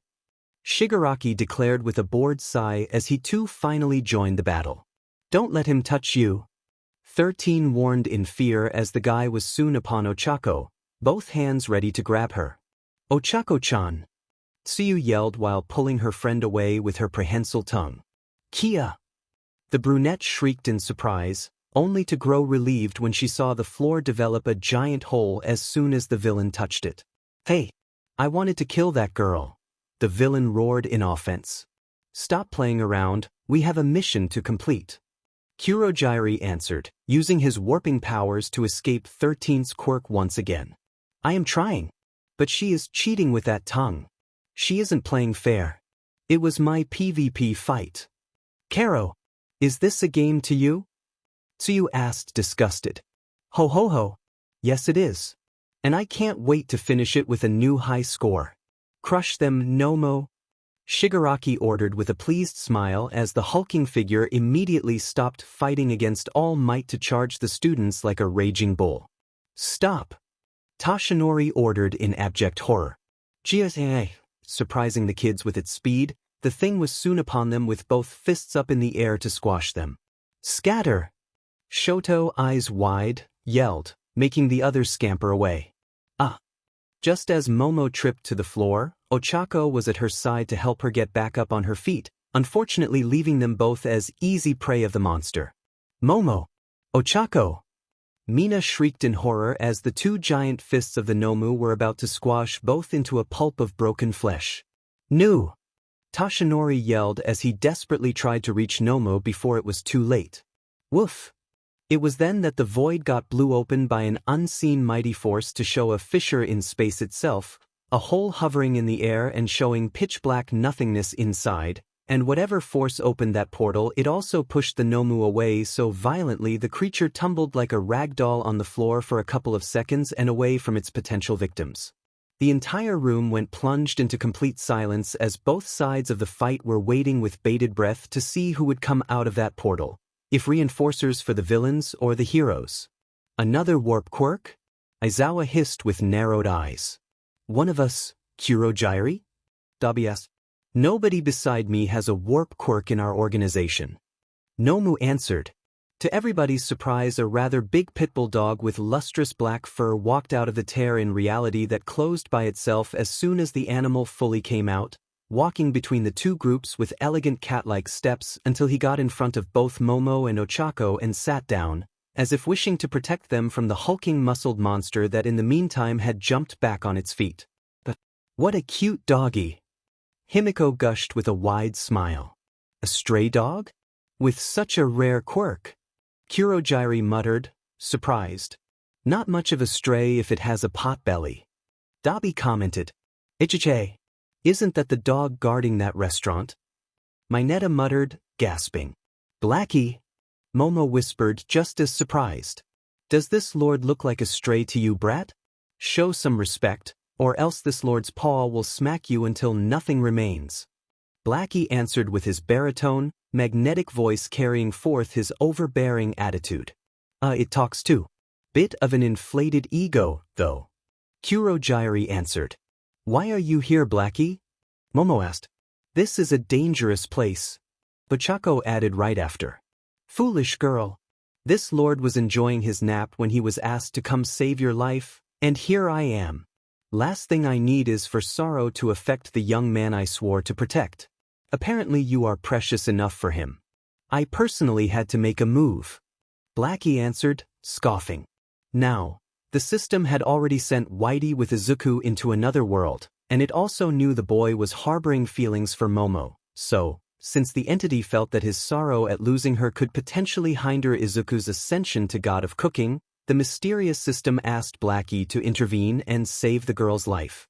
Problem was that Blackie had only two priorities in life, fighting a good battle and eating Izuku's spicy beef noodles 2 to 3 times a day, so the dog hurried to protect the girl as a way to preserve the high quality of his food, reason why in his hurry to leave he missed who exactly was the girl he was supposed to protect, and since his pride forbid him from asking for clarifications, he just made sure to look and talk to both girls at the same time while delivering his line, sure that at least one of them was the right one, since both were about to die a messy death before he arrived. This lord's noodles are too important. If I have to play babysitter to make sure the kiddo does not lose cooking talent because of sorrow, then so be it. The black dog thought in determination. Izuku was worried about me, Midoriya-san was worried about me? Both Ochako and Momo thought at the same time. And while Ochako found strange that a boy she just met already felt she was that important to him, she could not help feeling touched all the same, like Momo was, at seeing the tiny help the young chef still sent her way. Neither could both girls deny feeling a small prickling in their chest as they heard Lord Dog declare how much Izuku found them precious. That this can't be happening. The system had not the ability to facepalm, but at that moment it really wanted to. So you were sent by a friend of theirs? How sweet and pathetic. Kill that flea bag, the hands-covered leader of the league commented in cruel mockery, before pointing at Blackie and giving his order to the hulking brute. What? The giant of muscles immediately ignored all might again to assault the plump dog. You dare call your lord dog a flea bag? Preposterous. Blackie's eyes narrowed dangerously while glaring at Shigaraki. He didn't seem to find threatening the charging Nomu enough to even just spare it a glance. Snap. Nobody expected it. Everybody in fact looked at Blackie with wide, bulged-out eyes as the dog's mouth merely opened and closed in a blurry of motion to give one single bite that completely obliterated the entire top half of the 3 meters tall mountain of muscles, leaving behind only a small fraction of the Nomu's torso and its legs to fall to the ground in a rapidly expanding pool of viscous blood. Munch, munch, munch. They all heard the dog loudly chewing his mouthful of Nomu while the up-until-now invincible monster lied dead at his paws. Also, none of them could actually explain where all that flesh meat actually went, considering that Blackie was at best a fifth of the Nomu's overall sizes and so not something a mere dog should feasibly be able to eat whole. What the F dash? Katsuki loudly swore, neatly encapsulating everybody's feeling at the absurd spectacle they just witnessed. Blee. As expected, it can't even be put on the same plane of existence of this lord's beloved spicy beef noodles. What a waste of meat! Blackie muttered to himself once swallowed the 100 or so kilograms of Nomu he had just bitten off, and even as a dog his expression clearly showed contempt and disgust. Boom! Splat! Still unsatisfied, the dog added insult to injury and gently patted down with a paw. The collision of the well-manicured thing with what remained of the Nomu exploded the ground and shook the entire USJ building hard enough many thought the thing would collapse on top of them, and digging a perfectly drawn, very deep and huge imprint of a dog paw covering the entire floor of the main hall. As for what had remained of the Nomu's body, that simply turned into a fine red mist dispersing in the wind as soon as the paw struck, completely erased from existence. Toshinori felt wronged, or even insulted, somehow. He had just declared that Nomu a worthy opponent and something he would need 100 punches of his to beat, and a mere dog instead killed it with a single bite and then disintegrated with a playful pat of a paw. Did I offend somebody? Is this bad karma showing up? Was it so necessary to show me up this badly? What did I do wrong? All Might thought in sorrow as he coughed awkwardly and shifted to stand next to Aizawa. What the f happened, Kurogyari? Shigaraki asked, annoyed. I don't know, the other answered. Hey, are you a mob boss? What the F are you doing here? The young man asked. First you call this lord dog a flea bag and then a measly mob boss. Are you tired of living? Now Blackie was really annoyed, and the imperious way he talked and lifted his exquisite paw again clearly showed it. Whoa! Put down that paw. Slowly. Himiko yelled immediately. I am no mob boss, you weakling. I am your lord dog. A moderator. Showing a bit of knowledge of modern media, Blackie declared haughtily his correct title while giving a lazy pat forward with his paw, and to the other's shock an unseen force slammed with ungodly fury on Shigaraki's body with the force of a world-ending meteor, launching him flying back at insane speed and through the wall behind him, and through other 3 walls behind that still, each and every time leaving behind a perfectly cut hole in the shape of a dog paw. Boom! What was shocking was that whatever sent the villain flying affected him and him only, not even Kurogyari standing right next to the guy was affected. Shigaraki! Kurogyari yelled in alarm as he hurried at the young man's side as soon as he saw him crash landing and his successive boneless tumbling on the floor until he remained in a very humiliating face-down, but up, position. Both Shigaraki's arms and legs were broken in various parts and twisted at odd angles, his body was covered in bruises and deep cuts, the right eye was swollen completely shut while the left one had been gouged out and was still bouncing on the floor at few feet from him. The rib cage had been smashed inward and even the young man's toes were clearly burst to shreds while every single hair on his entire body had been torn away, just like his clothes, leaving the young villain completely naked, bald, unconscious and broken. It was a miracle he was still alive, and Kurogyari almost expected Shigaraki to soon develop a deep-rooted fear of dogs as soon as he woke. This should be enough. You can wrap the rest up by yourselves. This lord dog has a nap to return to, my beauty sleep shall not be interrupted.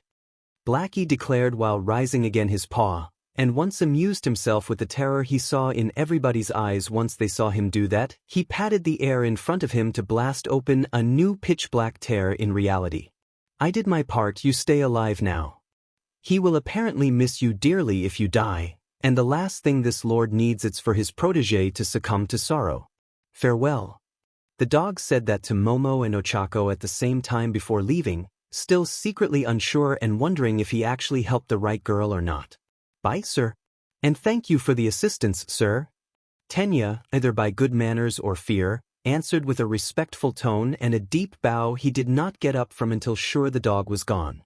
That's one hell of a dog, Izawa admitted, finally releasing a sigh of relief once the black tear in space closed by itself and disappeared. One of us? Toshinori asked. To hell if I know. 13 admitted with a helpless shrug. Actually, we kind of know who that dog is, and who he belongs to.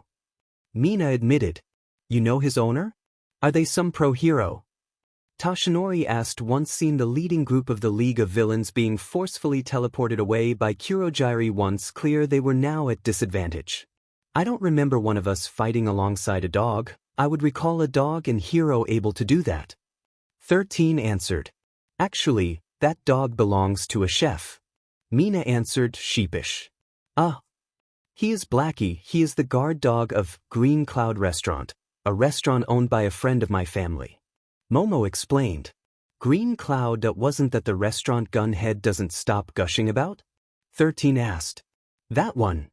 Izawa answered with a groan, clearly remembering the annoyance at the man's talking. Non-stop about the place. It was just food, damn it. No need to be so extreme. Night Eye too had talked about that place to him, Mike and Nemuri, only in a more worried tone while mentioning the need to give it a deeper look since he found out how some things did not add up as they should have when he visited that restaurant. Oh, a retired pro sent us some help then? Toshinori asked. No. A Quirkless sent his dog to save your butt. Katsuki answered, tone full of mockery. The dog didn't save my butt. I was doing fine. All Might answered, mighty annoyed. Suyer. I was. Toshinori answered, maybe a bit too petulantly for somebody his age. Katsuki-san, don't annoy the #1 hero of Japan please. Tenya begged with a groan. I was just dash. You say ruin. Hello, Izuku. Yes I am okay. Yes, Blackie did help us. The mood shifted abruptly when Momo's phone rang and she picked up the call immediately.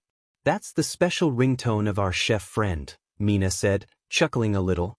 Speak of the devil, Toru added, sighing elated. Rip it. Well, he did send his dog here to help us. It was a given that once he returned he would call to see if she was all right, Tsuyu answered. I still can't wrap my head around the fact that a dog that's strong is happy to work as a simple guard dog for a restaurant, owned by a Quirkless of all things. Aoyama admitted. Nothing says they can't be friends. Quirk or not. Tenya replied, huffing. I bet the food helps too. Mineta added, shrugging. The dog owner? Izawa asked. Yes, sensei.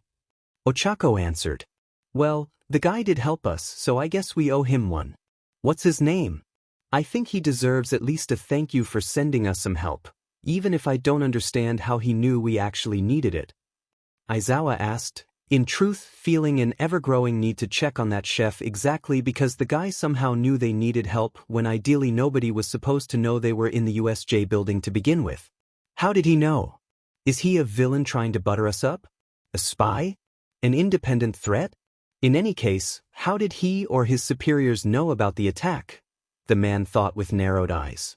He was starting to understand why Night Eye had some doubts about the place and the mysterious system incorporated behind the restaurant. Not only about the young chef working there, the arrival of that monster dog was just too optimal in terms of timing. The name? Izuku Midoriya, sensei. He is our same age. Mina answered. Thank you, Ishido. Why does that name sound familiar? Toshinori muttered, unsure, as a strange cold feeling blossomed in the mouth of his damaged stomach. And why did he also fear actually learning the truth behind that name?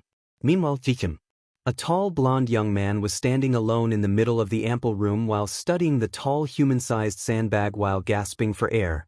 His muscled body was completely drenched in sweat with fat drops loudly rapping on the floor under him, and in the empty room each drop was as loud as an explosion. Once again, the tall young man Mirio wheezed with his eyes squeezed shut and his teeth clenching hard. Texas, he said as his sweating immediately tripled in volume, but also evaporated as soon as a new sheen formed, making his entire body release long streams of steam for all around him. Smash!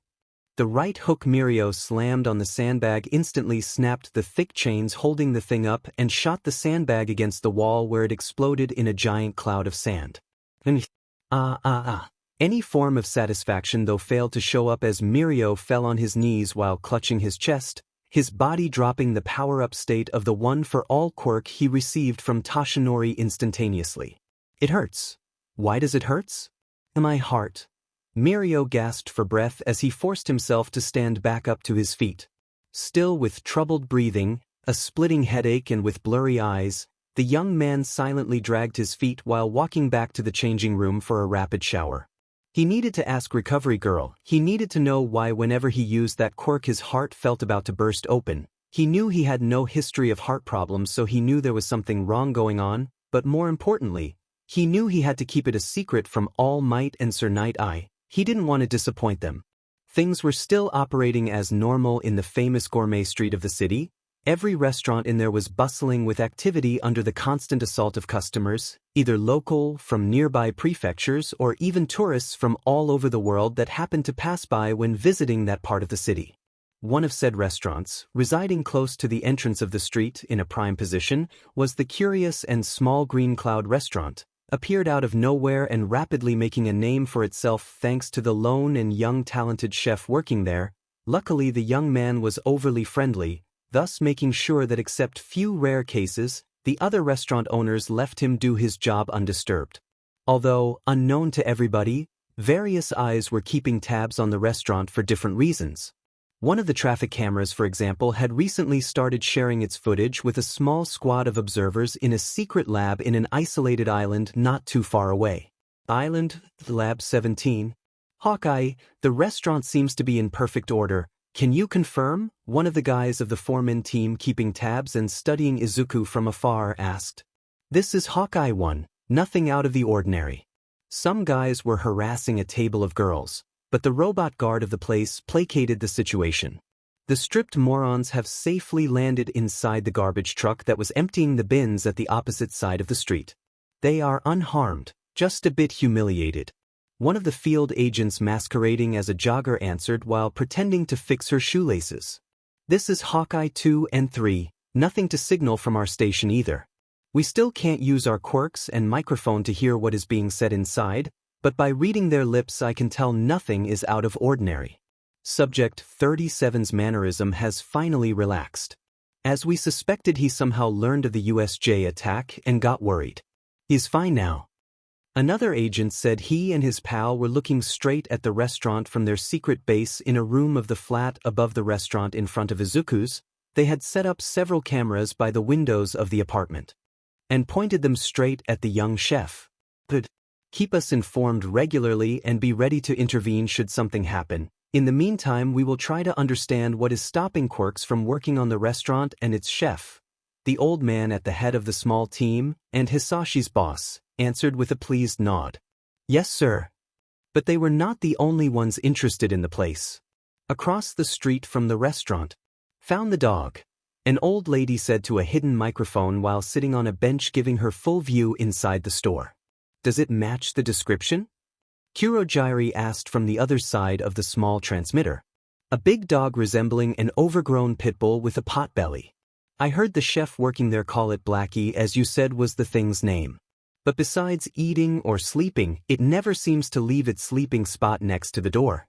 I only ever saw it waking up to eat the guy's noodles, the old lady answered. You can hear a pin drop from 200 meters away thanks to your quirk. Are you sure that dog never talked? Kurojiri asked. I am demon sure. I have not heard anything from it ever since I started spying on it. I have been using my echolocation powers to cover for my lack of eyes my entire life thanks to the detailed picture sound waves draw in my mind. I can even tell apart and recognize the specific heartbeat of my target even if they hide in the middle of a crowd. And that dog has never, ever uttered a word. It just keeps huffing and woofing like a normal dog does. Are you sure it is the right one? We got a picture of it sleeping in front of that store, and even Shigaraki is sure it is the one that attacked him. Kurojiri answered, remembering with a grimace the shrieks the still bedridden young man released once seen the dog's picture. Boy, was it an awkward meeting he and the others had with their boss, the legendary villain all for one, right after Shigaraki awoke. There were no good ways to explain how a dog completely effed up a simple mission like their raid against the USJ in such a grandiose way. The Boss Pet Project was now a blubbering mess crying about mean moderators. All for one was obviously not amused. Well, I heard the chef was out of the restaurant during our USJ mission. Ingredients hunting, I was told. It was written on the door as well, apparently. Everybody was certain he had left the dog behind, and a few actually saw it do the warp thing way after the chef had left, and come back after the guy had returned. The old lady said, "Has anybody ever heard the dog talk?" I tried asking around.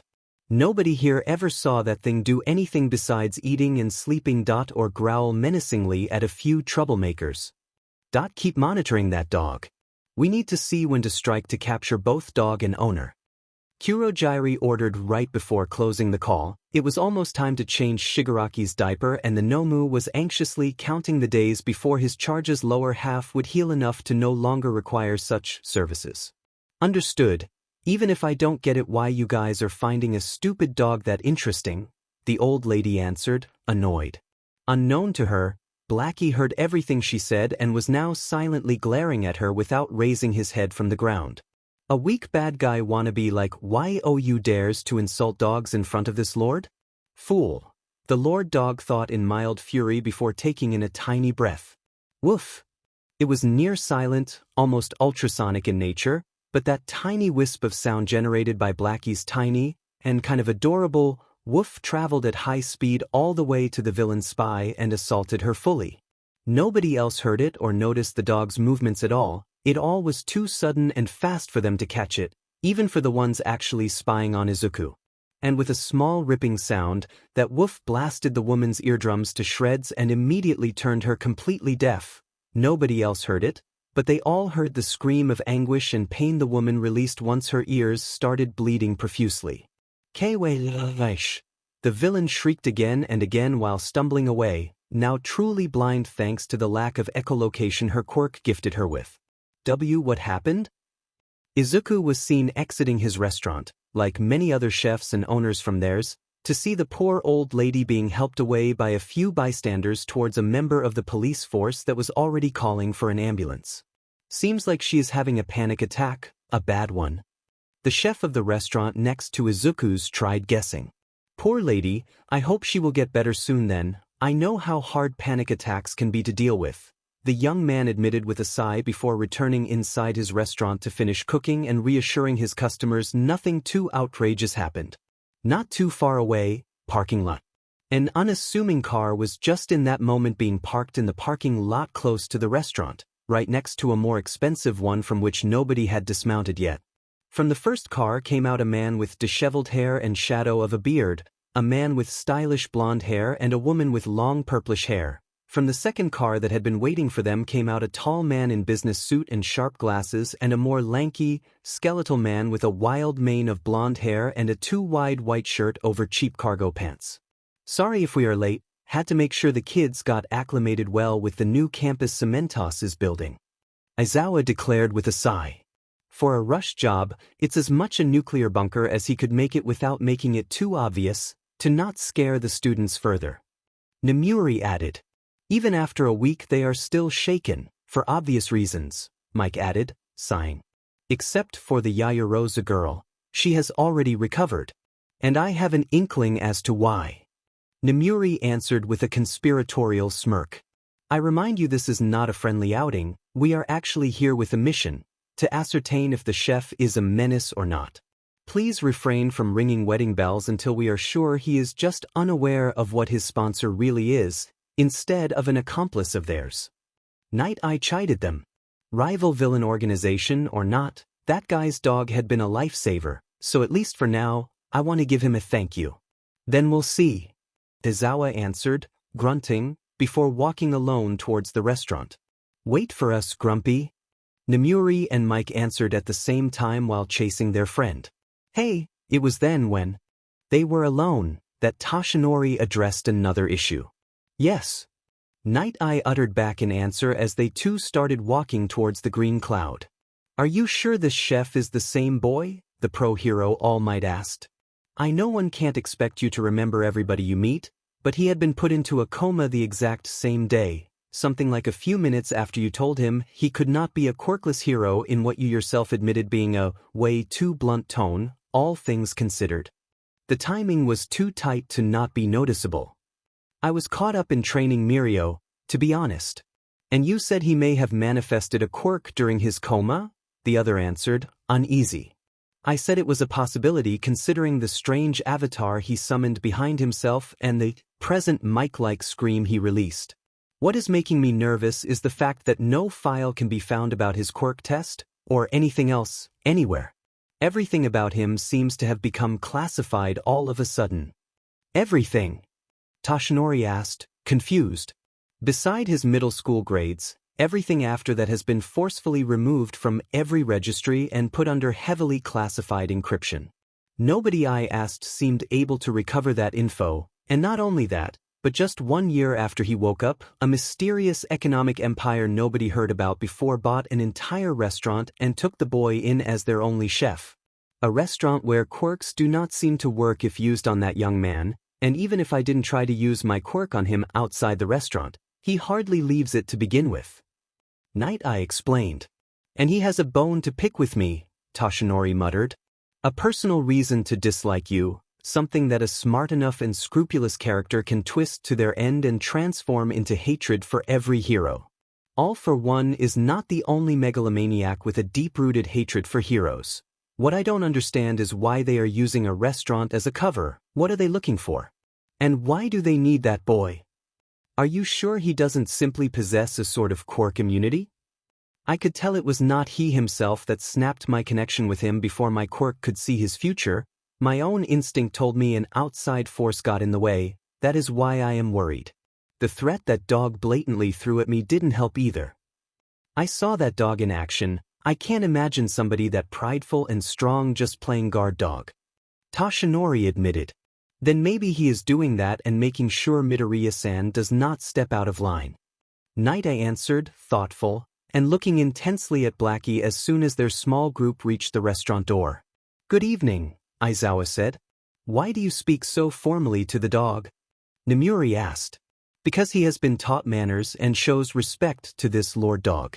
Now get in. If you have to play spy, at least do it properly and stop being so suspicious. Blackie answered with his deep, magnetic voice dripping sarcasm from every word. How? Night Eye asked. That would be telling, kiddo.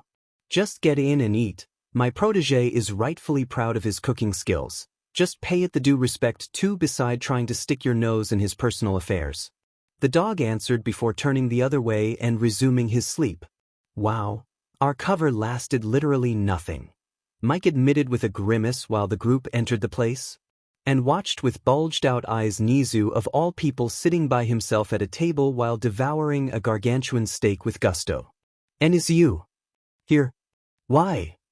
The group of pro-heroes all thought at the same time, and before they could actually ask, the small rat-bear-man chimera sent them a discreet glare that told them to keep their mouths shut. Here is your side dish, Nizu-san. At that moment they saw Izuku come out from the kitchen holding a tray of grilled vegetables. Could leave it here, please, the small guy answered. Is the steak to your liking? What did you say it was? Crocodile meat, legally bought from a private crocodile farm down under. I have all the papers signed if you want to see them, Izuku answered. Yaha. I am not a cop, Chef Izuku. No need to worry. But you are the boss of EU University, as you said, the young man mumbled, thoughtful. Still thinking I am a spy? Nizu asked, amused. Yes. My lips are sealed, so keep guessing if I am here to spy or just here to enjoy your food. I am not telling, so it will be more fun, the other answered while playfully shooing him away. Of course, sir, the young chef muttered, dejected, before disappearing inside the kitchen. Once sure the young man was back in his domain, Nizu rapidly whipped out his phone to write a lightning-fast message he then sent to both Aizawa and Nemuri, before returning to eat, and he was clearly not faking his enjoyment of the thing. Pro-hero table. Ping.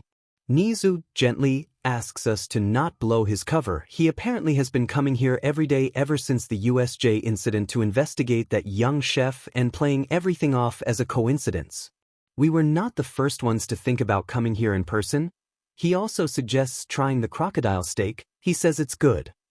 Aizawa explained once, reading the text on his phone and then sighing. We'll need to be discreet then, just in case he suspects something. He knows we are pro-heroes, so he will be on the defensive. He doesn't seem to trust heroes a lot. Night Eye answered. Bling, bling. As if the universe tried to prove him wrong, the next set of customers that entered the place were far from being discreet about anything, especially their being pro-heroes. Chef Iken, we are hungry, the green-haired girl at the head of the group yelled with a cheerful tone as soon as they barged inside the restaurant. Tomoko-san, Izuku answered, just as happily, while peeking out of the kitchen to see who it was. Ready to feed 4 poor kittens? The pro-hero known as Mandalay asked with a challenging smile. Oh, I am always ready. Over there, the official favorite table of the Wild Pussycat happens to be free. I will be with you in a moment. The young chef answered, chuckling amused and clearly happy to see those pro-heroes visit him. Nice. The seat under the magical relaxing tree is mine. Pixie Bob called out immediately while diving for said seat. Oh, come on. It was my turn this time, the only male member of the 4 said with a whine while the rambunctious quartet of pro-heroes in civilian attire sat at a corner table right under the strange trees adorning the back of the restaurant's main room. Okay, he clearly has some heroes he trusts instead. Mike said with a raised eyebrow. Magical relaxing tree? Nemuri asked. Whatever those trees are, they seem to exude a faint calming aura. The chef and the robot make sure nobody can take away leaves, but I heard a few botanic experts have started theorizing that those plants actually possess a quirk-like mutation able to, forcefully, disperse stress from people and animals sitting close to them. Night Eye answered. Like Joke and her quirk? Or Nemuri's? Aizawa asked. Pretty much only about relaxing instead of laughing or falling asleep. And they use those rare as hell plants as decoration? Toshinori asked, confused. That is another reason why I find this place too suspicious. He is coming here. Aizawa silenced them as soon as he saw Izuku near their table. Good evening, the young man said with a stiff smile. Hi there, young man. Mike answered while channeling his hero persona a little to hopefully help the boy relax around them. Sir Knight, glad to have you back in my restaurant, and this time with another group of your friends. Izuku answered, and even if he hoped for those heroes to not notice it, they all caught the tiny pause he had before saying friends. Everybody loves good food, so after listening to me and Gunhead giving a very good review to your dishes, they too wish to try them, he answered. So, that it's about Blackie coming to the USJ, isn't it? Izuku whispered while tiredly massaging his temples. None of the heroes present could think about a proper answer, but the disappointed glare Nizu sent their way did make them flinch heavily. Amateurs. They saw him mouth towards them with the corner of their eyes. Listen, see, can I at least finish my job for today? You'll be free to arrest me after I am done with the lunch rush hour. I'm not going anywhere. But I want to leave on a good note without ruining these people's moment of pause. He asked with a tone of defeat. I got it, I can't be a hero. I have a more humble dream now, can I have that at least? I just want to be a good chef. I get up at dawn, practice, clean and start cooking for the day, that's it. He added. We are not here to arrest you. At least I am not. Aizawa cut him off abruptly before the young man could say something else. Your dog saved us, especially 2 of my students who owe their lives to you. So, as far as I am concerned, today I am here to thank you, not to throw you in jail. He explained. But you don't trust me. Actually, because I was not supposed to know about the incident in the USJ, isn't it? My sponsor alerted me that this would happen. So, exactly. While grateful, we also are worried about how you and them knew we needed help during a school trip nobody was supposed to know about in a secret location. Night Eye answered, no use in being discreet if the other side already knew most of it. I am no villain, Sir Knight. I lost interest in your lifestyle after being told heroics were not for me thanks to my lack of quirk and getting almost killed when I tried proving the world wrong. It took me a year of coma to decide to wash my hands of this entire affair and focus on a dream I could actually reach, owning a restaurant of my own, and here I am today. Izuku answered. I'm sorry. I was a bit too blunt when I told you that. Tashinori admitted, sheepish. You Texas smashed my dreams, sir. That was far more than being just blunt, you were brutal. The young chef answered without even looking at him, and making the pro-hero grimace heavily in answer. I could have phrased it a bit better, maybe? Yes, maybe. That answer burned like acid. What do you know about your sponsor? Night, I asked. Everything. The other replied with a shrug. Everything. Who they are, where they come from, why they gave me this restaurant. Everything. The absolute truth.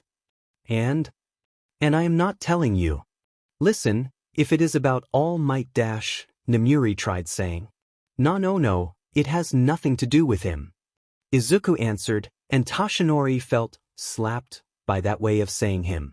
It almost sounded like an insult. I just promised I won't say a thing. For two main reasons.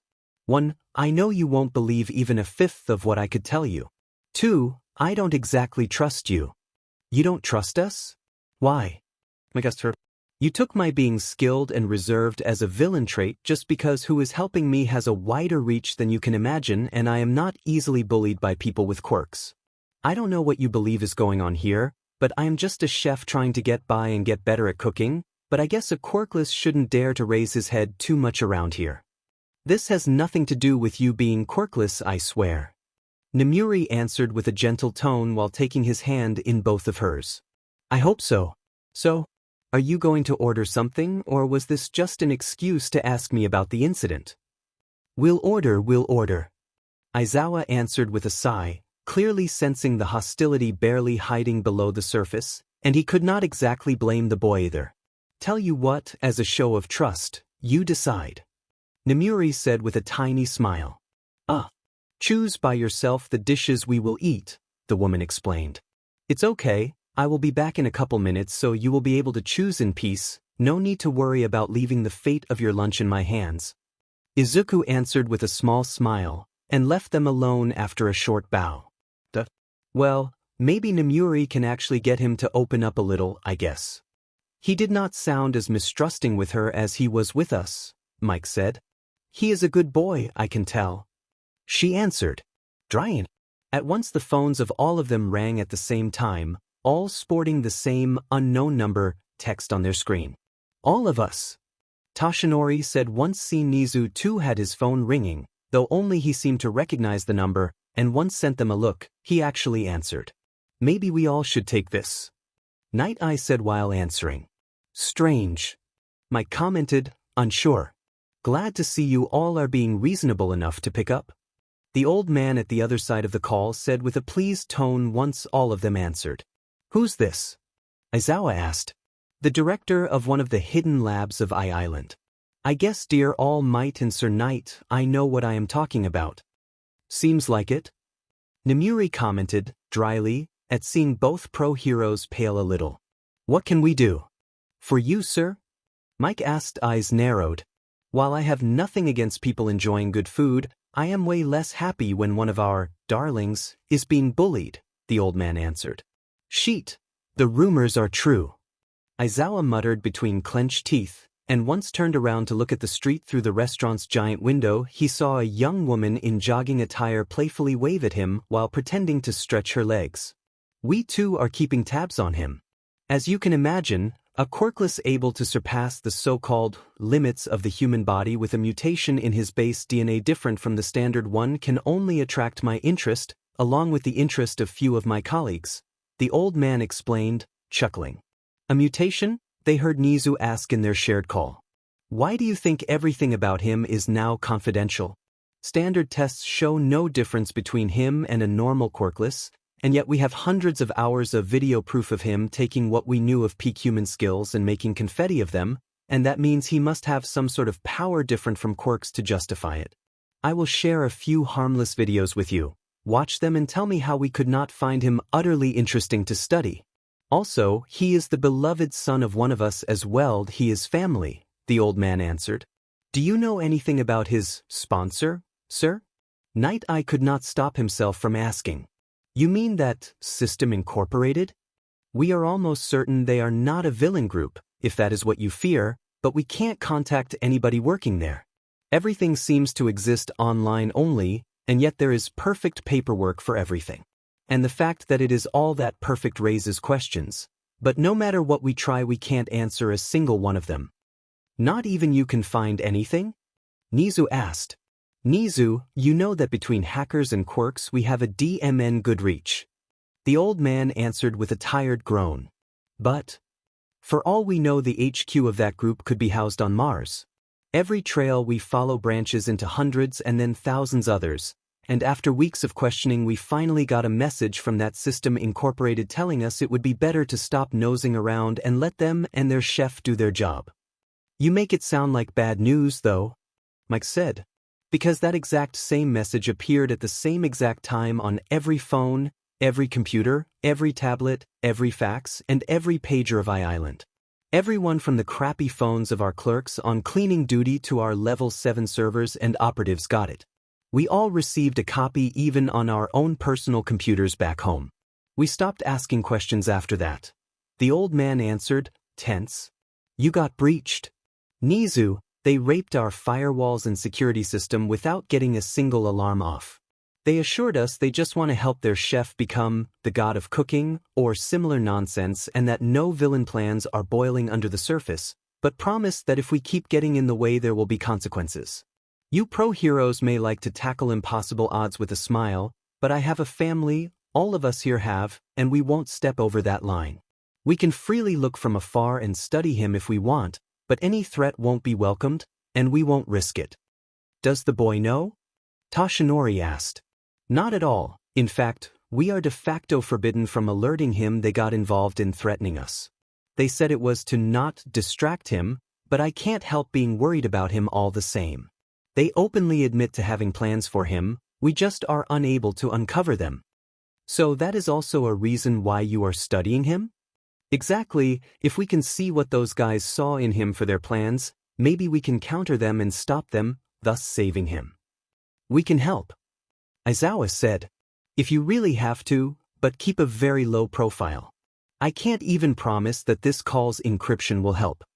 Actually, it is not helping, the system's voice echoed in the phone call. Stricken horror frozen the heroes and scientists solid. Please forgive them, they take their mission too seriously. Are you ready to order?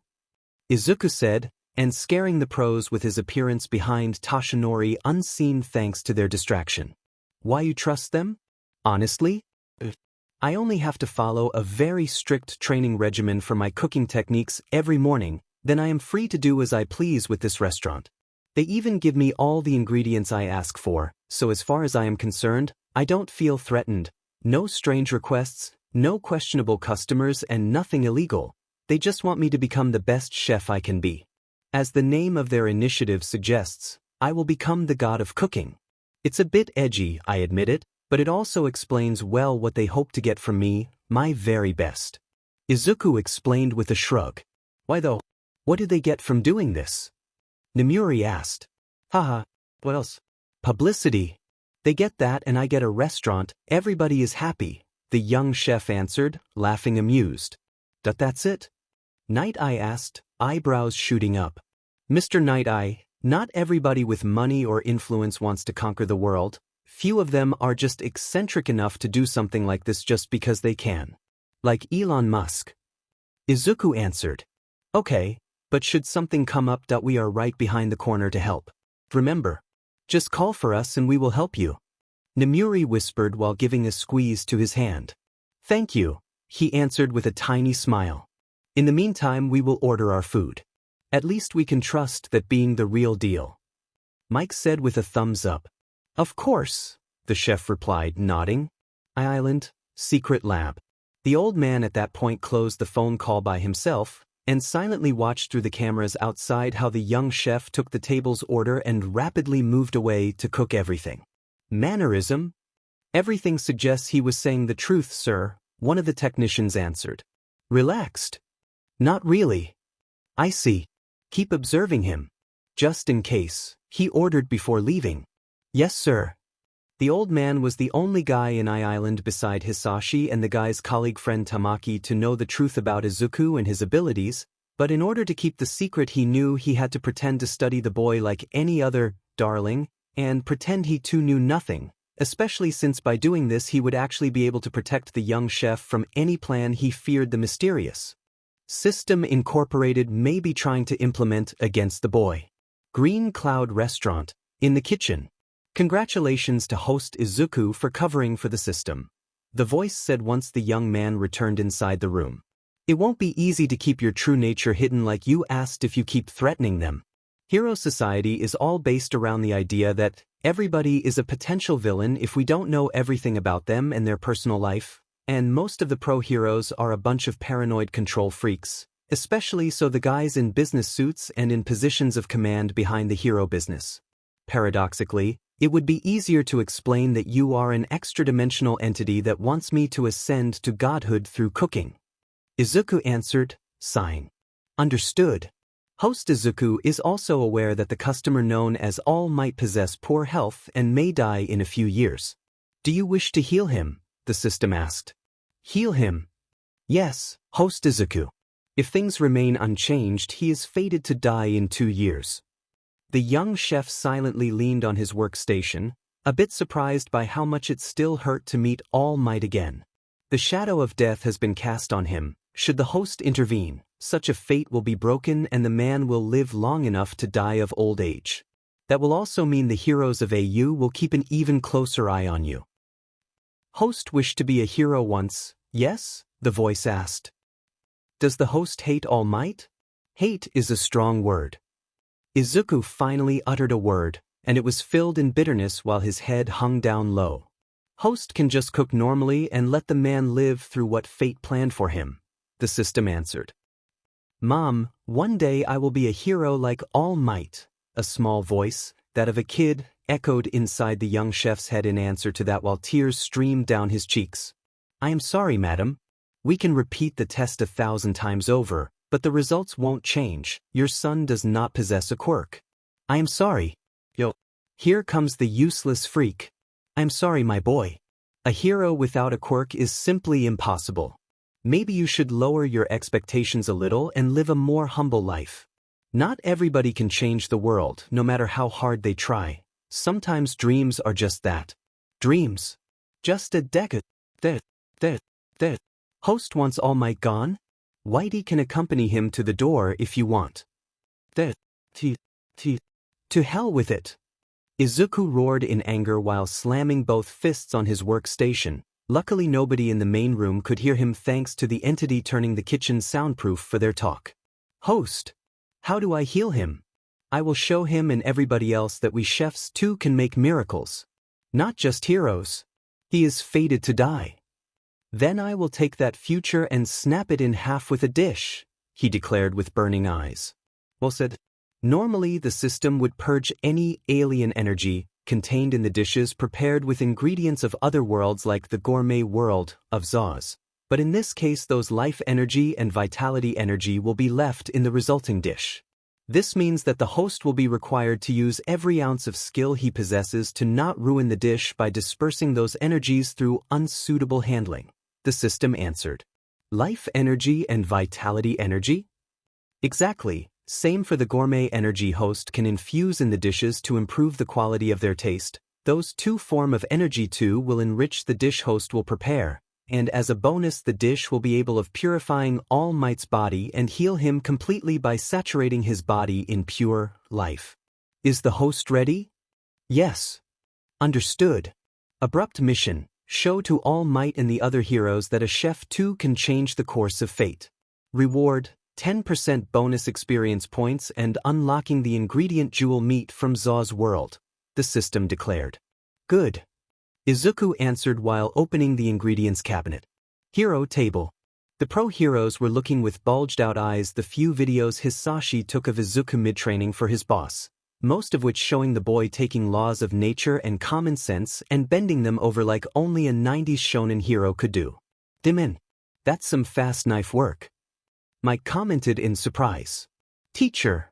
A young voice said in surprise as a young woman entered the place accompanied by her parents and Izuku's. "Oh, Yaoyorozu. Are you here for lunch?" Aizawa answered with a raised eyebrow. "A sort of. Oh, something bigger?" Nemuri asked immediately. "Apparently some formalizing is needed," Saito mumbled. "Honey, it could have been worse. He is a good boy at least, hard-working too." Rei answered. "Formalizing?" Nemuri asked. "Momo," they heard Izuku exclaim in surprise. "Hi," she answered, uneasy. "Sorry to barge in like this, son." "Apparently there was no choice," Hisashi said, smiling sheepish. Mom apparently had to tell my father what happened, so now he wants a proper explanation." Momo explained with her face burning deep red. "Your father called it meeting of the in-laws, but that's beside the point," her mother added, looking more mischievous. "Arsu, you promised to keep your mouth shut," the young chef shrieked in shame while covering his face with both hands. "Nope. You two wanted to be secret lovers? Not on my watch. Come on, let's take a table and talk a little, shall we?" Rei said while taking over a table for the entire group, the one right next to the pro heroes table. "It was just a kiss," Momo muttered, ashamed. "Too much tongue to be just a kiss, dear." Rei countered. "Ugh." Saito gurgled out in agony. "Details, Yaoyorozu. Details. Now." Nemuri demanded immediately. "Nemur dash," Aizawa tried saying before her glare paralyzed him. "Silence," she barked in answer. "Sorry, madam," the fearless pro-hero Eraserhead muttered with a meek tone. "Oh, it was just 2 days ago. Iken was giving me cooking lessons when I got an emergency call from work, and in order to answer that I had left him and Momo alone in the kitchen, Rei started telling what she personally knew and what she got from Momo after hours of relentless questioning. Clara's house. The previous day, Rei had just walked out of the kitchen to answer the call from her agency, something that she assured them was an emergency since she had instructed her secretary to not disturb during her cooking lessons unless something big happened. As the woman's faint voice echoed back into the kitchen from the living room, Izuku and Momo were left alone to watch in silence the lasagna Izuku instructed Rei to prepare alone and without help, as a way to test how she did by herself without the chef correcting her. "She forgot to use salt, didn't she?" Momo asked, chuckling, while both were crouching down on the floor to keep looking at the slowly cooking thing through the oven glass panel. "Yes, but at least she didn't use sugar again. It's already a huge improvement," he answered, making both share a short laugh together. They both fell silent after that, just standing with their faces close as they watched the food cook and slowly form a crunchy layer on top. "Izuku," Momo said with a low whisper. "Yes. Thank you. Thank you for sending Blackie to help. Had he not come, I don't know if I would be here today," she admitted, shivering. "Momo," he answered, and when both turned to look at each other, they actually discovered they were close enough that the tip of their noses touched. And there they stood, looking into each other's eyes in silence, until the young chef gently cupped her cheek. Closing her eyes tight in shyness, Momo puckered her lips a tiny bit to welcome the kiss that when it happened took her breath away. It took a couple of seconds before both actually noticed what they were doing, and with faces burning bright red both jumped back to their feet and forcefully looked elsewhere to avoid the other's eyes. "I kissed her. Sheet.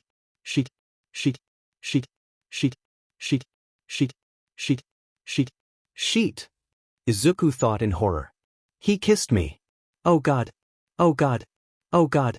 Oh God. Oh God. Oh God." Momo thought at the same time. "You don't mean me. So, you don't me," the young chef stammered in total brain blackout. "No, yes, I mean no, no, yes, I. To hell with it." To his shock, Momo's own blackout lasted way shorter until she gave a distraught roar, grabbed him by the collar, and tried to tear off his tonsils with her tongue. A two voices resounded in the kitchen then as the two hormonal teens hugged the life out of each other and went at it in a war of tongues. This time the kiss was far from being as romantic as the first one. This one spoke of hunger. It was especially bad for Izuku since he was feeling the pull of 2 lifetimes of suppressed desire, since as Zaus he had been pretty much married to his job, and thus had fully suppressed or ignored any urge he may have had, and now both lives' hormones were begging for attention and he was eagerly giving in to the call, and even if he had to stand on his toes to kiss Momo due to their difference in height, he didn't give a damn. That was when Rei returned into the room attracted by the noise, to find her daughter and her cooking teacher sking each other's face off with drool flowing down their chins like a river from their connected mouths and both teens' hands roaming around a bit too wildly to be proper. Izuku, not here in the kitchen. Momo gasped with when he started biting and suckling greedily on her neck, although her grabbing a fistful of his hair with one hand to draw him just a bit closer to herself showed she was not fully against the idea. Yes, not in the kitchen please. My lesson is not over yet. Rei declared with an evil smirk. She really enjoyed the look of sheer panic both teens developed as soon as they heard her, stopping abruptly what they were doing to just look at her with wide eyes full of horror. Hands where I can see them, Midoriya. You too, Momo, and that means your left hand has to stop moving and come out from inside his pants.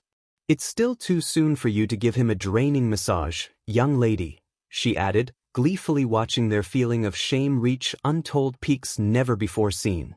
Their talk after that was awkward to the extreme. Back to the present.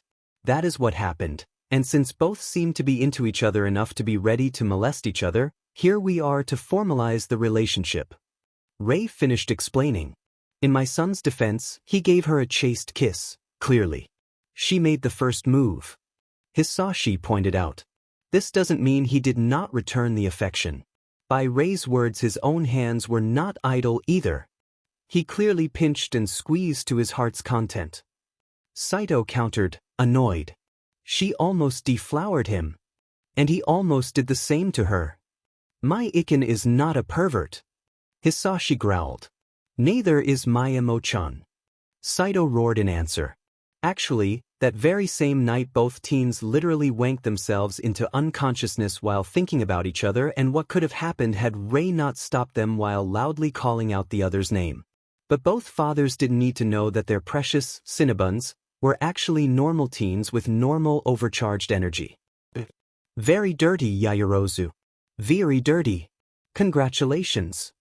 Namuri said with a mischievous smile and a thumbs up. Teacher. Momo answered with a long whine, ashamed beyond belief. So, Izuku, it's easy to say you are now engaged. Do not try anything strange or I will chop your D off. Saito declared with narrowed eyes, and stoically ignoring how Rei instead rolled hers while calling him edgy. Yes sir. Off you go then, you still have work to do. We'll talk more later. More? The young man asked in dread. Much more. Saito answered. Okay. Restaurant kitchen, at the same time. Once he escaped in a manly way, tears and all, back inside his kitchen with the excuse of cooking, the young chef threw himself on his mission from the system as a way to clear his head from any sense of impending doom, and while waiting for the other pro-heroes' orders to be ready, Izuku gave his undivided attention to Toshinori's own healing dish. The man had asked for some fish, and the young chef decided to modify the original recipe slightly to make sure as much life as possible could be infused in it. The chosen ingredient was one of the coral fishes he took from the forest world he had been in and had borrowed from the lizardmen tribe. The thing was still very much alive once summoned from the system's storage area, and it kept violently rolling its fins around as if trying to swim in the air while jumping up and down on the chopping board. Thank you for being my ingredient. Izuku muttered as a small prayer before puncturing the animal's brain with a long and thin needle. The fish gave a last weak flap with its gills and spat out a thin jet of water before quietly and painlessly falling into eternal slumber. The system had suggested the coral fish for two main reasons. The meat was actually very tender and nutritious, and those fishes could reproduce like crazy when it was mating season. The giant bulging belly full of roe now in front of Izuku meant that the specimen in question was particularly rich in life energy, perfect for what the young chef needed. The dish All Might had chosen was called sweet and sour fish, and Izuku had assured him it would have not troubled whatever was left of the man's stomach even if fried, further shocking Toshinori that had indeed forgotten how much Izuku actually knew of his dirty little secret, something that had made Night Eye facepalm hard. Grabbing a filleting knife with island insignia engraved on the handle, he started cooking by piercing right behind the fish gills and delicately cutting upward following the curve of the fish head to cut the entire thing off and put it aside, before removing the fins on the ingredient's belly, back and the tail's end. Swaying. Ping. Ping. Ping. Fully displaying their being hard as rocks like its name implied, the scales flying away from the fish body at each knife swing pinged on the chopping board with loud tingling sounds echoing all around the young chef, and even a knife made from top-notch equipment with high-tech superalloys kept struggling against such otherworldly ingredients, requiring the system to renew their edge after each usage. After finishing descaling one side of the fish, Izuku grabbed the fish's tail and gave it a toss, turning the animal 180 degrees to the opposite side to repeat the cleaning. Done with the scales, next is the slicing of the cheek as well as the removal of the organs and bones. Izuku mumbled thoughtful while cutting the thing in two, following its spine to remove the main bones, and once removed the organs, washing the inner meat with fresh water, followed by him pulling away the few bones remaining hidden in the meat with lightning-fast movements of the pliers in his hand. The flour has been mixed with the minced medicinal herbs perfectly, life energy contained in the herbs after preparation, 99%. Good job. The system declared, solemnly. Perfect. Izuku muttered in answer while spreading the flour interspersed with tiny colorful herb fragments across the entire body of the fish until it was completely covered in it. Fush. Intense flames roared to life under a wide wok, making the oil in it start sizzling loudly in a matter of minutes. And once hot enough, he grabbed the tail of the fish and tossed it into the oil that produced layers and layers of white foam upon contact with its flour cover. "How's the fish?" the young chef asked while a hint of gold shade slowly started covering the thing's meat.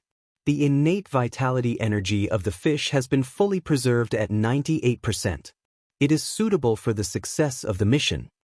"Good, let's add a bit of sauce then." Once seen the huge quantity of high-quality fish eggs he had extracted from the ingredient's belly, he decided how he would actually deviate from the recipe by adding a secondary sauce to it made with said roe. Having given a new toss to the wok's contents to make sure the fish was cooking properly and not sticking to the bottom, he then mixed the fish roe with minced garlic and capers and tossed everything into a second pan with hot oil already waiting to fry the fish eggs. After that, he added white wine and a few spoonfuls of tomato sauce to the mixture and slowly boiled everything into a thick and flavorful fish egg sauce he then passed until creamy and smooth without the smallest lump. As the fish and egg sauce finished cooking, a sweet fragrance started to spread out from the kitchen and into the main room, enticing the appetite of the waiting pro-heroes, now suddenly very happy at their decision to spy on the young chef. Few minutes later, All Might's dish, as well as the others, were finally ready to be served, and with a delicate swish of his ladle, Izuku scooped up the deep-fried fish from the wok and placed it onto a wide porcelain plate decorated with tiny green clouds. "Done perfectly. Let's see if fate can really be defeated with a dish," Izuku muttered, growing a bit squeamish when a tiny feeling of worry crept up his spine. Host should never question his abilities. As the future god of cooking of the hero world, there is no place for fear in your kitchen. Work hard and believe in yourself, young man. The system immediately tried to cheer him up. "Right? I can do this." The young man psyched himself up while refilling the wok in oil to stir-fry a new mix of medicinal herbs together with vinegar that was the sour side of the dish. Done with the frying, he also tossed some icing sugar into the wok, making the once sour creamy soup instantly become more sweet and thicker, and a taste test confirmed to Izuku that the thing had actually reached the right balance of sweetness and sourness he desired. Sizzle! Sizzle! With an elegant movement of his ladle, the sweet and sour sauce was lightly drizzled over the fish to uniformly cover it, while the thick and creamy sauce made with the roe was pooled on a side and adorned with tiny pieces of minced chilies and a spiral of fresh olive oil. "It is done, sweet and sour coral fish, completed," Izuku declared in relief while using a piece of cloth to wipe away the excess oil on the plate to make the dish more presentable. Evaluating. The dish overall grade is 99.9100. Congratulations, host Izuku. You have prepared the required dish to heal the customer called All Might. At the paying of the bill, the reward will be unlocked. Well done. The system declared with a victory fanfare that made the young chef chuckle a little while delivering the dishes to the pro hero's table. Smells amazing if I can say it myself, he admitted, pleased, while taking out Toshinori's and Nemuri's dish. That I really need to find a waiter or waitress, though, or at least a bigger tray, he then muttered with a sigh of dismay. I'll help you, Inko said immediately. There is no need, Mom, he answered shyly. Nonsense. Here, take the other plates so we'll deliver them together, the woman replied with a gentle smile. Thank you, Mum, the young man said, grateful. Up, Ray muttered. And me too. He needs you, she answered with a mischievous smirk. I will help as well, the girl declared, a bit shyly, while getting up as well from the table. Oh, Titi, thank you. Wait here, I'll take the remaining plate. The young chef stammered a bit, but he still stoically ignored the subtle chuckles he heard from the other customers in the room, along their thumbs up at seeing the two engaged youngsters working together. Here we are, sweet and sour fish for Toshinori-san, he listed once the three of them reached All Might's table together. Thank you. Crocodile grand steak for Nemuri-san. Rare. Yuppie, the woman cheered with a childish happy smile that made him chuckle. 4 meats carriage, Nanban style for Mike-san, with extra fried chicken and sauce as asked. Nice, the blond man replied in perfect English with a thick accent. Seafood risotto for Sir Night Eye. Thank you. And chicken curry for Aizawa-san. Mild spiciness. Perfect, thank you. Thank you for choosing the Green Cloud restaurant, please enjoy your meal. Izuku answered with a bow before walking away a bit stiffly. He now needed to prepare what his parents and Momo's own ordered, then he will have to face whatever talk those scheming adults had planned for, and he was not exactly eager to do it. All Might's table? Well, I guess it's time to see how good the boy actually is, Mike said while snapping apart his chopsticks. Yes, let's see, Toshinori answered, unsure, while using his own chopsticks to delicately peel off the thin skin of his fish to inspect its insides, and growing shocked at the heavenly sight.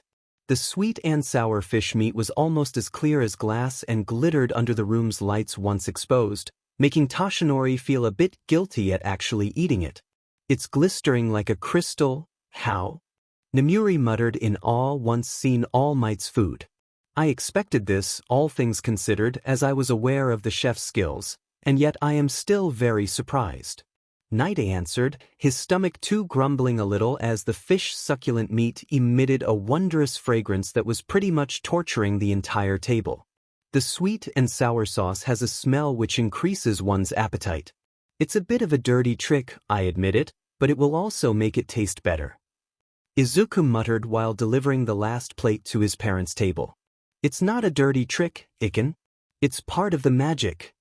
Hisashi answered, chuckling. Now sit here with us, let's talk. Saito answered, tone ice-cold and eyes narrowed. Yes, sir. Pro Hero's table. Please don't kill the cute chef, Nemuri muttered with a pout. We'll stop any tragedy before it happens. I say we eat though because good looks aside, the taste too matters. Thanks for the food. Toshinori said while picking up a piece of fried fish meat to watch it jiggle a bit in his grasp.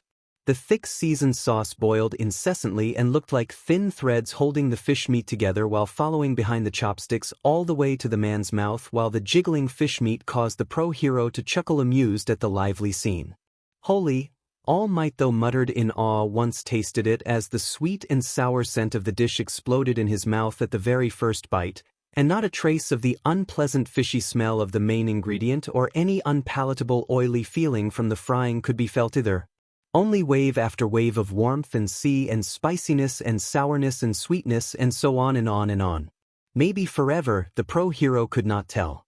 The fish alone was a mouthful of heaven, but the sweet and sour sauce and the roe sauce managed to enlarge the feeling and turn it into an all-encompassing embrace of taste that almost drowned Toshinori, to the point his own brain grew pleasantly numb and just enjoyed the happy endorphins ride the dish provided. This steak is amazing and tender too. I did not know crocodile of all things could taste this good. Nemuri, mouth still full like a hamster and absolutely drenched in the meat juices, said in praise, blissfully unaware of how monstrous the beast she was eating actually was, nor she knew that the thing's detoxified scorpion-like tail's meat and fat had been used to create the delicious milky white sauce decorating the steak. Okay, I am convinced. Whoever those guys are, they are betting on the right horse. Mike confirmed while his chewing grew shamelessly loud. He just kept eating without even a pause to breath. Nom nom. Oh, would you look at that? Mister, I can live on coffee alone. Aizawa is actually eating like a normal human. Maybe we should take you here more often. Nemuri said, smirking. Shut up. I am still not convinced yet. Aizawa answered, ashamed, while hastily swallowing his mouthful of food and forcefully dropping the tiny satisfied smile he was sporting while chewing. I'm not talking about the food, this stuff is DMN good. I meant the group sponsoring him, call it instinct, but I think they are forcing him to hide a few details they know we won't like. He explained while continuing to eat. No drags involved. I took a few tests once back from eating here, and even Recovery Girl did not find anything that could have been used to make me believe the food was good. At least the food quality comes from honest skills, not tricks. Night Eye answered, while being the only one of the group eating with proper manners. Okay, that just shuts down one of my theories. Aizawa admitted, sighing. Shota. At least swallow before chastising me, Nemuri, the man begged with a groan. Sorry, the woman replied, blushing. The rest of the lunch continued fairly tamely in comparison with what they expected, with Izuku softening enough thanks to Nemuri's own motherly gentle prodding between each subsequent orders they make that gained them few more details from the young chef about his job and sponsor. When it was time to pay the kinda expensive bill, Mike and Nemuri would later apologize profusely for the 4 servings of dessert they each ordered. The group stumbled their way out of the restaurant with bulging bellies and a more relaxed attitude towards its chef, but not towards the system. Parking lot. Okay, this proves it. He is just a good boy caught in some sort of cult-like plans of an eccentric millionaire fixated with food. Toshinori declared, still puffing a little thanks to his overfilled stomach. He did not openly call it a cult, but the way he described this god of cooking initiative can easily be passed as such. Night Eye added, yeah, but he surely knows how to make some godly creme brulee. Mike added, and cute rainbow-colored fruit desserts. I could eat that fruit jelly to death and not regret it. Nemuri added, we noticed you loved his desserts. Aizawa answered, bitter. I'll pay you back, I swear. Mike replied with a begging tone. Liar. A pro hero never forgets. H's wallet, Mike. It was sudden, but they saw Toshinori's face turn bright red and his breathing became labored as he leaned forward with both hands on his knees to try catching his breath. You okay? Night Eye asked. I feel hot that it's too hot I am burning. The pro hero gasped for air as he started sweating at an astounding rate. Oh God, are you allergic to something he cooked with? Why didn't you say something? Nemuri gasped in horror. I was sure I had no allergy to any. It itches. It itches so much, the man shrieked while tearing off his shirt to rub the crater all for one left on his body after their fight so roughly he drew blood from the deep nails marks he was digging on his side. Calm down, we'll go to Recovery Girl and dash. Night Eye tried calming him down, but was forced to hurriedly jump back when his old friend projectile vomited on the floor. Gwaza! Toshinori felt a taste outrageously awful travel up his throat at high speed, and what actually came out from his mouth to splatter loudly on the floor was a mass of black rotten flesh smelling of decay. What the hell is that? Aizawa asked. Oh God! He is puking again. Mike shrieked in horror at seeing him double over again. Thump, thump, thump. To their surprise they could actually hear Toshinori's heartbeat clearly while the man's eyes bulged out so much they looked ready to plop out of their sockets as he drew back his head and screamed.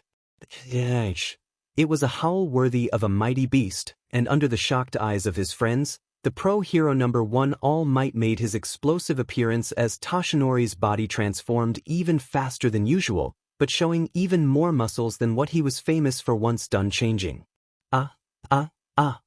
Toshinori gasped for breath as thick lines of steam escaped his muscles and mouth, Every inch of his body was flushed red while his veins bulge out to pump his blood with furious power.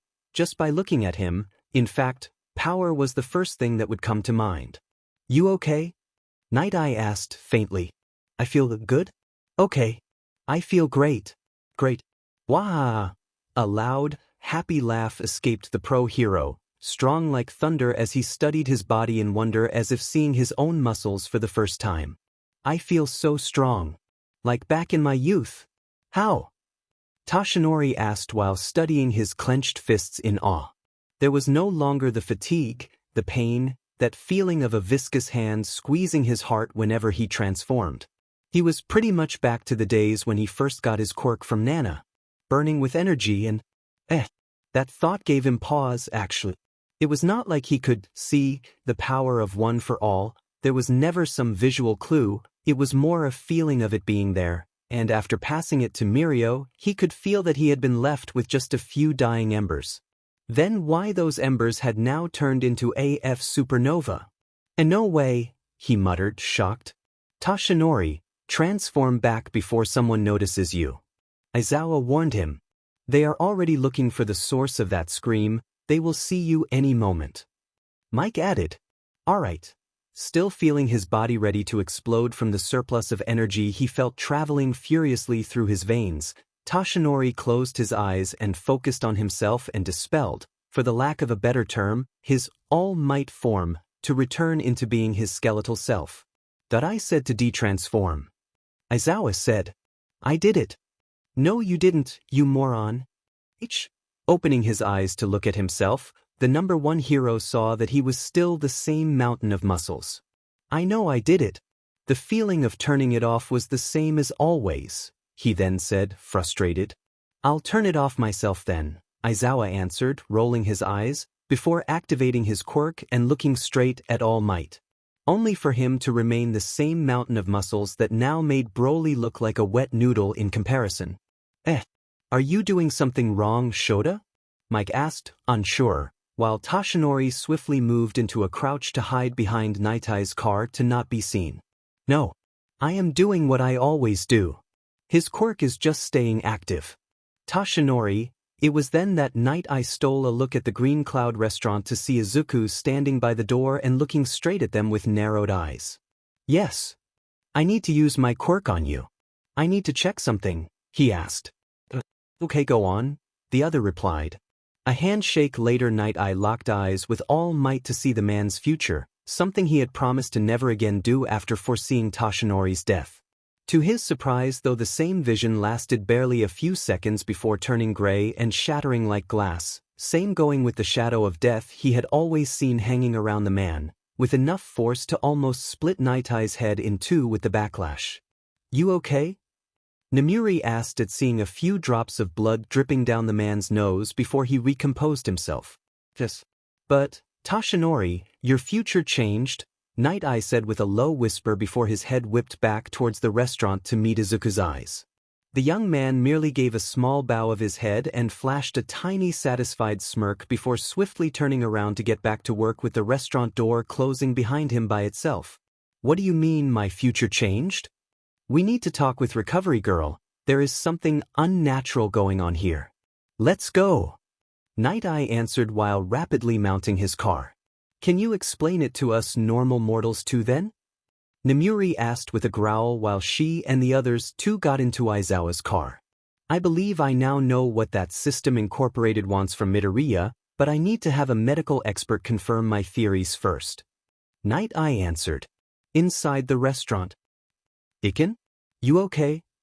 Inko asked immediately once seen her son become pale as a sheet as soon as he returned inside. I don't feel so well," he admitted while collapsing on a chair.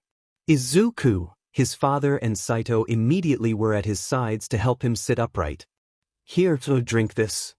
Momo was right behind them with a glass of cold water. She too looked worried sick just like Inko and Rei were. "Let him breathe, give him some space." Seeing people getting worried, the group of pros wild pussycats switched gear from being goofy friends on a break and back into acting like professional heroes that moved to keep the situation under control. "It's okay, Chef Iken. Take a breath and relax." Young or not, you can't overwork yourself. Tomoko offered with a kind and incredibly wide smile. I am fine, he tried saying, faintly. Not yet, but we are here to help you until you get better. Mandalay answered. She too offered an encouraging smile. He really needs to find a helper, he can't manage everything alone. Momo muttered while looking at the full restaurant in worry. Luckily the guests seemed to understand and were not making a fuss about it. In truth, unknown to them, Izuku was worried for a completely different reason. I thought he was going to explode. That scream was not normal, the young chef thought in near hysterical terror. That was fully between predictions, host Izuku.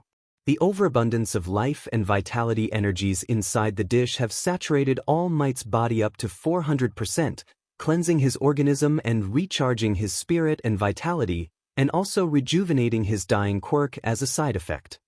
Dying quirk? He was losing his quirk. What kind of illness does that? Izuku asked, confused.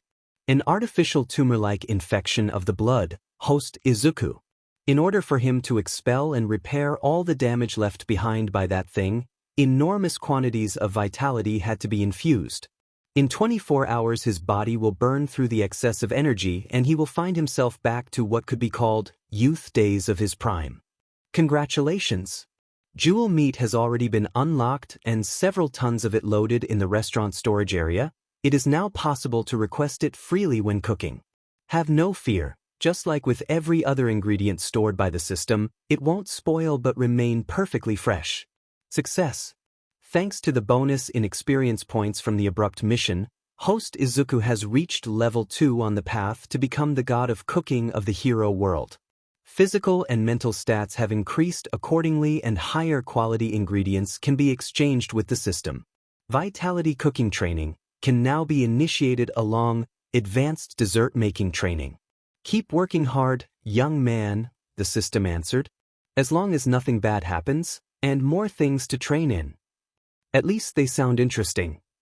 Izuku muttered with a sigh and finally recovered a bit of color on his face. For everybody, relief. UA University, infirmary, 1 hour later. A short old woman was looking at the results of her tests while a very ashamed Toshinori, still in muscle form, silently dressed back with a very red face. Apparently, whatever affected him that much also worked on his. Little Might. As recovery girl, Nizu and the group of friends that took him back to the school had the misfortune to see when he undressed under the woman's orders. As soon as Toshinori had remained in his All Might printed boxers, they all saw the impressive and furious tent he had pitched, causing the great All Might to shriek in shame and cover himself while hiding in a corner. Well, the little show you gave us was already a good telling, recovery girl started saying. You had Urkel DSF and CTN. That's why you and Ryukyu dash. Mike. Toshinori shrieked back in high octaves, silencing the guy. You and Ryukyu? I knew it. Nemuri exclaimed, guffawing. As I was saying, the old woman roared angrily enough to silence the people in her office. Your awakening down there was already a telling sight of something changing inside your body, but the blood test I took right after confirmed it. You have healed. Every reading has been shot way off the chart, but everything seems to be slowly stabilizing already, she said. Healed? As in. I am free? Toshinori asked with a small voice. I double-checked and used that rotten piece of flesh you brought along for cross-reference. Whatever they did to you, your body expelled that thing by itself and is at the moment healing all the damage at an insane rate. I will keep checking, but I am pretty much certain you defeated that thing. You won, so to speak. Recovery girl answered. And his quirk? Night, I asked. What about it? It's still there, maybe it is just reacting with your cure and will probably settle down soon. What have you done exactly? I hope you did not take any experimental medicines without a proper doctor following you, she answered, before looking at him with narrowed eyes. Well, you see, Toshinori said, unsure. Tosi, the woman yelled in disappointment. Oh, come on. He just had some fish. Don't be so melodramatic, Mike exclaimed in annoyance. Fish? She blurted out, confused. Mike. Nizu groaned in disbelief. Ugh. Ops? The man offered with a forced and guilty smile. God, you have the same ability of a 5-year-old when it comes to keeping secrets. Izawa muttered, face-palming. How could an idiot like you make it to pro-hero status? Nemuri added. Details. Now. Recovery girl hissed. Sigh. I will be the one explaining, if you don't mind, at least like that. I will also offer few theories about it. Maybe together we'll be able to understand what is happening. Night Eye answered, sighing in dismay. As the system predicted, Toshinori's miraculous recovery and the resurrection of his quirk caused the staff of EU to put Izuku fully in their radar, something that made the young chef momentarily stop his night training to sigh in dismay once the entity delivered him the news. Heroes, two other than villains, were growing interested in him. He just wanted to manage his restaurant. Was it so hard to ask? Completely unaware of the full range of his own ability to attract troubles, he was also oblivious that Ochako Uraraka happened to read his AD on the local newspaper where the young chef listed what he looked for in a waiter or waitress for his restaurant, with the girl deciding to give it a try, both for some extra cash to help her family along and to test the waters and know the chef better. It should be a harmless enough way to see if he does have feelings for me, and if I can possibly return them or not, Ochako muttered, unsure. It was just another morning for Izuku. He woke up at dawn, trained hard his cooking skills following the system's training regimen, sent a good morning message to Momo, and then prepared the spicy beef noodles for Blackie before giving a rapid cleanup to the restaurant before opening for business, starting with his breakfast service, soon filling the main room in the amazing scent of croissants, cupcakes, and freshly ground coffee. And the latter was a joy for a coffee junkie like Izuku. He had at his beck and call over 100 different kinds of coffee to use, something that made him very happy. Another thing that made him happy was not only the jewel meat already becoming a cult classic of Yavin Street with meat experts clamoring to have more, Izuku actually found a waitress. He finally found a good one. Miss Ochako was a dear friend of Momo. The young woman assured was a very bright girl. In fact, he could testify how young Uraraka had took the job seriously from the get-go. She was fast in delivering dishes and recovering the empty plates. She needed only a week to memorize most of the menu and was quick on the math for the customers' bills and even faster to stop dine and dashers. Even her quirk was incredibly useful to deliver more dishes at once in a single trip. 3 days a week was all the time UA and her own hero training left her as free time for the job, but compared to nothing at all, the young chef gladly accepted the extra help, especially since those 3 days covered the weekends where the influx of customers was the highest. She was even chatty and curious about him personally, and didn't mind Izuku's numerous questions about her quirk and the hero course in general. She actually looked like she was eager to be his friend. So, yes, there were now many things that made sure Izuku could be outrageously happy while working lately. Unfortunately, that morning there was instead something that made him a bit less happy, seeing Toshinori, in his all-might persona, enter his restaurant as soon as he opened while wearing a yellow-striped suit that would make fashion designers everywhere gouge out their eyes. Yes? Here again? This is the second time this week, he asked, a professional smile still present but clearly not reaching his eyes. Now he really felt like he needed Uraraka as a filter of sorts between him and the man or his old partner Sir Night-Eye. Too bad it was Monday so Ochako could not be there to take the bullet for her boss. Parley? The pro-hero tried asking with a nervous smile. You mean the let's put aside hostilities and talk like civilized people thing? Izuku asked, sighing. That one. Get in, he answered after taking a huge breath and pinching the bridge of his nose. Having sensed the hostility still lingering about and took a table on the far back under one of the restaurant's infamous, quiet trees, Toshinori took a deep breath himself and addressed the core of the matter. Do you hate me? He asked bluntly. Hate is a strong word. Do you? No. You wouldn't have helped me if you did, I see. Not really. To my shame, I mostly did it to show you and your hero friends that even as a chef I can change the world if I want to, but I did save you and changed your future with my dish all the same, didn't I? The young chef asked. So you knew? Toshinori asked. About Sir Night-Eye's prediction and how it got shattered? Yes, I was told by him during one of his numerous visits after your recovery. Same going with your dying quirk? Is it back to normal now? That gave All Might a pause. He had felt One for All return to full power even after his passing it to Mirio after eating Izuku's food, but at the beginning he had thought it was merely a temporary thing, but instead it looked like the young chef in front of him forcefully moved time backwards for All Might's body and Quirk, a testament of which was the fact that now between Toshinori and All Might, there wasn't much difference in muscle sizes. Toshinori's body and Quirk were now back to what he was before that fateful battle against All for One, as if nothing ever happened, and he could not understand how the boy did that. My Quirk was supposed to fade away, but you resurrected it and me with it? How? Good food and skills. Why do you say your Quirk was supposed to fade away? Izuku asked back. I am sorry, I can't tell you. Then I can't tell you how my abilities work. Sorry, but as it stands your secrets are not more important than mine. Izuku answered while moving away to welcome a new duo of customers. Chef Izuku. The usual, the blonde woman in hero costume asked. Sorry for bothering you as soon as you opened, but she gets crankier than usual without her breakfast, her masked companion added, sighing. No problems for me, I am always happy to serve my customers.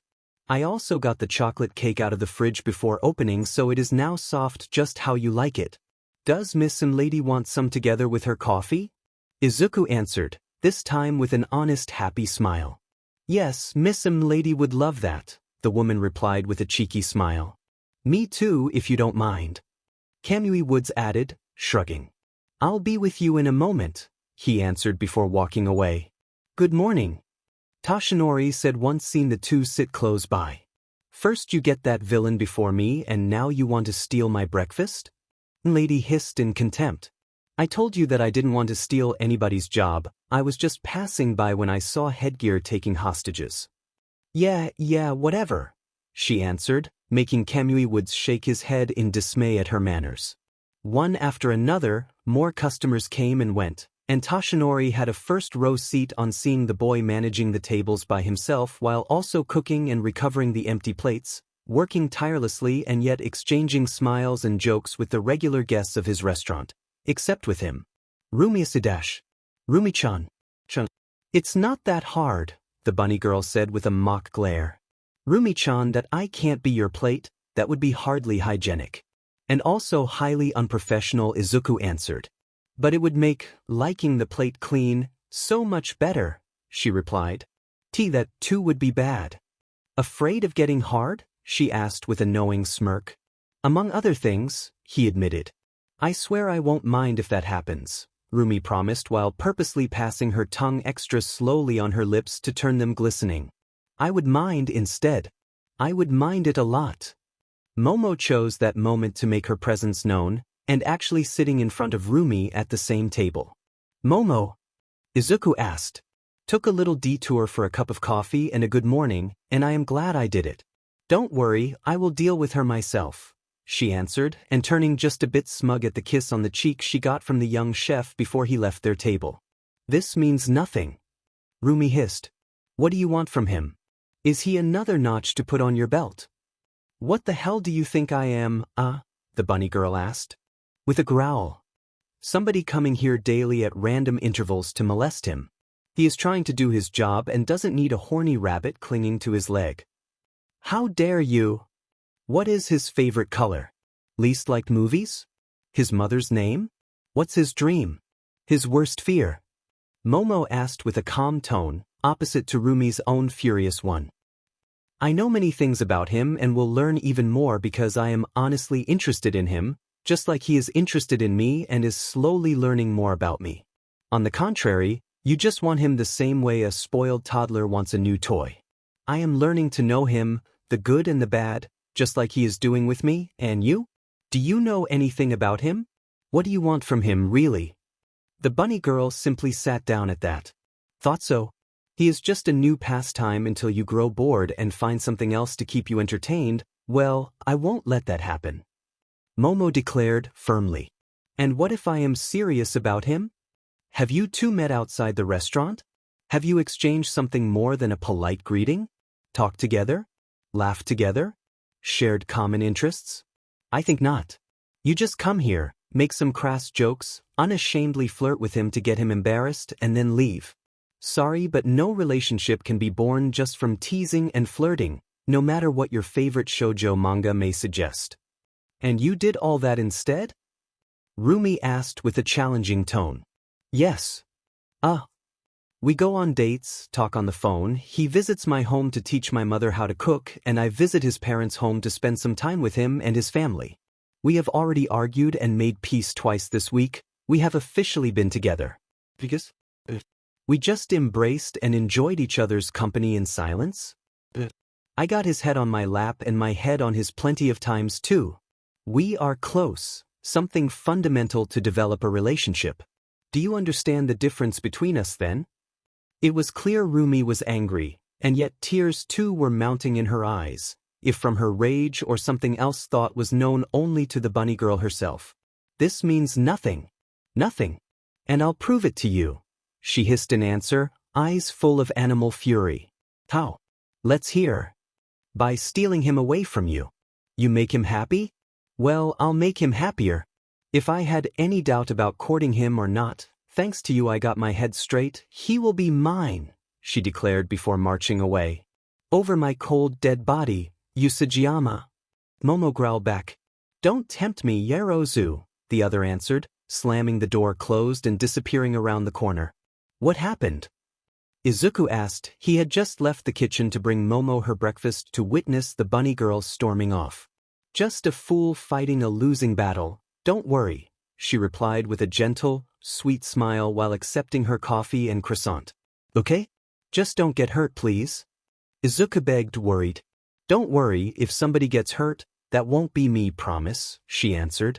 That does not reassure me, truth be told, he admitted while walking towards All Might to deliver the man's American-style breakfast he had ordered, mountain of pancakes included. My God, I missed you, my old friends, Toshinori admitted with teary eyes while looking at the waterfall of syrup covering the small mountain of pancakes from top to bottom, then at the roasted sausages, at the crunchy bacon, at the sunny-side-up eggs, and at the huge pitcher of chilled orange juice in front of himself. The oranges are freshly squeezed, imported from Sicily. Please enjoy your meal, the young chef said mechanically. I am really here to make peace, young Midoriya, Toshinori said with a sad smile. Fine. I don't have a quirk, Toshinori-san. It's another set of abilities that I have trained very hard for. I can't say any more. Izuku whispered with a tired sigh. HN? The pro-hero almost choked on his food at that admission. What about you? The chef asked. That I am sorry I can't tell you. Hypocrite. Whatever excuse Toshinori was about to use died in his throat when he saw the young man's eyes lose focus and then bulge out once he finished listening to whatever distracted him. You gave your quirk to somebody else? Izuku asked between clenched teeth. How do you know that? All Might asked in horror. It was mere luck they were talking with hushed tones and nobody heard them. Shut up. You said a quirkless hero was impossible even while having a way to make it possible all this time? Good God. Why? Listen, the situation is a bit more complex than Dash. What? Did Mirio sek you off in exchange? Did he sleep with you? Did he take up his butt or something? Izuku said with a hiss. I did not sleep with him. Wait, you even know his name? This time Toshinori actually shrieked loud enough that everybody turned to look at them. For the love of... I will go back to my job before I say or do something I will regret. And you should thank God I respect my ingredients so much, or spitting on your plate every time you come here would be the nicest thing I do to you. Hypocrite. Betrayer. Piece of .no. My mother taught me better than this. Izuku's angry tirade was legendary, enough to shock the other customers at the rare scene, but the young chef actually stopped himself before cursing for real. He just gave a strong kick to Toshinori's shin before marching back towards his kitchen and leaving behind the famous hero All Might crying in pain while nursing his abused leg. Okay, back to square one. He still is unhappy with me, Toshinori declared to himself with a wince. His second visit to the restaurant after he confirmed his full recovery didn't go as well as he had planned for, and only made it clear that the universe had stacked the deck against him. And he didn't even have the chance to ask the young chef the questions Recovery Girl demanded Toshinori to ask. The pro-hero just knew the pint-sized medic will pretty much go ballistic once learned of his failure. "Did you make him dirty, All Might?" Tsukachi asked as soon as he and a few of his colleagues entered the place to see the pro-hero in his current predicament. "Is it that obvious?" "A bit, but you are still in the clear. You have not been stripped by Whitey after all," the detective answered, amused. "Yeah, small mercy that," Toshinori replied in sarcasm while watching the chubby robot peek inside the room to keep things in check and run a thumb along its neck in a threatening manner once it locked eyes with the pro-hero. Although what worried Toshinori the most was seeing the Black Lord dog outside take a glance inside for a moment to send a glare at the pro-hero. Bang! In that moment every noise in the restaurant died when 4 burly young men wearing cheap plastic face masks and armed with crowbars and a gasoline tank barged in. "Oi, assholes out. We are here to teach some useless quirkless trash that there is no place for him here." The boss of the quartet started barking orders as soon as they all got in, and only then finally noticing who exactly was he yelling at while brandishing his crowbar. Detective Tsukachi himself, accompanied by 4 massive officers in full police force attire. The ninja pro-hero edge shot together with the pro-hero ingenium, both with their chopsticks midway to their mouth for their very first bite of long-awaited breakfast. The retired and converted to quasi-good Mexican villain El Macho, that had come to visit his daughter, a hero student at Ketsubutsu University and already known in the city as Miss Payne. With them there was also pro-hero, Miss Joke, acting as a guest in that breakfast meeting between father and daughter to talk about the girl's school results and future apprenticeship. A duo of undercover agents from I-Island that were using the excuse of them keeping tabs on Izuku to have some good breakfast. One of which with a quirk generating lightning from his closed fists and a penchant for TSTCL punching. The pro-hero Hawks that was standing in a corner waiting for a table to get free. Momo that had already created a thick police baton with her quirk and looked ready to start bashing heads. And last, but not least important, All Might himself. They all were looking at the hooligans while slowly getting up from their seats if they were sitting at a table, and all of them were pissed beyond belief. Troublemakers will be stripped as an example to others. When Whitey 2 made his appearance from the kitchen flashing red eyes and zero mercy, the hooligans understood they were in trouble. Scatter! At their leader's order the very scared grunts did the smart thing and bolted out of the restaurant to board the car waiting for them with the engine already warm so as to get away at high speed. "Get them!" one of the police officers yelled, but before the group could give chase, Izuku stopped them. "No need," he said.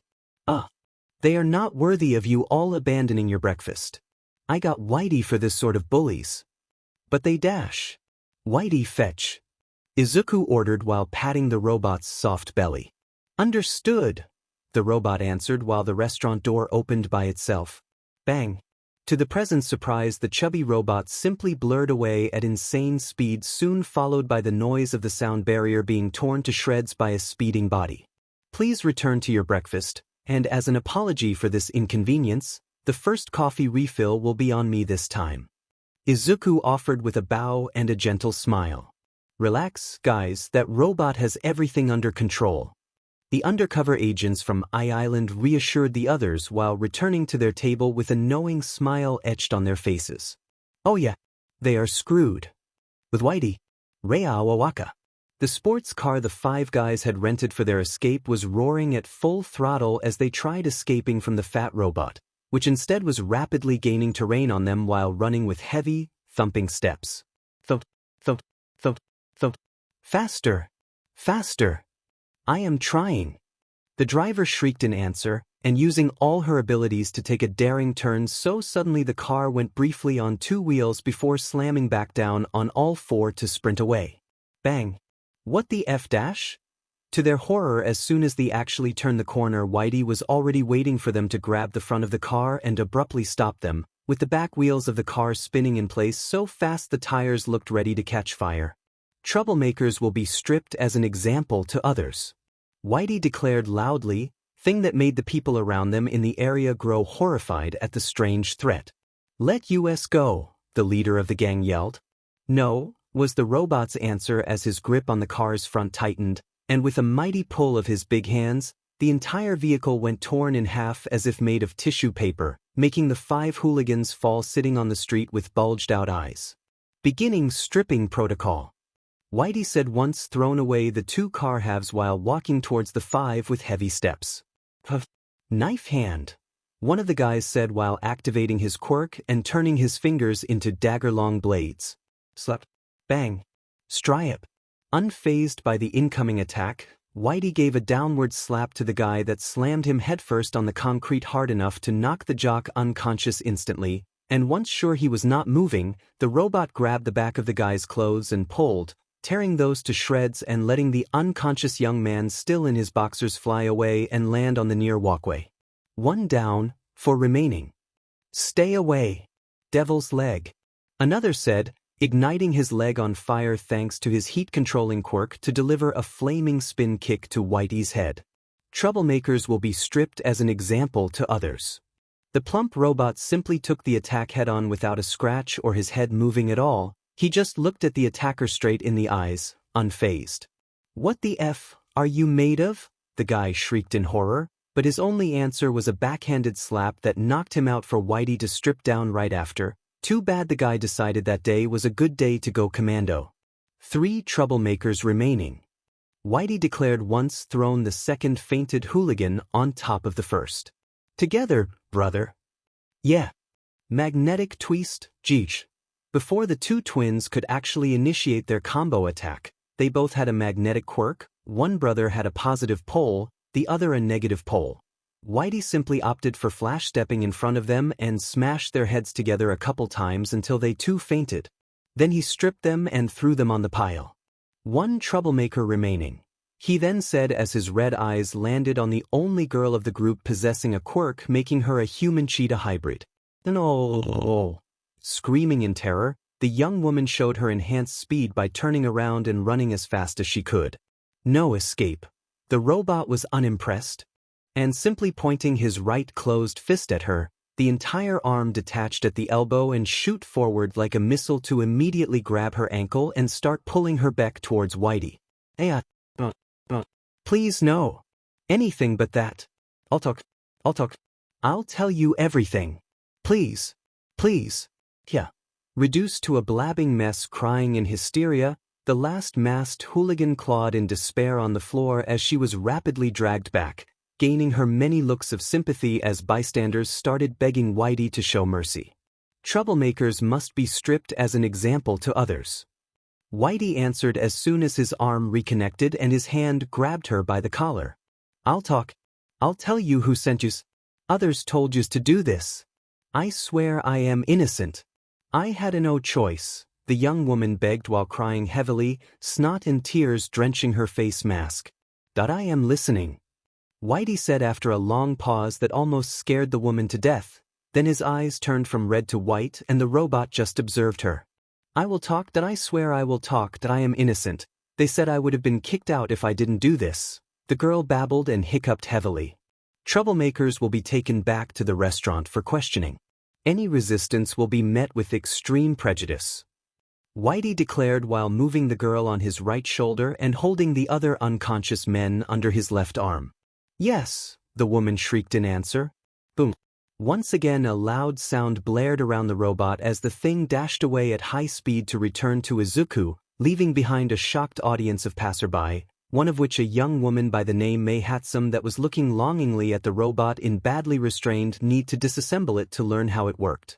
Not too far away, a hidden spy of the League of Villains that happened to be in the area to kidnap Tomoko of the Wild Wild Pussycats was instead cursing the robot's existence, because half of the hooligan's car Whitey threw away actually landed on him before he could do the deed and overpower her in that empty hallway, and by the looks the young green-haired woman was throwing at him now that she was free of his hold on her, the lackey just knew the car wreckage that smashed his legs will be the least of his worries, especially once he'd seen the furious intent the famous ragdoll was cracking her knuckles with.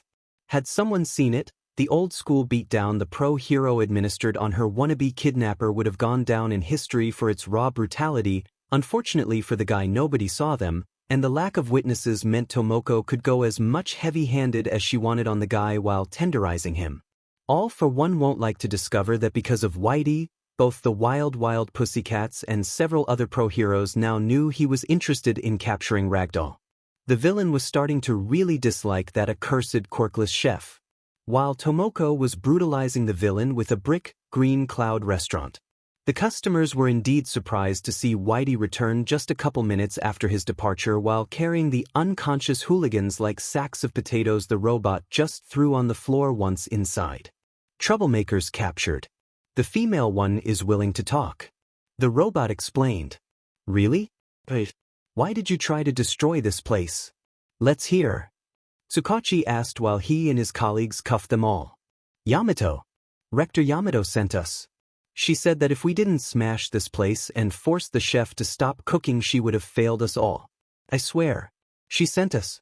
The others did it for fun because he is just a quirkless, but I had no other choice.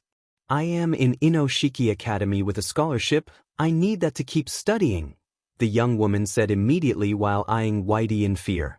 No lies detected. Whitey informed the detective. The rector of Inoshiki Academy. Izuku muttered with a cold tone. Yes, I can tell she is not lying. Tsukachi answered. The rector is called Yamato Kuragawa if I am not mistaken, one of the officers said. Why did she want this place gone? Miss Joke asked, confused. Because I scared her precious friend Samui with my skills during a small cooking competition they both were in as judges, Izuku answered, and many of the present felt a chill crawl up their spines at the absolute lack of humanity in the chef's voice. First they tried burning down my restaurant, then to contaminate the water, then they tried sending cockroaches and rats, and then they bribed health inspectors and food critics to force me to close, the young chef hissed while pulling away her mask so as to better glare at the young woman. Growling. When the appetite demon appeared behind him to growl at the cheetah girl, Izuku's glare grew tenfold in intensity, soon making her pale to unhealthy levels. Do you have proof of all that? Tsukachi asked, tense, and ready to intervene should things escalate between the two. Of course I don't. I don't need to tell you that they were smart enough to not leave behind anything leading back to them. No, it's very likely they covered their traces, and even should SHE confess, they will probably throw her under the bus and say she was just trying to blame them to save herself. The detective answered, sighing. Host is rightfully furious about this new attack. It is time to move on the offensive and teach the enemy the true horror of the future god of cooking of the hero world and his rage. Abrupt mission. Challenge the 5 best students of Inoshiki Academy in a cooking contest and defeat them. Challenge the 4 best teachers of Inoshiki Academy and its rector in a cooking contest and defeat them. Reward, 10% bonus on experience points and 1 fragment of the God of Cooking set. Special reward for completing 5 cooking challenges in a single day. Time-elapsing cabinet. Everything put in that cabinet to marinate, decanter, ferment or freeze will do so at an accelerated rate up to 100 times faster. You have 1 month to complete the mission. Work hard and destroy your competition, young man.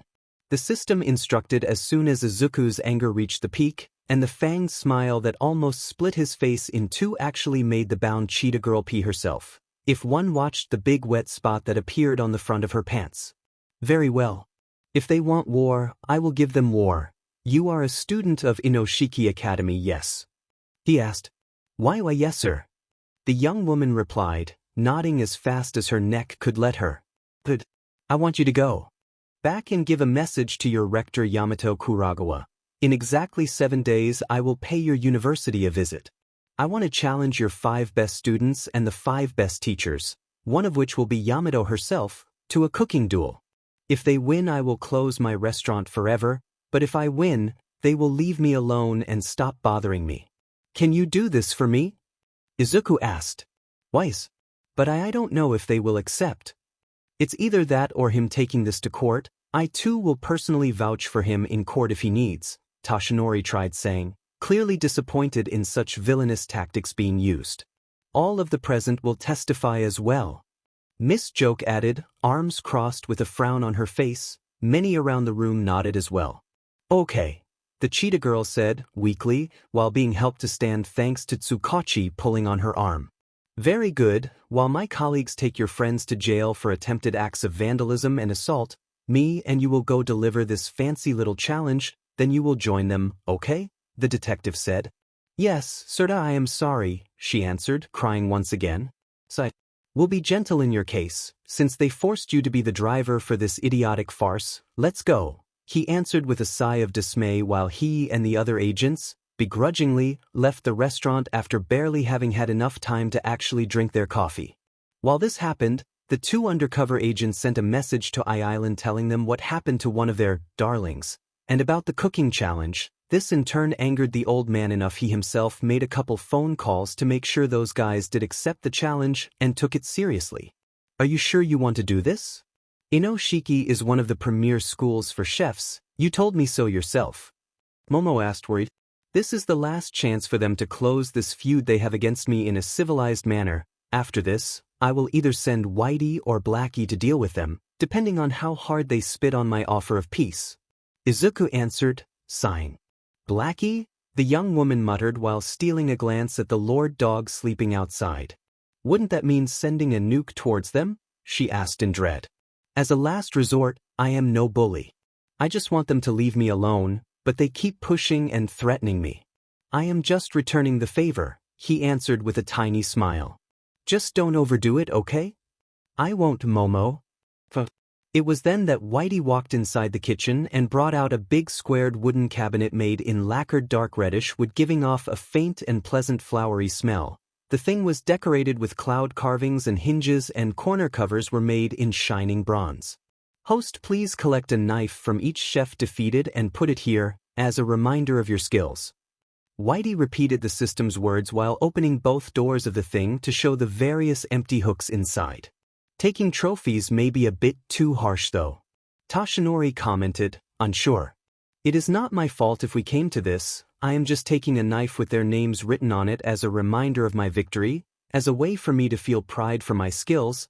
They will still be able to study and all, I am not crippling them. Izuku answered while caressing the thing. Okay, I will do it, he then said aloud. Who heard him thought he was accepting the cabinet suggestion. In reality, the young chef was accepting the abrupt mission of the system. Understood, Whitey said before taking the wooden cabinet and mounting it on the wall next to the small window connecting kitchen to main hall. It was still empty, but many wondered how many knives will one day fill it, since there were a lot of knife-holding hooks ready to be used. After that, the customers present that had already eaten left so that others could fill the main room of the Green Cloud restaurant and have their breakfast. And among the ones leaving, many were already telling their friends what had happened, and those friends told their friends, who told their friends, and so on, soon spreading the rumor of a lone chef moving a personal crusade against his enemies. A week later, Inoshiki Academy, main cooking classroom. The rector of the private university for aspiring chefs, Yamato Kagagawa, was a middle-aged woman in her 60s with her hair in a very strict chignon and wearing her old chef attire with the utmost pride. The thing was also still sporting the 3 stars she had added to the small pocket over her heart when in her youth she had gained the 3rd Michelin star for her personal restaurant, nowadays owned and directed by her son himself, he too present to help her face Izuku's challenge. The woman was now marching between the seats of the full kitchen class and admiring the 20 students there, especially the 5 that were placed in the first row, and puffing their chest out. I pride. I won't sugarcoat it. The guy that challenged our school's pride is a monster, somebody with unnatural cooking talent that popped out from the woodwork like the nightmare he is. He openly challenged our 5 kings and our 4 best teachers, and myself, to a cooking showdown, the woman said before walking back towards her desk to look in the eyes of the students in front of her. Normally I would have laughed at this preposterous challenge, especially so since he is also a quirkless, but other than astounding talent, the little BSRD has powerful friends backing him too, and after an incident where 4 of our EX students forced a 5th to act as their driver while they went to punish him for some inane reason, we risk being dragged to court for a case of assault that will simply destroy us if we don't go along and accept this challenge of his. She then said, barely.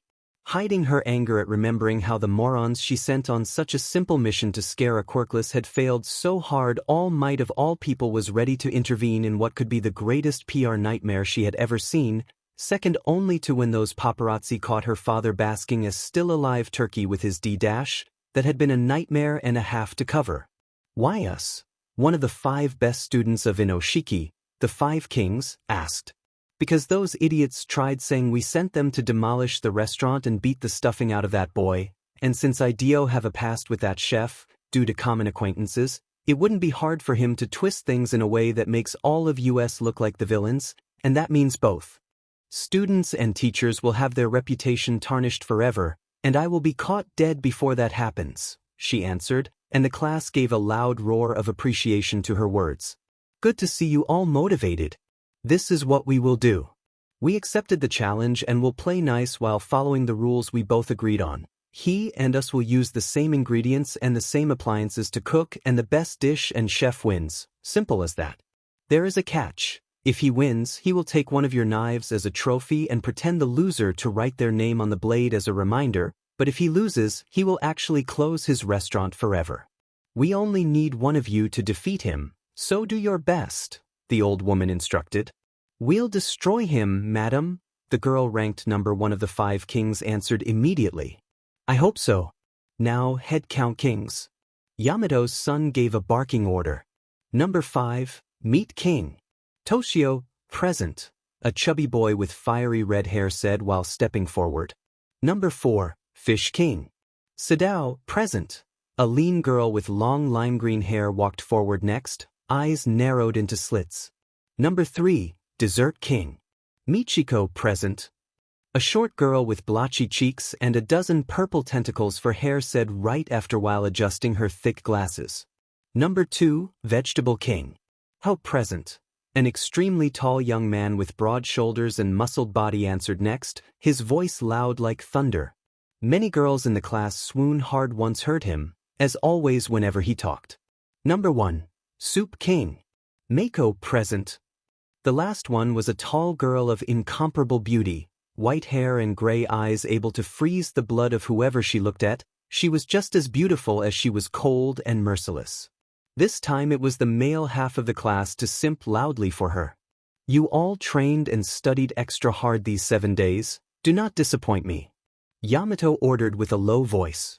Never, madam, the 5 students replied as one. Attention please. All students be advised. He is here. A young voice was heard saying gravely from the speakers inside the classroom, just like from every other speaker around the university, and that message caused a deep silence to befall on the entire campus. Tell Professor Kurwa to bring him here, it's time to start. Yamato asked her son with a tense tone. I'll do it, and I will also alert the teachers you have chosen and tell them to be ready, just in case. The young man answered before hurrying out. Thank you. You others, take position and take this challenge seriously, treat it like a fight with your life on the line. Of course, madam. The 5 kings answered as one. University entrance. Izuku was looking at the wide and opulent entrance garden leading to the majestic gate of the building proper, and declaring whoever built the place to be an avid rom-com manga reader, because the entire path towards the entrance had at both sides 2 long rows of giant cherry trees, meaning that during the right season pink petals would fall everywhere around the students in a very cliché way during their entire walk to the entrance. Now I understand what the main character of a 90s manga feels like. Should I run through it with toast dangling from my mouth, I wonder? Sigh. Let's go, Whitey. Giving a gentle pat on the robot's soft belly behind him, Whitey was also carrying on his back the wooden knife cabinet. Izuku lightly slapped his own cheeks and marched forward towards the lanky man in expensive suit waiting for him. Midoriya? The man said as soon as the young chef reached him. Ahoo! Follow me, the teacher answered before walking away with a brisk pace. Eagle 1, I have a clear view of subject 37. I will follow him from outside, over. A small drone also followed the duo from outside thanks to the ample windows in the corridors. Inside. Mimic 3, I see them. They are going to classroom 7, over. The guy pretending to be one of the janitors said to the hidden microphone inside the broom in his hands. Understood. Here is minimize. I will shrink myself to ant size and enter the room. I will record everything but go radio silent. Over. Another spy of Island answered with a nod before activating his quirk and shrinking down to the size of an ant to pass under the door and spy on Izuku's challenge. Attention to all posts, be ready for forceful extraction should those morons try anything. Over. The old man guiding the operation ordered. Yes, sir. Inside the classroom. Miss Ray, your friend just entered. What do I do? One of the girls in the back stealthily wrote on her phone as soon as Izuku got in. Keep an eye on Iken for me, and send me a call should things go south. Your mother and I will come to recover him and you in a matter of minutes, so just buy us time in case of an emergency. Rei Yaoyorozu texted back. Okay. The girl replied, rapidly hiding her phone before anybody could catch her. Good evening, Izuku said with a formal bow towards the old woman. Good evening. This challenge was a bit of a show of strength, and not a very refined one. Yamato said with a cold tone.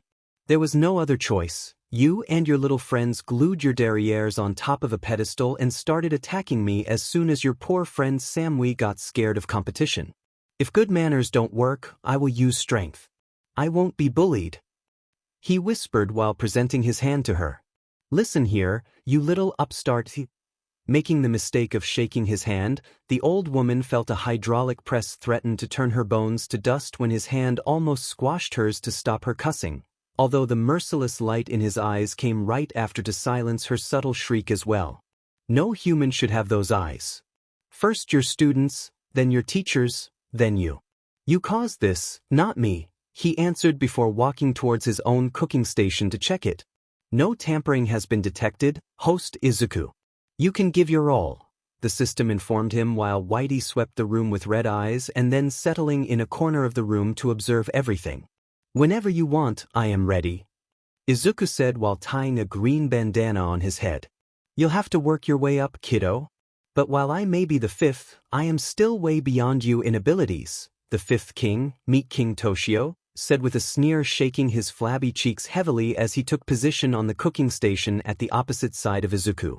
The rest of the classroom moved away to give the two all the space they needed while the other kings sat on chairs right in front of them to observe. Yamato and her son did the same right after. As the very first challenge of Midoriya Izuku vs the Five Kings, we prepared something special for this first round, Yamato said with a malicious smile as her son brought along a tray covered by a pure white cloth with Inoshiki's insignia embroidered on it.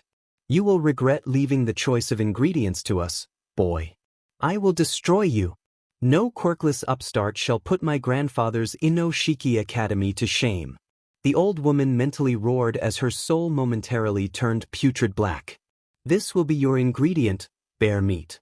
Yamato's son, Minato, declared while uncovering several amazing cuts of marvelous meat neatly disposed and divided into groups following the type of cut. WOW! The class as one gave a loud scream of awe.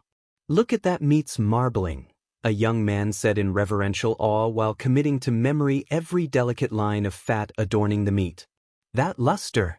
How can raw meat shine like a jewel? A girl said right after, sounding almost ready to cry at the innate beauty of the thing. That is truly the peak of what bear meat can be, a third said awed. Analysis, meat quality, passable. Does the host wish the system to switch it with the berserker bear meat host collected in the jungle world? Host can also use jewel meat if he so wishes. The system declared in a tone of almost contempt instead of monotonous. As expected from an entity as merciless as the system, your standards are way too high. No need, jewel meat, or those bears would be like going to a gunfight armed with a nuke. I will fight them equally, no need to cheat with them. Izuku thought in answer while checking the meat himself. You bled, carved and processed this quite well. 2 different people did it, though. The belly meat has been carved with a different technique than the other cuts, Izuku said after a couple minutes, making Yamato and Minato's eyebrows shot high in surprise. Indeed, you have some good eyes, Minato admitted, impressed. And you have bad knives. This cut on the belly meat is 2 millimeters off. As far as I am concerned, this meat is unusable, if not completely ruined. I will use the paws, Izuku countered, displeased. while taking the skinned paws of the bear and returning to his station. They wanted to play the prissy game? Then they will face a master. He used to be the king of chefs as Zaus. He used to have a net worth of billions with thousands of restaurants under his direct control. He had standards he could be annoying about if he so wished. Especially when he and Setsuno used to go into sing contests when younger and purposely finding every tiny chance to criticize the other's dish as a form of friendly rivalry, he still remembered how to be annoyingly picky on purpose. "Why you?" Yamato hissed between clenched teeth, happy to be secretly streaming the challenge for thousands to see him fail. "You are insulting meat, you quirkless bee." Toshio growled while taking his own selection of bear meat and preparing some frying oil together with batter. "No. You insulted it by using the bear paws as mere decoration to demonstrate what animal this was. They have barely bled, and who skinned them did so just to not make them unpleasant to look at by leaving the fur on them only. The paws are the pride of a bear, and you ruined them just to appease your ego. So I will make sure this poor bear will have her revenge by using her ruined paws to slaughter that ego of yours." Izuku answered with sharp eyes. Do you know it's a female?" Yamato asked. "I am a chef, Yamato-san. I honor ingredients every time I put them on the chopping board.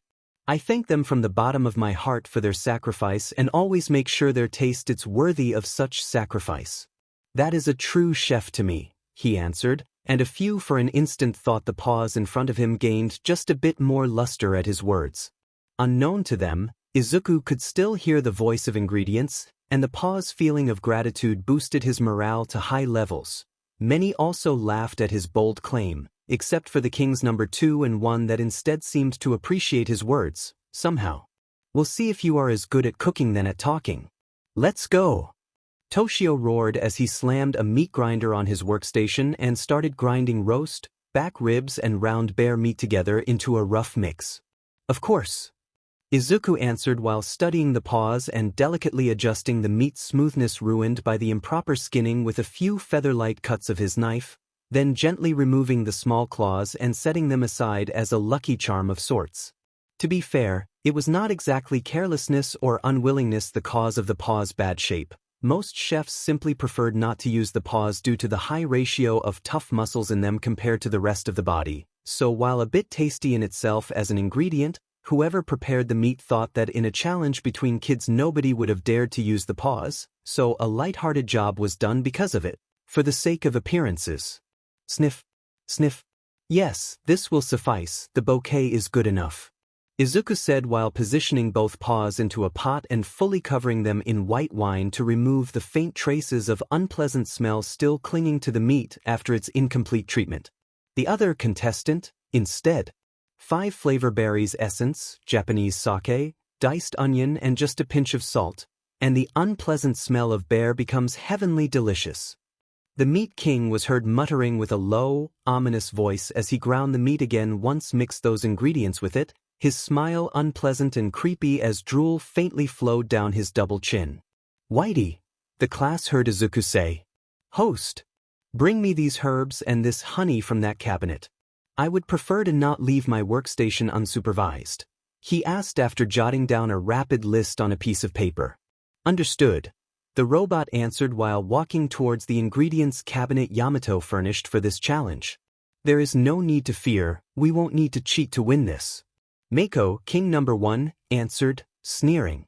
"Forgive me if I do not trust you, but I am still in enemy territory, caution is essential," he answered while returning the stare with interest. "Host, here are the ingredients." Whitey in the meantime had returned with the spices and herbs and the honey the young man asked for. "Good. Will help me prepare a good stock," Izuku answered, happily, and soon filled the room in the aromatic scent of the stock he prepared with those and left to boil at low flame. "Afraid of the bear meat aroma?" Toshio asked with a savage smile. "Chen, let me tell you a secret. Bear meat is my favorite ingredient. There is not a single thing I don't know about it. I already cooked it in every possible way. I dare say that I have eaten enough bear meat to put the species at risk," the fat boy said while collecting a thick broth-like sauce made with the bear meat itself and adding it to the ground meat, fearlessly adding more of the innate wild flavor of the bear meat to the already flavorful mixture he just created. Not surprising, really. Izuku admitted while recovering the bear paws from their wine bath to lightly coat them in honey and then submerge them in the bubbling stock. "Are you calling me fat?" the young man shrieked with bloodshot eyes. "What? I meant that of course they would choose an ingredient you are most suitable with to try and get an easy win. I would never insult somebody for their looks." Izuku answered, appalled, and actually looked hurt at the insinuation. "Oh, no offense taken then," the Meat King replied, immediately calming down. While this small exchange happened, the fat boy had prepared the side sauce for the hamburger patties of highly aromatic bear meat he had knelt by hand, and as soon as the oil in his pan started sizzling, he started frying, soon engulfing the room into an explosion of meaty aroma. But even if the people present felt like they were choking, the scent was still amazing. "Do you feel it now, you little pest? The pressure of my students. Of the kings I personally nurtured." Yamato thought maliciously while looking at Izuku in hope to see him despair, and finding him utterly uninterested instead, too taken by his own cooking to even notice what was happening around him. "That Achin not bad?" That was all the comment she heard him give at the aroma, and even that seemed half-hearted at best. "I hate you," the old woman roared inside her head while looking ready to spit venom everywhere. "Your hamburgers are ready," Izuku actually said aloud a couple minutes later. He hadn't been looking at Toshio at all. He just took a sudden sniff to the scent in the air and gave his verdict. "Mind your own business, you bloodhound," the Meat King roared in answer, only to notice his hamburgers were indeed ready, and taking them out of the oil immediately with a surprised expression. "By frying I have concentrated and strengthened the bear aroma even more. A razor edge between deliciousness and ruin. You can't get closer than this," he declared once finished preparing his dish. The big fried hamburger steak glistened in the room's light thanks to the thick fatty oils gently flowing down from its top, releasing an intense and thick aroma every time Toshio moved it while dividing it into portions for the judges and Izuku himself. Amazing! He used bear meat in a way that produced such intense aroma without a single iota of stink. "How?" a girl asked in shock. "He is the Meat King." "What the hell did you expect?" another student answered. "Mincemeat katsu, with meat straight from the bear's bones. The most intense bear flavor humanity has ever seen," Toshio declared boldly. "We will proceed with the tasting then," Yamato declared once she, her son Minato and the other kings all got a plate. "Bit of an unfair judging group," Izuku admitted, sighing. "I don't know what is the history between our rector and you, but I do have a sense of pride as a chef. If Toshio made an inferior dish he would lose, if he made a better dish he would win.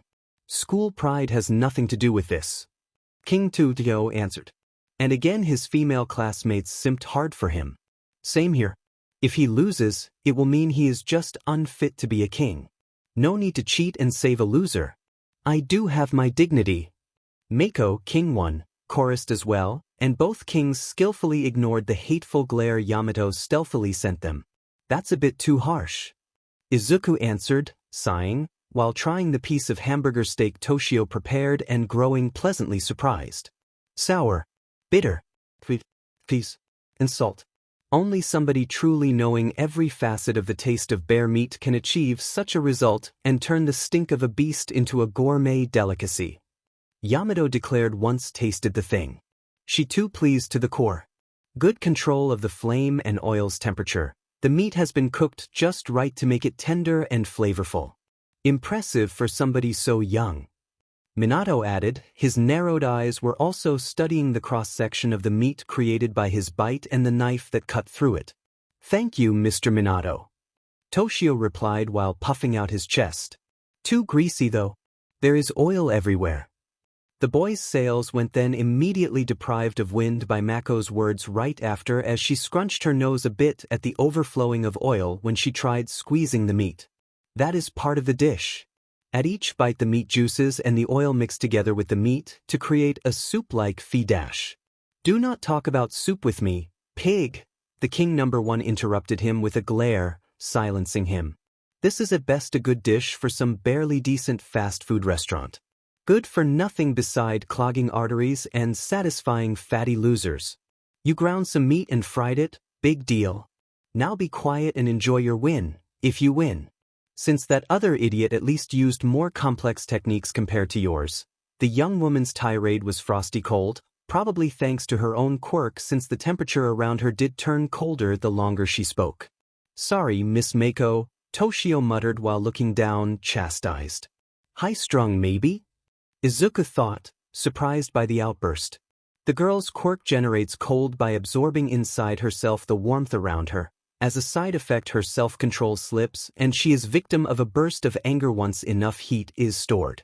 One can say she overheats herself to turn everything else around her cold, the system explained, and the young chef could only look at the girl in amazement and just a bit of pity. That side effect gave him a good inkling as to why she didn't try to become a hero even with such an amazing quirk. I like it instead, Izuku declared. Yes, it's greasy. Yes, it is not a fancy dish, but I can see friends share some good moments while eating this. The taste is very strong in a good way, and the garlic and berries counterbalance well the gamey aroma still in the meat. This is very good. As you said, every bite is a bomb of flavor that makes me crave for more. Good job, he explained while happily eating his own portion. Thank you, but I don't need your pity, Toshio muttered, bitterly, yet thankful all the same. This is a good start for this challenge. Now finish your plates so we will be able to choose the winner. Minato asked once every plate was eaten clean, except Mako that left her half full to keep her point. Almost ready, the young chef answered. Once satisfied with the first boiling, Izuku took out the bear paws and put them aside to clean the wok and refill it with clean water and a new batch of diced herbs and peas. All the while the bear paws kept letting out thin steam lines carrying meaty fragrance with a touch of gamey undertone, just enough to entice the appetite without resulting unpleasant.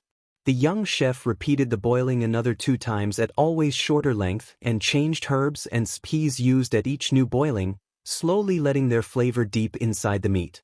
Washed the wok a 3rd time, oil was finally used to rapidly fry herbs and berries before the paws when added to the wok he then left to simmer in peace.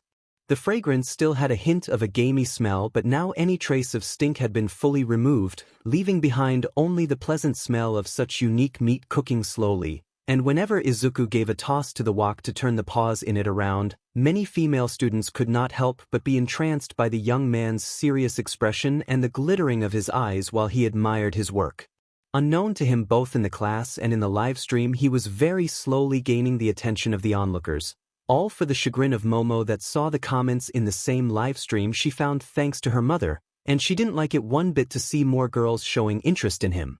After boiling and simmering the bear paws, the meat had become extremely soft and tender while retaining a faint trace of its old marbling. The 2 things looked extremely delicate and beautiful, like a replica made in precious stone.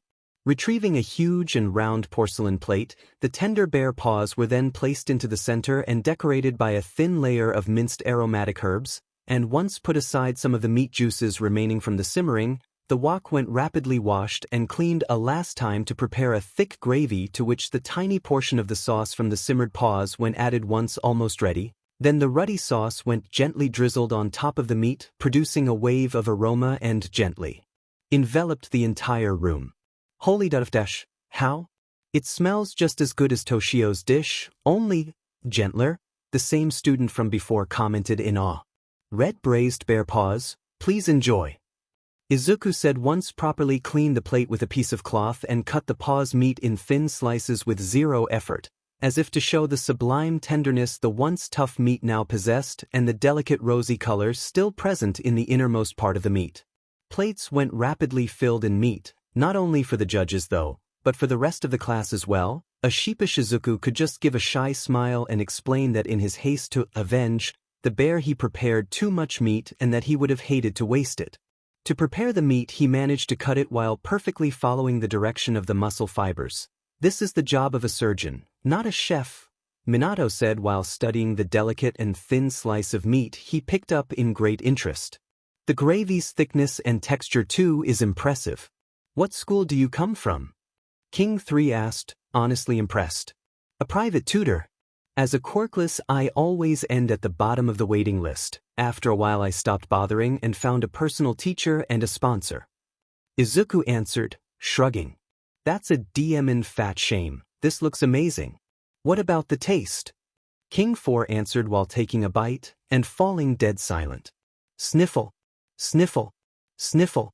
Everybody's attention soon turned to Toshio the Meat King, and the fat tears falling from his eyes as he chewed his own portion. The boy was crying his eyes out and yet looked unable to stop eating, no matter the almost physical pain that taste caused him. What? Yamato muttered as a dark sense of foreboding climbed along her spine at the sense of déjà vu the scene gave her. Holy F dash, a student in the back was heard gasping in shock. It's soft and tender, and the aroma is strong yet gentle. How? A girl added with wide eyes. Strong and gentle? You mean like the bear pride he talked about? He turned a bear's pride into a flavor? You can do that, another said, talking with her mouth unashamedly still full. The piping hot piece of bear paw meat was topped with bits of chopped herbs and peppers while the red broth dripping from the pieces of meat exuded steam. The scent was fragrant, but not too dense. Spicy enough to tickle the nose without completely covering the inborn wild taste of the meat, but enriching it. No matter how much one chewed, there seemed to be no end to the taste. It just kept coming and filling the mouth in its vigorous flavor, helped by the still chewy texture of the meat that even if really tender still maintained part of its springiness. Om nom nom. Takeo the Vegetable King tried really hard to ignore the loud munching sounds coming from the girl sitting next to him, valiantly trying to preserve the dignified image of Mako he had long since created in his mind ever since they went to the same middle school together all the way to the same university. Can you at least try to keep your composure, Mako-chan? He begged. Shush, the secret foodie answered, annoyed. How is it? How does my dish taste? Izuku asked, watching Yamato struggle with her words once tried some herself. Juch, the old woman growled while glaring at him. Mother? Minato asked. It's decent. As far as I am concerned, Toshio wins, she answered. Silence fell into the room, a silence of pure disbelief. Mom? Minato exclaimed with a disappointed sigh. Toshio wins, end of story. I lost, Toshio himself admitted right after. You! The old woman roared in anger. It's true. The meat is tender but not greasy, fresh and does not smell. Its taste is simply amazing. The Meat King admitted in tears. He had seen it at the first bite already, the very bear they both had cooked. He saw it. Her rose to her hind legs and swiped down with her paws to crush Toshio with all her might, destroying him and his dish with a single strike and avenging her lost honor. He could not summon enough pride to forcefully declare himself the winner, he just could not. The flavor of the bear paw's meat lingered on his palate. It tasted delicious and he almost lost himself to its flavor. Before that moment, he had never tasted such a unique flavor in his life. No matter how many experiments he did while cooking his beloved bear meat, that very same balance of tastes had always escaped him, and now with Izuku's dish he had finally tasted it, and the bitter truth that he could not reach that taste obliterated his pride as a bear meat expert and meat king, hence the tears. The entire classroom was filled with the loud sound of people munching still, and each one of them had an expression of bliss, or greed if their plate was already empty and they were looking for more meat to gorge themselves with. The choice of ingredient was a daring gamble, considering your ingredient had been badly prepared too, but the technique displayed while cooking was nothing short of sublime. No matter the pride I may feel as a student of Inoshiki myself, I am still duty-bound to judge objectively. This round is yours, Midoriya, Minato declared with a nod. Traitor! His mother Yamato howled in fury. We second the motion. The winner is Mr. Midoriya, the other kings declared as one after a short whispered conference between them. No-oh! Yamato roared. It was a given, Miss Rector. I hold no regrets. Toshio answered with a sorrowful expression while taking one of the knives he had used to cook his dish with and using a permanent marker to write his name along the blade before delivering it to Izuku. She was right, you are a demon monster. Can I have a rematch sometime in the future? He asked meekly. I would be honored. Izuku answered. Both young chefs exchanged a bow at that. Do it in private. You are hereby out of my university. I won't have a subpar loser ruining my reputation. Yamato's outburst shocked everybody, even herself, before turning towards her assistant. Tell me at least that nobody saw this shameful display during the live stream. Live stream? Izuku asked. Live stream. Minato also chorused. Madam, that we have 50,000 viewers, and more keep arriving, the poor assistant replied with a small voice. Turn it off. Turn it off, the old woman ordered immediately. We are no longer hosting it. I can't turn it off. Somebody hijacked the transmission. Who? She demanded, and the question made a couple hackers from I-Island smugly flash their middle fingers at the screen while making sure more people were notified of the attack on Inoshiki Academy so as to add more viewers to the livestream. Along making sure Toshio could find an acceptance letter for another private university for chefs already waiting for him when he will get home. I am out? Fair enough, I never liked it here anyway. Working under a hag that believes we youngsters don't want to work hard, it's a nightmare. I am chubby because I want to be, and maybe because I eat too much meat. Laziness and ungrateful new generations have nothing to do with it. I'll just find another university that will appreciate my hard work. Toshio declared with his head held high while marching out. How dare you? Piss off back in your pyramid, you mummy, the former meat king answered, unfazed. Hey, destroy the others too, nothing personal. But if you throw Yamato down her high horse, maybe she will become a bearable human. Toshio declared before slamming the classroom door closed behind himself and leaving the school with his head held high once retrieved his personal belongings. Okay, maybe there were some buried issues between him and us. Fish King Sadao admitted, grimacing. I blame Mako, she is the one with an attitude, the Dessert King answered. Hey! Mako answered, face red in annoyance. Little shameful display aside, Minato said while nailing his mother with a glare thankfully strong enough to silence her. We still have more rounds to go through. You up for it, Mr. Midoriya? He asked. Yes, thank you. I would like to challenge all the 5 kings today before leaving and leave the teachers and Yamato-san for tomorrow, if it's okay for you. Izuku answered with a nervous smile. Everybody fell silent at that request. It was just too bold, too wild, and nobody actually knew how to answer that besides gaping at him in shock. Okay, we'll have a 5 minutes pause to clean everything, then we will continue with the next round. Chef Izuku vs. Fish King Sadao. Minato declared, unsure, while the live stream chat exploded in odd comments. Yamato instead could not help feeling something cold starting to form in the pit of her stomach. The system hoped it was ulcer, but that was beside the point. Okay, 1 down, 0.4 to go. Momo said once checked the live stream of the cooking challenge island hijacked from Yamato's control. Your boyfriend is really attacking a cooking school? Mina asked. Their 5 best students, their 4 best teachers, and then their rector, a 3 Michelin star level chef. Yes, she answered. You did not deny the boyfriend thing. Juro said, unsure. Because he is. He just got my father's blessing. Momo answered, a tiny smile surfacing on her face. No way. Mina yelled with wide eyes. Congratulations, Yamamo. Toru squealed in happiness for her friend. No. At the same time, Minato was heard yelling from the back of the class while rushing towards Momo in tears. What is it to you? It's unfair. He doesn't even have a quirk. He doesn't deserve your melons or butt. I am a better man than that useless loser, and I'll show you by plowing you until you love me. Let's if he dash. Boom. The class became dead silent once seen the classy and elegant Momo answer to that disgusting request by uprooting her desk from the floor to bash Mineta's skull with it hard enough to dig a perfect imprint of the boy's entire body on the concrete floor.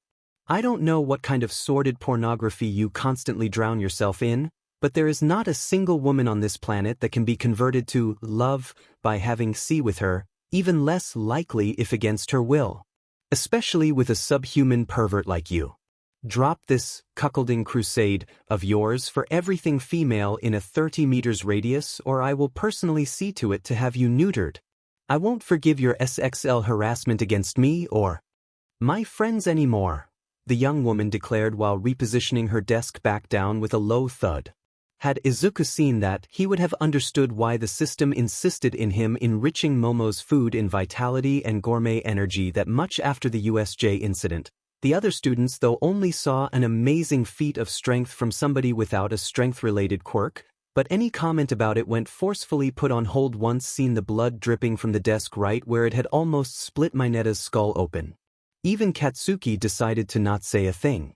Why the boy managed to say before blissful unconsciousness mercifully embraced him. Jesus, Kaminari whispered. What happened? Ochako chose that moment to enter the class accompanied by Namuri.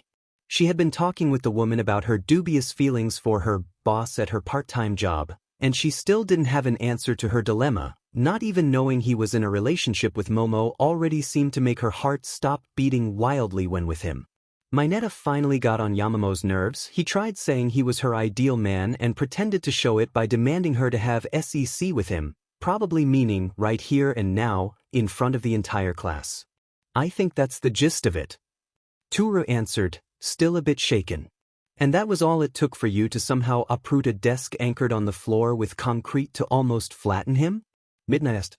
That and the SXL harassment me and my girlfriends are targeted with daily. Momo answered. And the panties thievery.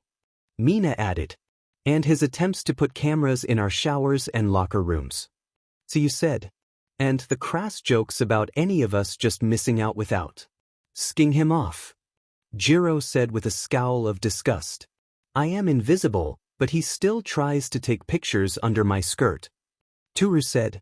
That I did find him sniffing my shoes after gym practice a couple of times, Ochako said with a small voice. I think I saw him take a couple of pictures of his .pp, right before asking us if we had the phone number of any of the girls. Luckily none of us actually gave him one. I managed to alert everybody just in time. Mizo admitted with a low, unsure tone of voice. Those are serious allegations. Why has nobody said anything before? Namuri said, pinching the bridge of her nose and groaning. I don't know if it is a proper excuse, Professor, but at the beginning his jokes and mannerism were just tasteless and annoying, but nothing too extreme.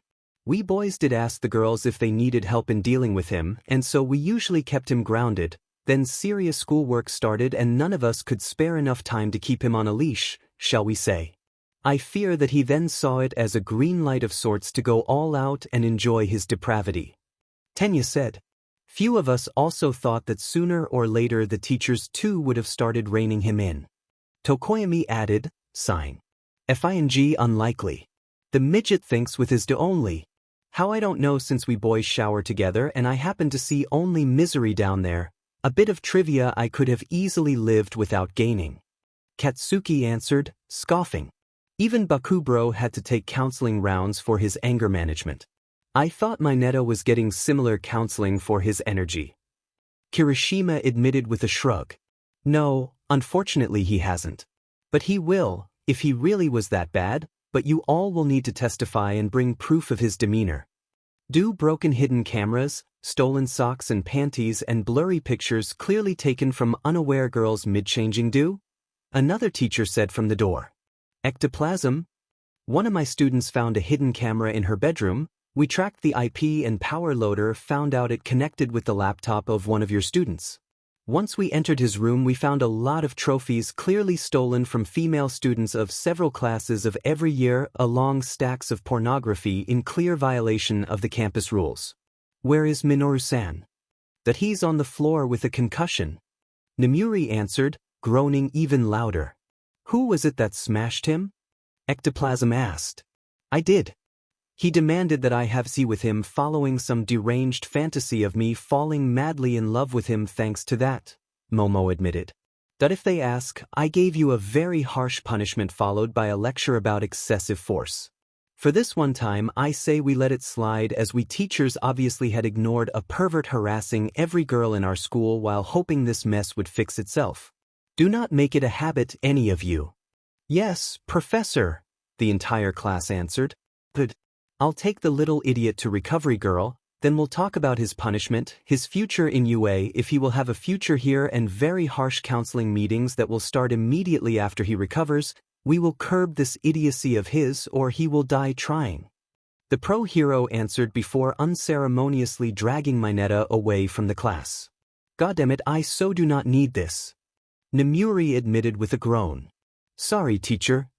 Don't be Yaoyorozu. It was partly our mistake as well. Like you others, we too hoped he would have calmed down by himself. Whatever, let's focus on our lesson now. Yes.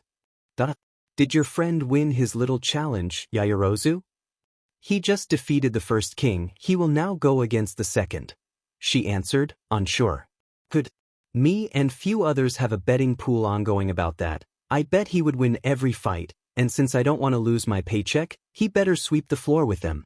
Nemuri answered, smirking. You have a bet about him? Shota and I have him as a total winner, same for Lunch Rush. Toshinori and Night Eye instead said he will win against everybody except the university rector, and Mike didn't think he will actually win against the first teacher. He did bet the most between us, so I think he is now very afraid of losing, she answered. Tihis. Momo hissed in contempt. Something tells me Professor Mike dropped low in Yamamo's scoreboard. Mina muttered, smirking, and getting an amused snort in answer from Jiro sitting next to her. Yep. Meanwhile, Inoshiki Chef Academy, classroom. Yamato was still fuming for the defeat of the Meat King, the last of the top 5 students of Inoshiki University, while King number 4, Sadao, the Fish King, took position at the workplace at the opposite side of the room from Izuku at the front row of the class. The other kings were once again sitting next to the rector Yamato and her son in front of both contestants, but instead of aloof all of them looked tense since the old woman in a bout of anger had kicked out the Meat King as a punishment for his defeat. The next fight will be Midoriya Izuku versus Yumikage Sadao, the Fish King. Both contestants, are you ready? Minato, son of Yamato, asked once he saw both chefs finishing checking their instruments.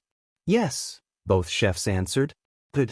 Just like before, Chef Midoriya has left the choice of ingredients to us, and following Sadao's own request, we prepared this Pacific Sori. Minato said while taking out of a near fridge a wide tray covered by a cloth with Inoshiki insignia on it. Once removed, the class and Izuku saw a dozen shining fishes neatly put on display, all of them so fresh they looked like they had been just pulled out of the water an instant before the challenge. The fish all had a long body with dark green-blue cycloid scales on the dorsal side and silvery scales below. They also sported small, bright blue blotches distributed randomly on the sides. Their mouth was small, and there was a series of small finlets between the dorsal and anal fins. They also possessed a small forked tail. Wow! They are all so fresh. Izuku admitted in surprise.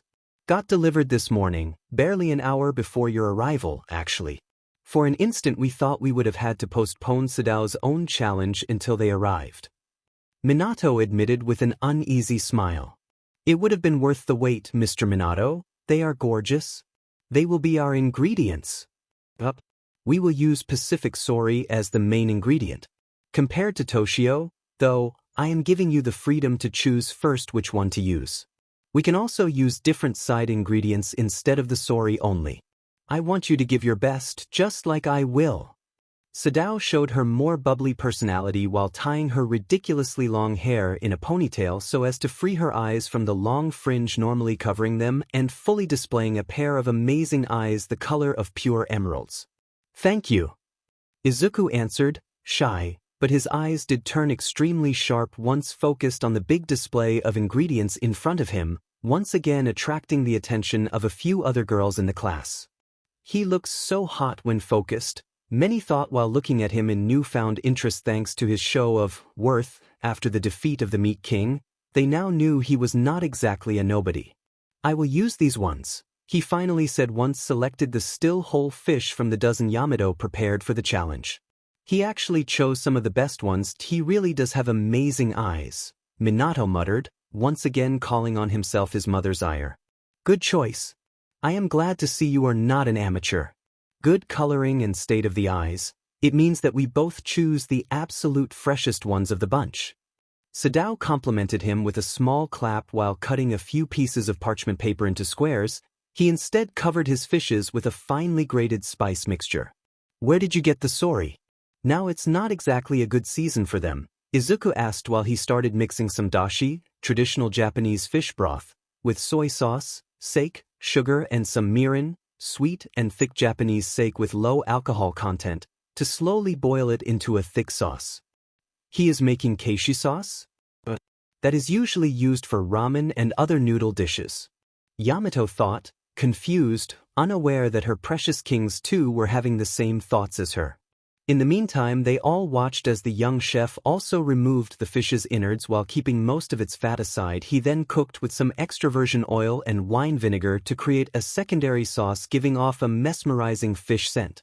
Inoshiki Academy is special. We have our own personal ingredient providers. These sori are not exactly from around here. They come from a private breeding specialist overseas and were delivered by air this morning just for this challenge. Those guys have a very special breeding method, so we can have them perfectly plump whenever we want. Sadao answered. She instead was mixing butter with black pepper, garlic, parsley and thyme to create a dense and aromatic cream. Cool. But hey, you two make your own herb butter? Izuku asked, impressed. Yufu. I like mine with just a bit more pepper than normal. I like strong tastes, she answered with a giggle and a wink. Nice. I usually make it with a bit less time. Do they know they are supposed to be enemies? The other students thought in dismay at Sadao's overly friendly attitude. Stop fraternizing and destroy him. Yamato shrieked in fury. You are starting to worry me, Mom. Minato admitted, sighing. Shut up. With Izuku. Why does our rector hate you? Sadao asked. I made a plate of rice that made a dear friend of hers feel inadequate. That's it. Yes.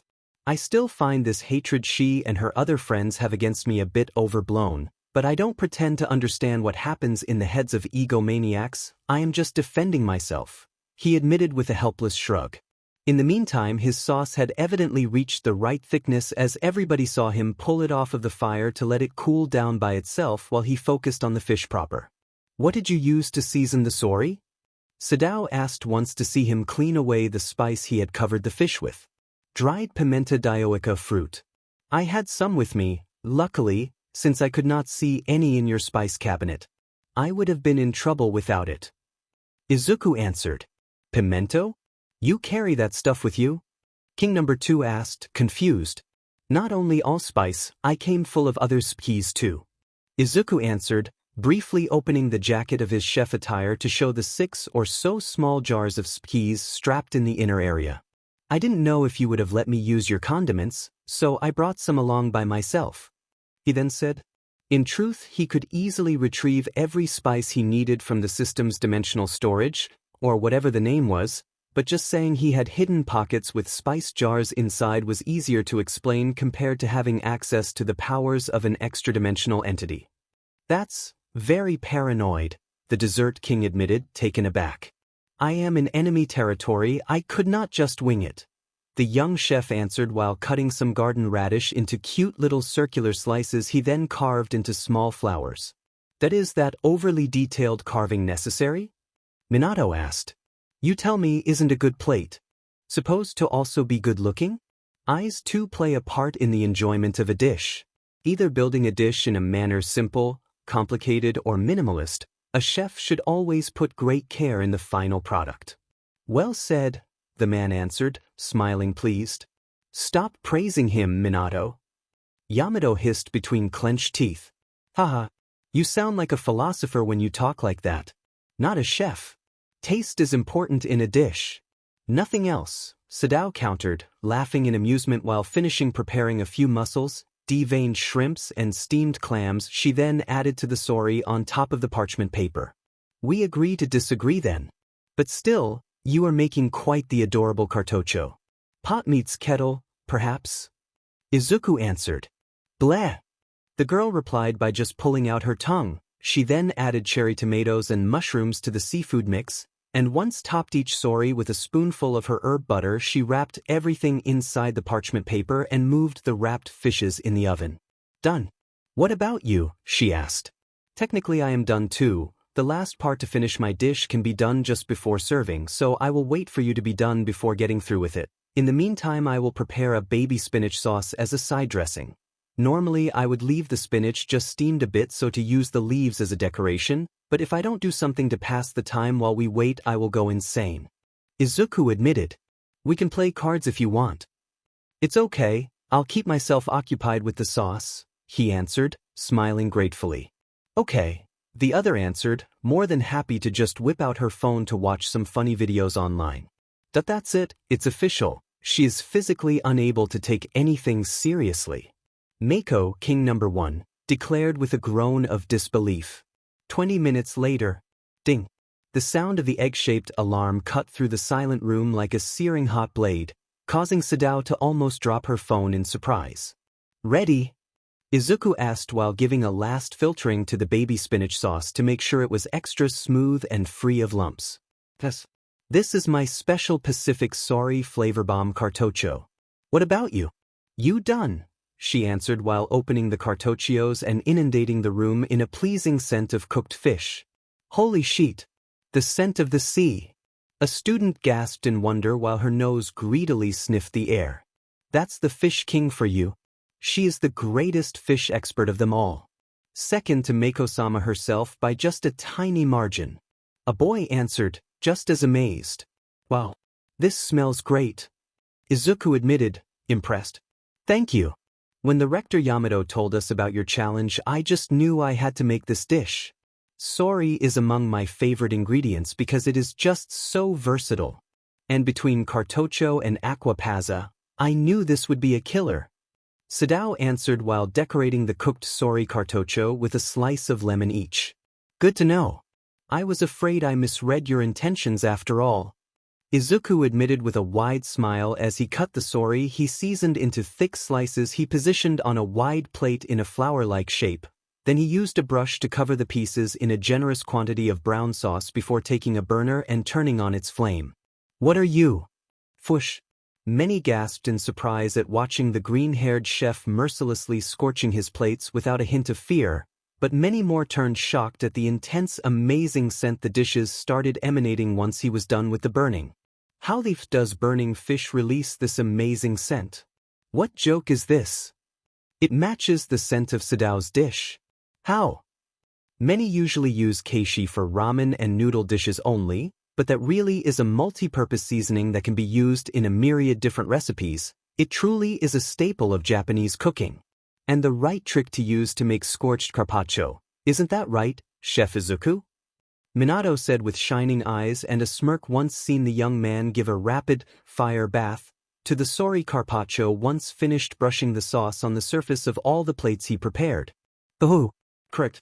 Even with a powerful burner like yours, burning the surface of fish in the proper way is difficult, but using keishi it becomes easy thanks to its sugar content.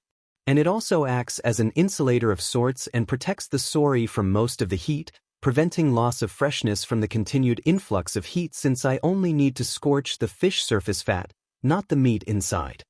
Izuku answered, smiling proudly at himself.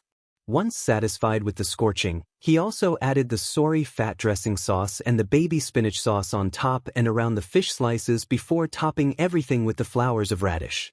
Scorched soy carpaccio, my dish is ready. Izuku declared once every plate was composed. This aroma. Sadao's dish is literally an explosion of flavor as the name implies, but Midoriya's own is just as strong, but instead focused like a blade. I wonder who between them complemented best the delicate taste of the Pacific soy. King 2 muttered with his eyes narrowed and focused fully on Izuku's face. Miss Yamada was right, that guy is a monster. We should not underestimate him, if he wins against Sadao-chan as well. Dessert King answered, thoughtful. Where does he come from? Knowing Miss Yamato, a talent like his would normally be something she would do everything to snatch. Then why is he here as our enemy? Mako wondered with a low voice. You heard him, he dash. That is not a good enough excuse, there must be something else behind this, she interrupted the other girl with a hiss. We will proceed with the taste test. Sadao, you first. Yamato said once seen both chefs deliver their plates to her, Minato and the other kings. Oh, it does look nice. Takeo, vegetable king, admitted once pried open the fish meat with his chopsticks. Yes, she did an acceptable job this time. Mako conceded, huffing. Tone it down a little, nobody likes frosty beaches, Mako-chan. Dessert King Michiko jokingly warned her. Mako-sama. We love you. Queen Mako. Many boys yelled in rapture at seeing the Soup King show a tiny sneer of annoyance. Except those guys, Michiko added, sighing. Focus. Yamato barked angrily, silencing the other kings while studying the wobbly piece of sori she grabbed from the plate. I must admit the cooking method chosen was excellent. It does put on display the natural taste of the Pacific sori. You also managed to control the natural oily feeling of its meat and diminish its intense fishy smell down to almost zero while leaving just enough to maintain the feeling of sea evoked by the scent. Good choice of supplementary ingredients too. The aquapazza made with the mussels, shrimps and clams helped supporting the main ingredient and are all a pleasure to eat, especially the steamed clams, that even if cooked in 2 different methods, remain pleasantly springy and flavorful. You gave your dish the perfect name. It's a real sea flavor bomb while remaining melty sweet and tender at the same time. Congratulations. Minato said with a pleased tone. I second the judgment. You used the Pacific sori almost perfectly, especially its thick meat. I could chew this forever and never get tired. Takeo confirmed with a dashing smile. Several girls swooned again, all for Izuku and the other king's chagrin. Sadao-chan is a bona fide fish expert, always a pleasure eating what she makes. Michiko added with a thumbs up. Good, it's good, but the ingredient was the Pacific sori, nothing else. You gave too much importance to everything else. The sori should have ruled supreme. It is still good though. Mako said, uninterested. Hey, cheer up a little. What your friend made tastes amazing and it's also very nicely presented. Do not be a stick in the mud and enjoy it. This dish is good. Izuku answered, annoyed a little. He had already finished his portion and was not ashamed to show he liked it. Thank you, maybe in the end I did make it a bit cute too, other than good tasting. Sadao said with a mischievous smile while eating her own cartoccio. That you did. Izuku answered, smiling. Then this is obviously a win for Sadao. I am sorry boy, but your defeat was a given. Get out and do not bother us anymore. Yamato said with an evil smile. What? She asked. Mom, you are becoming annoying, we have not even tried his dish yet. Minato said while massaging his forehead to push back the incoming migraine his mother caused. It's just some raw fish slightly burned with fire. You can't expect it to be better than, the old woman tried saying while despondently shoving a slice of the scorched carpaccio in her mouth and growing unhealthy pale while her eyes bulged out. To the sauce of Pacific sori innards. He prepared it just by adding oil and vinegar to the fish's fat and part of the innards, and yet the taste is permeating my tongue and is making the sweetness of the fish meat stand out so much it's making me drown in its taste. Michiko admitted, shocked. How many spikes did you use? Takeo asked, just as surprised. Only the pimento or allspice. Depending on which name you want to use. Those Pacific soris were already good by themselves, adding more sounded like a waste. So I just tried enriching and polishing that flavor with a couple small pushes from the sauces and the spice. Izuku answered, shrugging. If Sadao created a bomb of flavor, yours was a single bullet from a sniper rifle. No waste, no fanfare and no collateral damages. One strike, one kill. Only pure Pacific sori flavor, marvelous. Minato admitted, clapping a little. Thank you. What do you think about it, Sadao sa-? Izuku's question died a messy death when he saw Sadao eat with zero manners her own portion of scorched carpaccio and even liking the plate over and over until it shone. Glad you liked it, he said, unsure. You are a lady, show some manners. Mako chastised her while mid-lick of her own plate. Did I give up? Takeo muttered in dismay while trying to ignore her. We will proceed with the vote. Who do you think won? Minato asked, fake coughing to cover his own embarrassment. I vote for Midoriya, sorry. Takeo said, smiling uneasily. It's okay, Take-chan. I'll do better next time. Sadao reassured him with a thumbs up. I vote for Sadao-chan. Michiko said with a wink. Thank you. Midoriya, at least he used the Pacific sorry only. Mako said. You are a picky eater. Sadao answered, pouting. I will have to vote for Midoriya as well, my apologies, but I must recognize the ability needed to bring out such amazing flavor with so little ingredients. Minato said with a sorry expression. No harm done, sir. I loved it too. Yamato-san? Sadao asked. Get out of my school, the old woman answered with a low, defeated voice. Go back to your seat, Sadao. You are still a student here. Minato subverted the order. Silence. You are already giving a sad spectacle. Don't think I won't rein you in just because you are my mother, the man roared, shocking his mother. But. I am saving you from yourself. Sadao gave her best, and that's all that matters. She is still a first-year student. She can still get a lot better if you give her a chance. Wasting talent just to appease your tantrums won't help nobody, not them and especially not you. Now calm down and be a proper, professional chef, or else I will take over and select a new judge to take your place. Minato said with narrowed eyes. Okay. Yamato conceded with a small voice, her body losing every ounce of fight she had at the beginning. Good, I will still keep you grounded because I know you are not a bully, but a great chef, and I want to preserve that part of you. Michiko, you are next. Are you ready? He asked. Of course. I need to avenge Sadao-chan, the short girl answered. My hero. Sadao answered with an exaggerated swoon while retaking her seat next to Takeo. Once delivered one of her knives to Izuku with her name written along the blade with a permanent marker. She also added a cute little heart next to it, apparently a fixed part of her signature. That guy is tearing through us like a tank. Takeo muttered with a low whisper and his eyes fixed on the wooden cabinet Izuku brought along now containing 2 knives belonging to their fellow kings.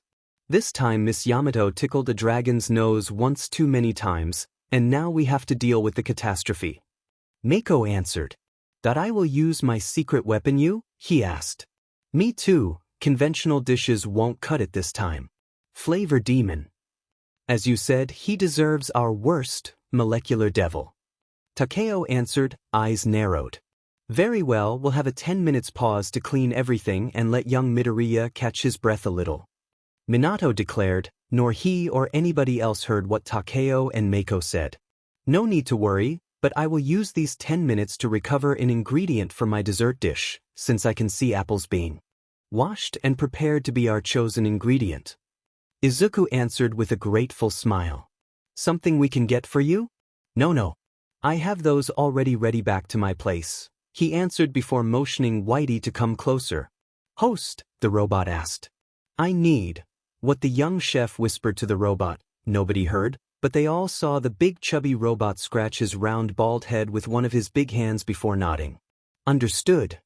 Whitey answered before opening the door of the classroom and Tara knew one to the sound barrier while running to the Green Cloud restaurant and back in the 10 minutes of pause Minato gave him and carrying a small jar of dull glass. Perfect.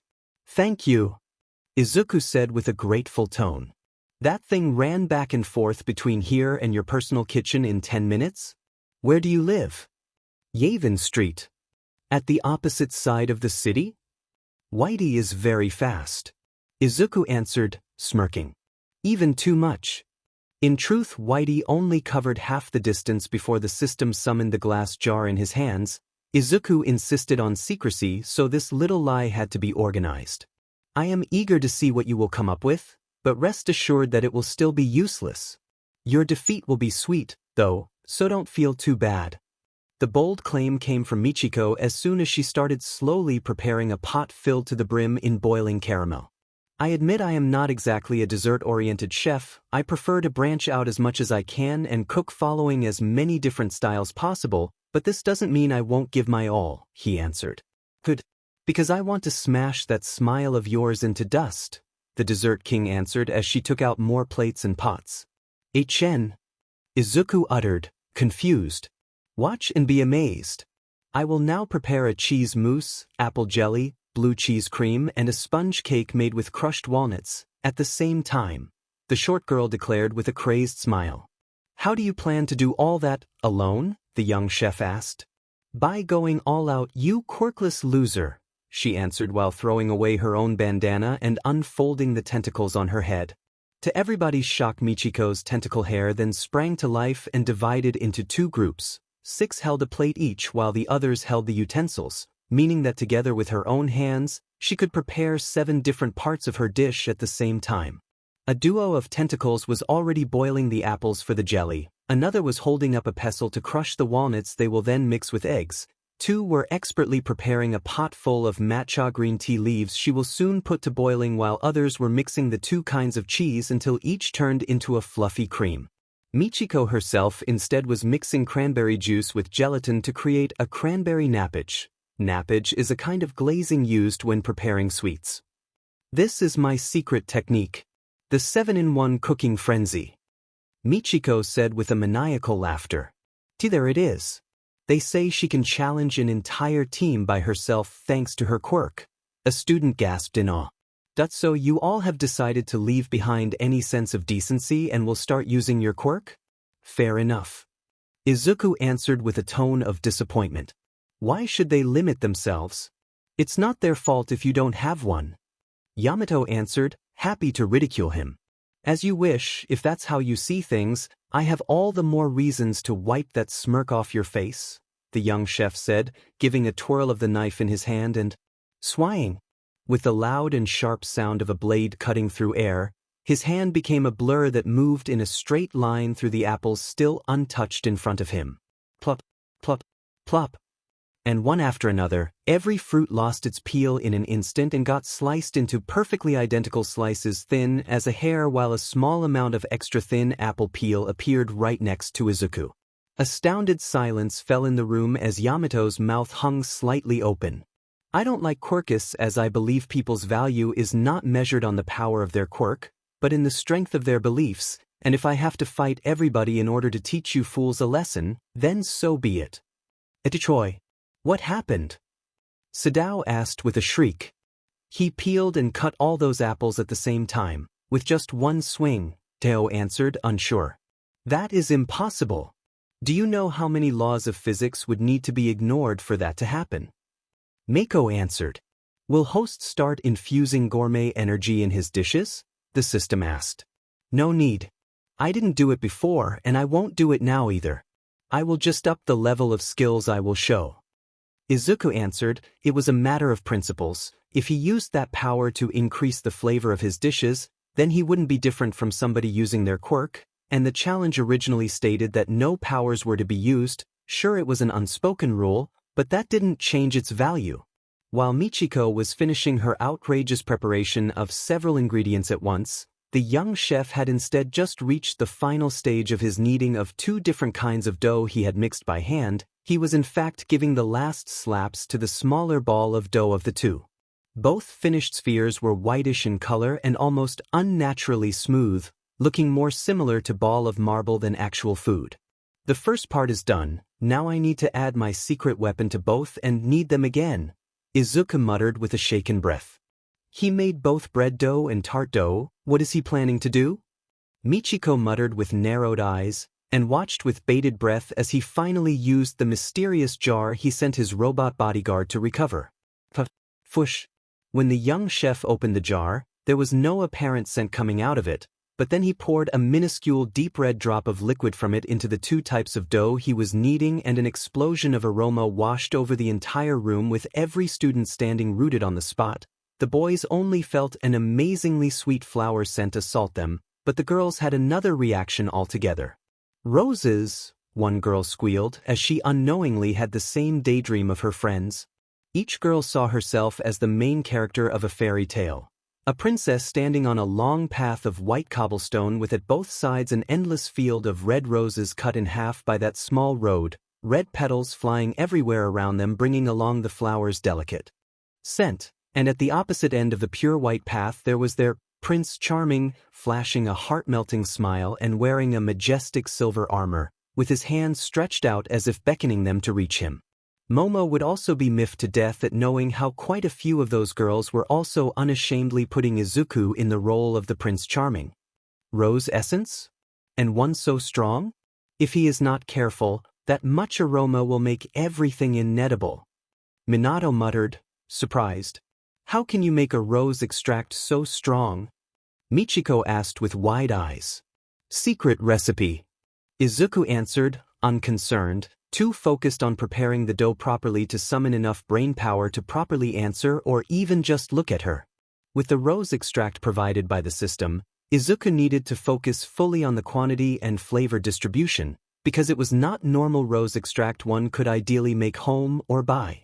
This one had been purified by him using his knowledge as Zaus and the system's own help. A serum purified enough times it was now 99% pure, any misstep would be a catastrophe. Just a spoonful contained the essence of several hectares of red roses. He had to be careful. At the same time he added some rose extract to a big pot of water as well and soaked the apple slices together with some extract from the apple peels, and left the slices to rest untouched to the side before returning to focus on the dough. Slap, slap, slap, slap.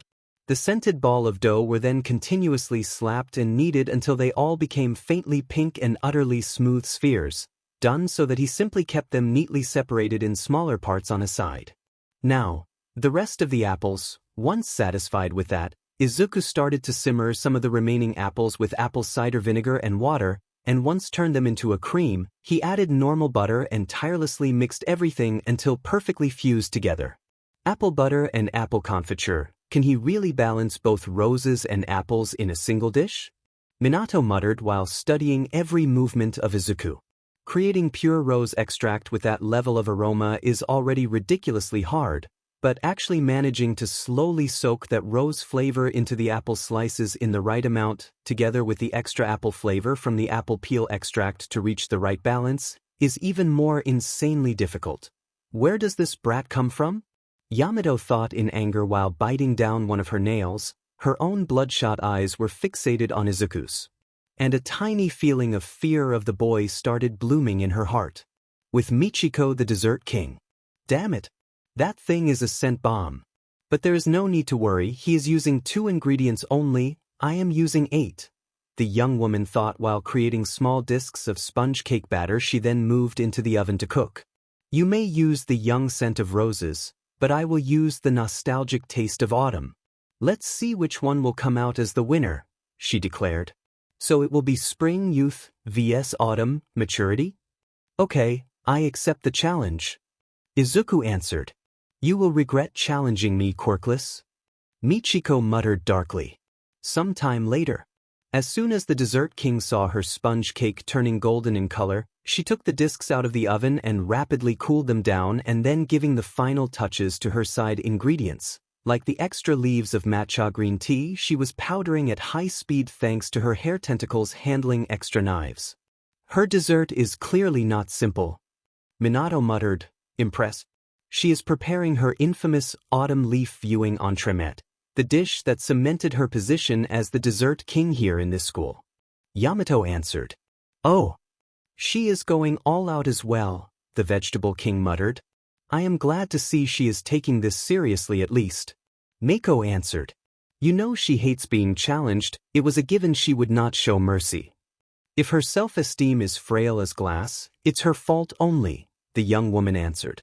Uninterested in the judge's scrutinizing stares, Michiko had finally started assembling her dish, using the sponge cake discs as the middle layer while carefully creating several layers above and under it with the various cheese creams and fruit jellies she made previously until a vaguely spherical shape was created. She then covered the whole thing with the cranberry gelatin to turn it in a perfectly smooth red sphere as big as a golf ball.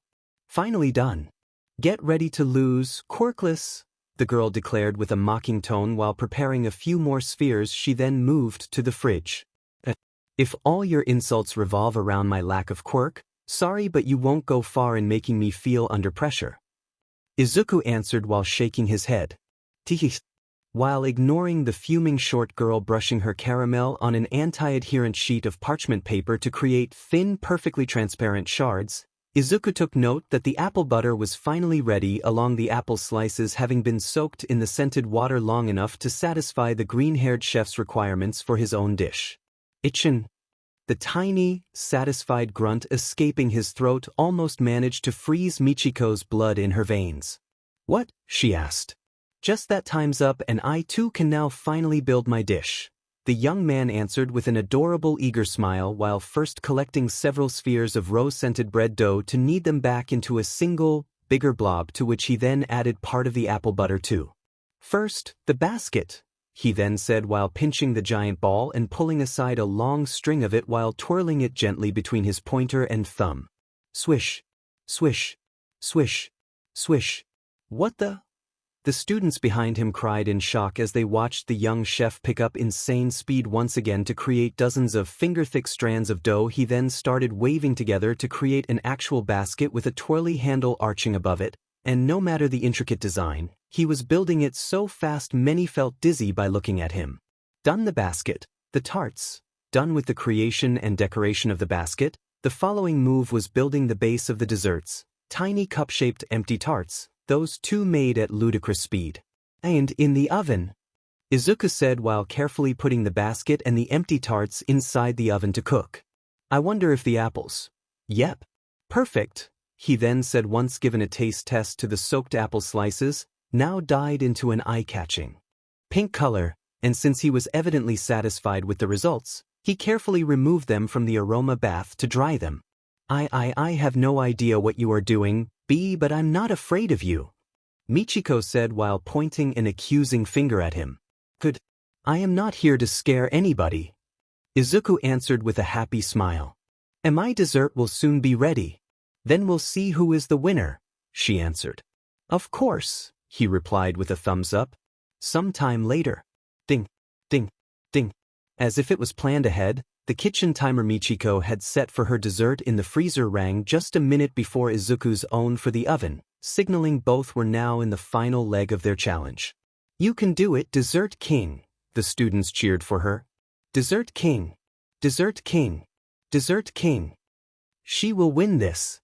Emboldened by the loud cheering, Michiko positioned a sphere in the middle of each plate. She then decorated with a tiny pinch of the powdered matcha green tea leaves and 2 wings of caramel shards at both sides of the shining red spheres. She had even created small maple leaves with some remaining sponge cake she had then positioned around the plate. Closing the dish, there was a warm cup of green tea as a side drink for the dessert. Done. You are finest dash. Swoosh. Michiko's taunt she tried delivering once finished assembling her dish when interrupted by Izuku's hands once more moving fast enough to disappear as he started grabbing the apple slices one by one with a duo of pliers to build the tarts after he used a brush to paint the inside of the empty tarts with the apple butter and then the apple confiture. She is screwed, a boy blurted out in dismay as a rose bloomed inside each tart, and not just a rose-like shape, but a perfect replica of a big rose made with thin pink apple slices recreating the flower's petals with ludicrous precision of details. A couple minutes in the oven to make the apple slices extra crunchy, and the tarts are ready, Izuku declared while moving the tarts back in the oven after brushing some apple peel essence on top of them. What came out of that oven once done that bombarded the students and judges in the sweet scent of cooked apples and the alluring fragrance of roses, the insane balance of the 2 scents though worried Yamato. She once again saw Izuku thread on the thin line between success and failure without a hint of doubts in his steps, and the tiny feeling of fear in her own chest grew a tad bit more. Here is my dish. A bit on the feminine side, but nothing says that I can't make a cute dish if I feel like it. Queen Apple Tart, with damask rose aroma. Thank you for waiting, Izuku declared as he walked towards the judges by actually grabbing onto the basket's handle and using 2 long pliers to deliver a small tart to each one of them. By the way, the basket too is edible. It's made with fragrant apple and rose bread. I have put aside some extra apple confiture if you want to add it to the basket bread, he then added, with a more cheeky smile. To put both rose aroma and apple butter into the bread, the required balance of quantities to make sure the bread won't break down and still be flavorful would need to be calculated down to the micrograms. Did you really have to risk it so much? Mako asked. You want me to lose, I want to win. I have too much to lose from this challenge, so I can't hold back, but be ready to bet all of myself at every step. Izuku answered, sighing. We'll start with Michiko's dish since she finished first. Yamato decided. Please help yourself, the dessert king answered with a cocky smile. Nothing for me? Izuku asked, honestly hurt. Sorry, but I don't expect you to have the right palate to truly enjoy it, so I prefer to not waste ingredients, she answered, huffing. Host? Whitey asked, and even his normally robotic voice sounded annoyed, somehow. No, Whitey. Down. Izuku ordered while shaking his head a little. Look at the cross-section. Simply perfect. Yamato was heard exclaiming with a proud voice. The red sphere dessert in her plate had been cut cleanly enough one could still see the various layers of the different creams and sponge cake forming the inside of the dish, all neatly separated without even the smallest smudge. The sponge cake is incredibly soft, like a cloud, and even its positioning is not casual. By forming the middle of the dessert it can perfectly mix with every other taste used. You did study the position of each layer, isn't it? Minato asked, very impressed. Correct. I spent an entire year experimenting with both position and thickness of every layer, even their density is not a chance. I tested over and over every possible combination to make sure every layer of taste would mix with the others to perfection when bitten. Nothing is left to chance. Michiko answered, her smirk reeking of smugness. It shows. Even such a strong cheese like gorgonzola has been carefully nestled between the apple jelly and the sponge cake. You can almost tell every taste apart at each bite. Well done. Minato declared. And it goes well with green tea, even if I am not exactly a tea person. Takeo added, taking a sip of tea every few bites of dessert. Fine. I admit it. It makes you taste the autumn. Happy. Meiko admitted, annoyed. You know I don't have a fondness for sweets, but you're always a good exception, I love it. Sadao the Fish King said. Thank you. What about you? Michiko answered. Besides saying you have a wonderful technique, I can't say more since I have not tasted it. Izuku answered with a shrug. Then be born with a quirk in the next life, she countered, smirking. Be thankful I was born a gentleman still. Many of my old acquaintances would have kicked your teeth in a long time ago with that attitude. Zebra would have directly eaten you alive. Izuku answered with an annoyed sigh as even his legendary cinnamon bun patience was starting to run thin under her constant verbal onslaught. You don't scare me. It was an extremely good dish. Now we will proceed with the tasting of Chef Izuku's dish. Yamato declared.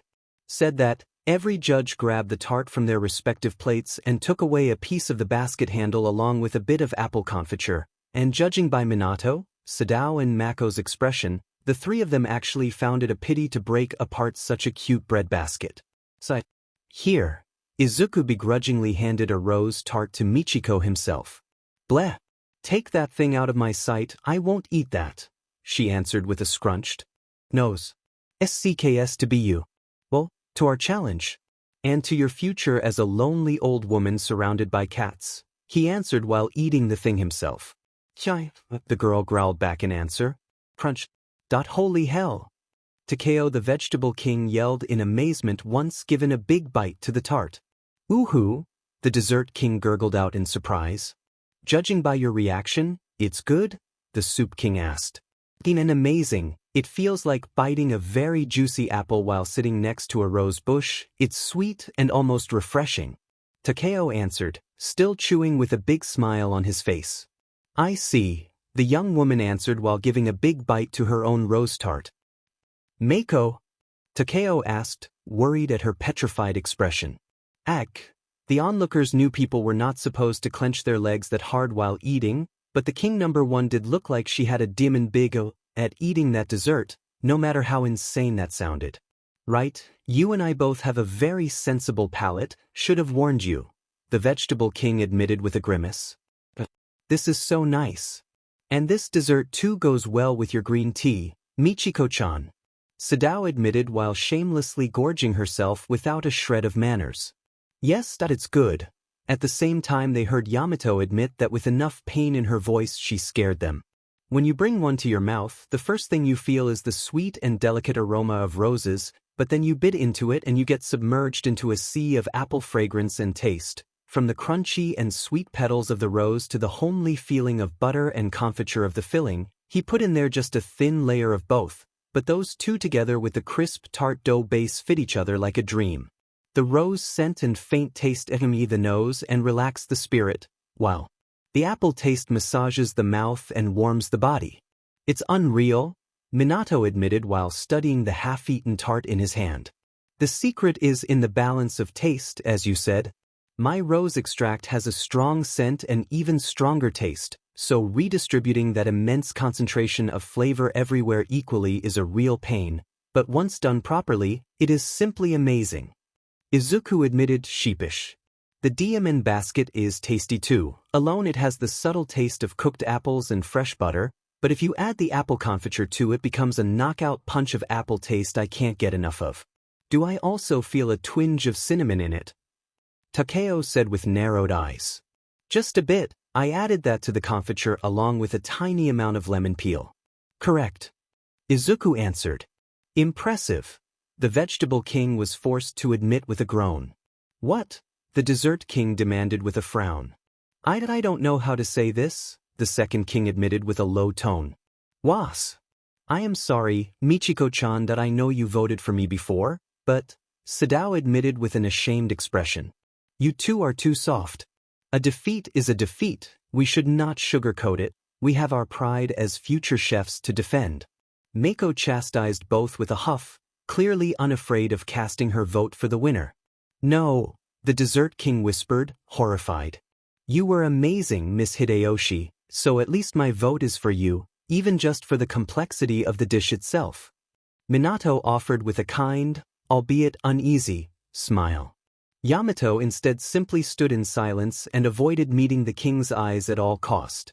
No, I can't accept it. Michiko roared in defiance. Izuku uttered in confusion. You can't win this time too. I won't accept it. You just made a tart. I had to come up with a method to make a layered dessert of different tastes while making it as small as a golf ball. I refuse to be defeated by a sloppily made cheap dessert, the short girl yelled. Sloppily made, you say? Izuku asked, eyes narrowed. Yes. Everybody here can make that dessert. I am the genius here. I am the prodigy of dessert making. Not a quirkless nobody like you. A tense silence fell into the room. Troublemaker. You will be dash. Stop, Whitey.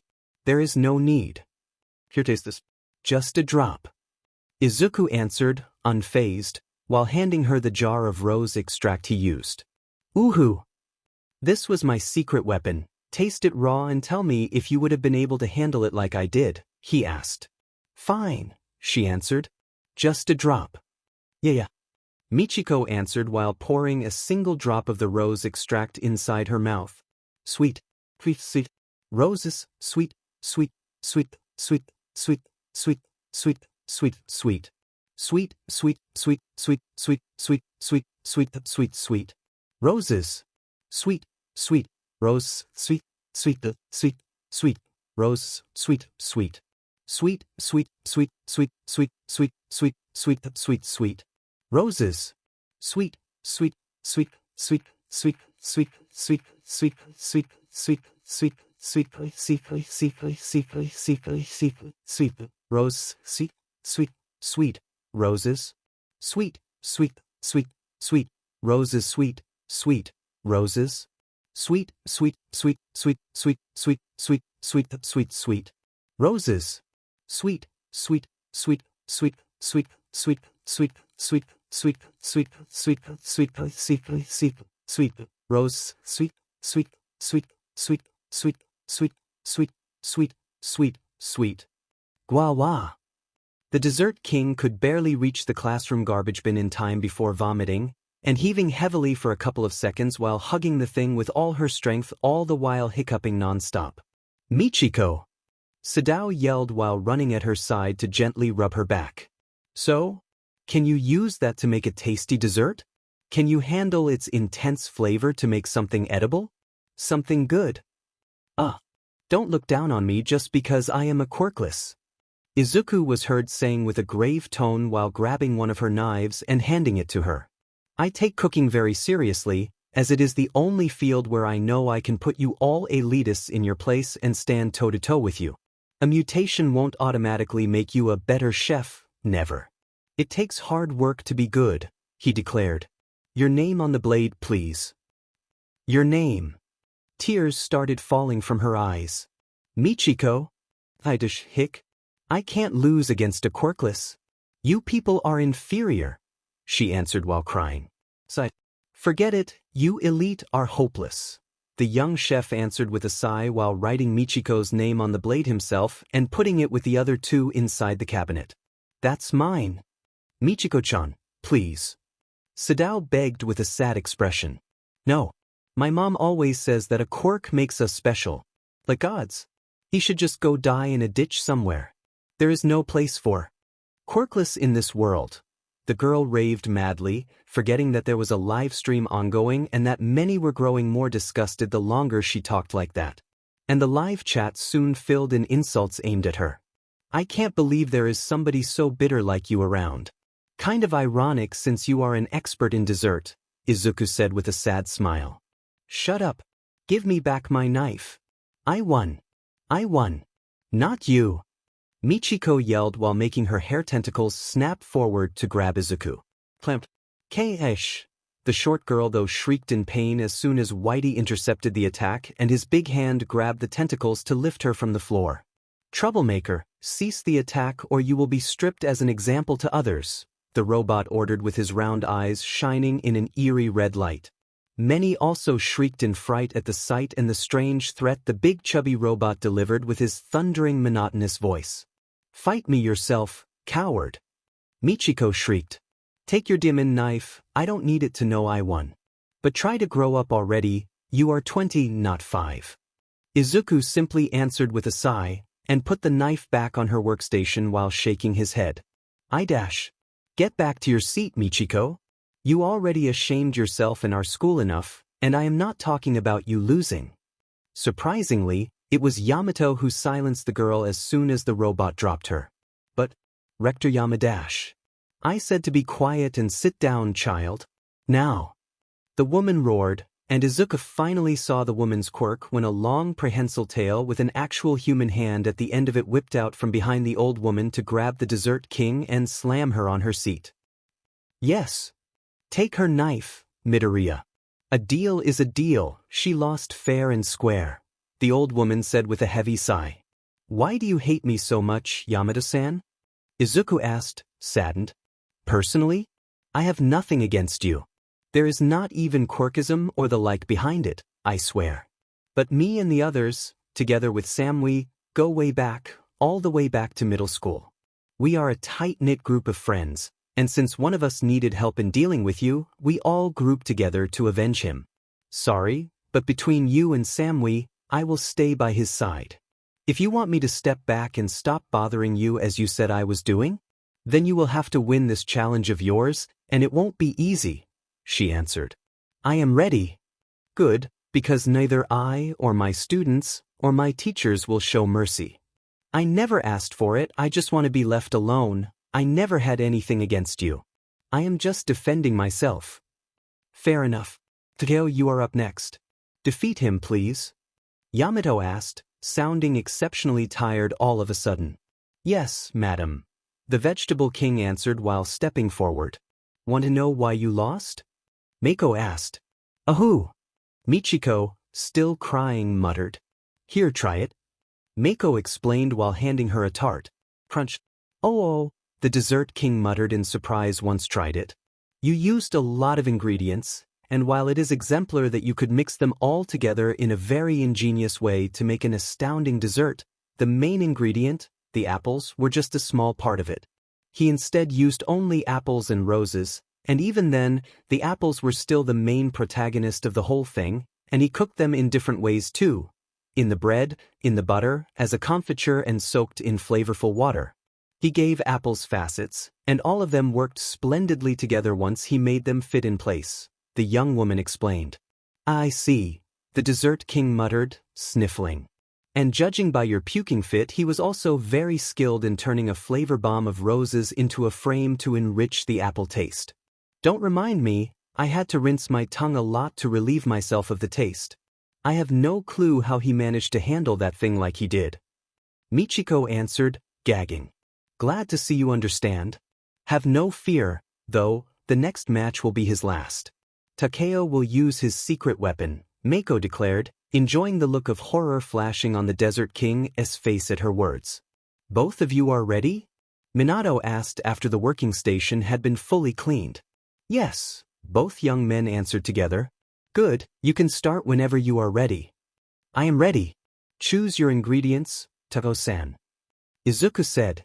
We'll use beef as the main ingredient. Your small war against Inoshiki Academy ends now, the other answered with a dark tone. Beef? Izuku muttered, confused as to why the so-called vegetable king chose meat for their fight. I see. Good job, Takeo. The boy is finished. Yamato instead understood what her student was doing, and her smile turned into a fearsome mask of putrid malevolence.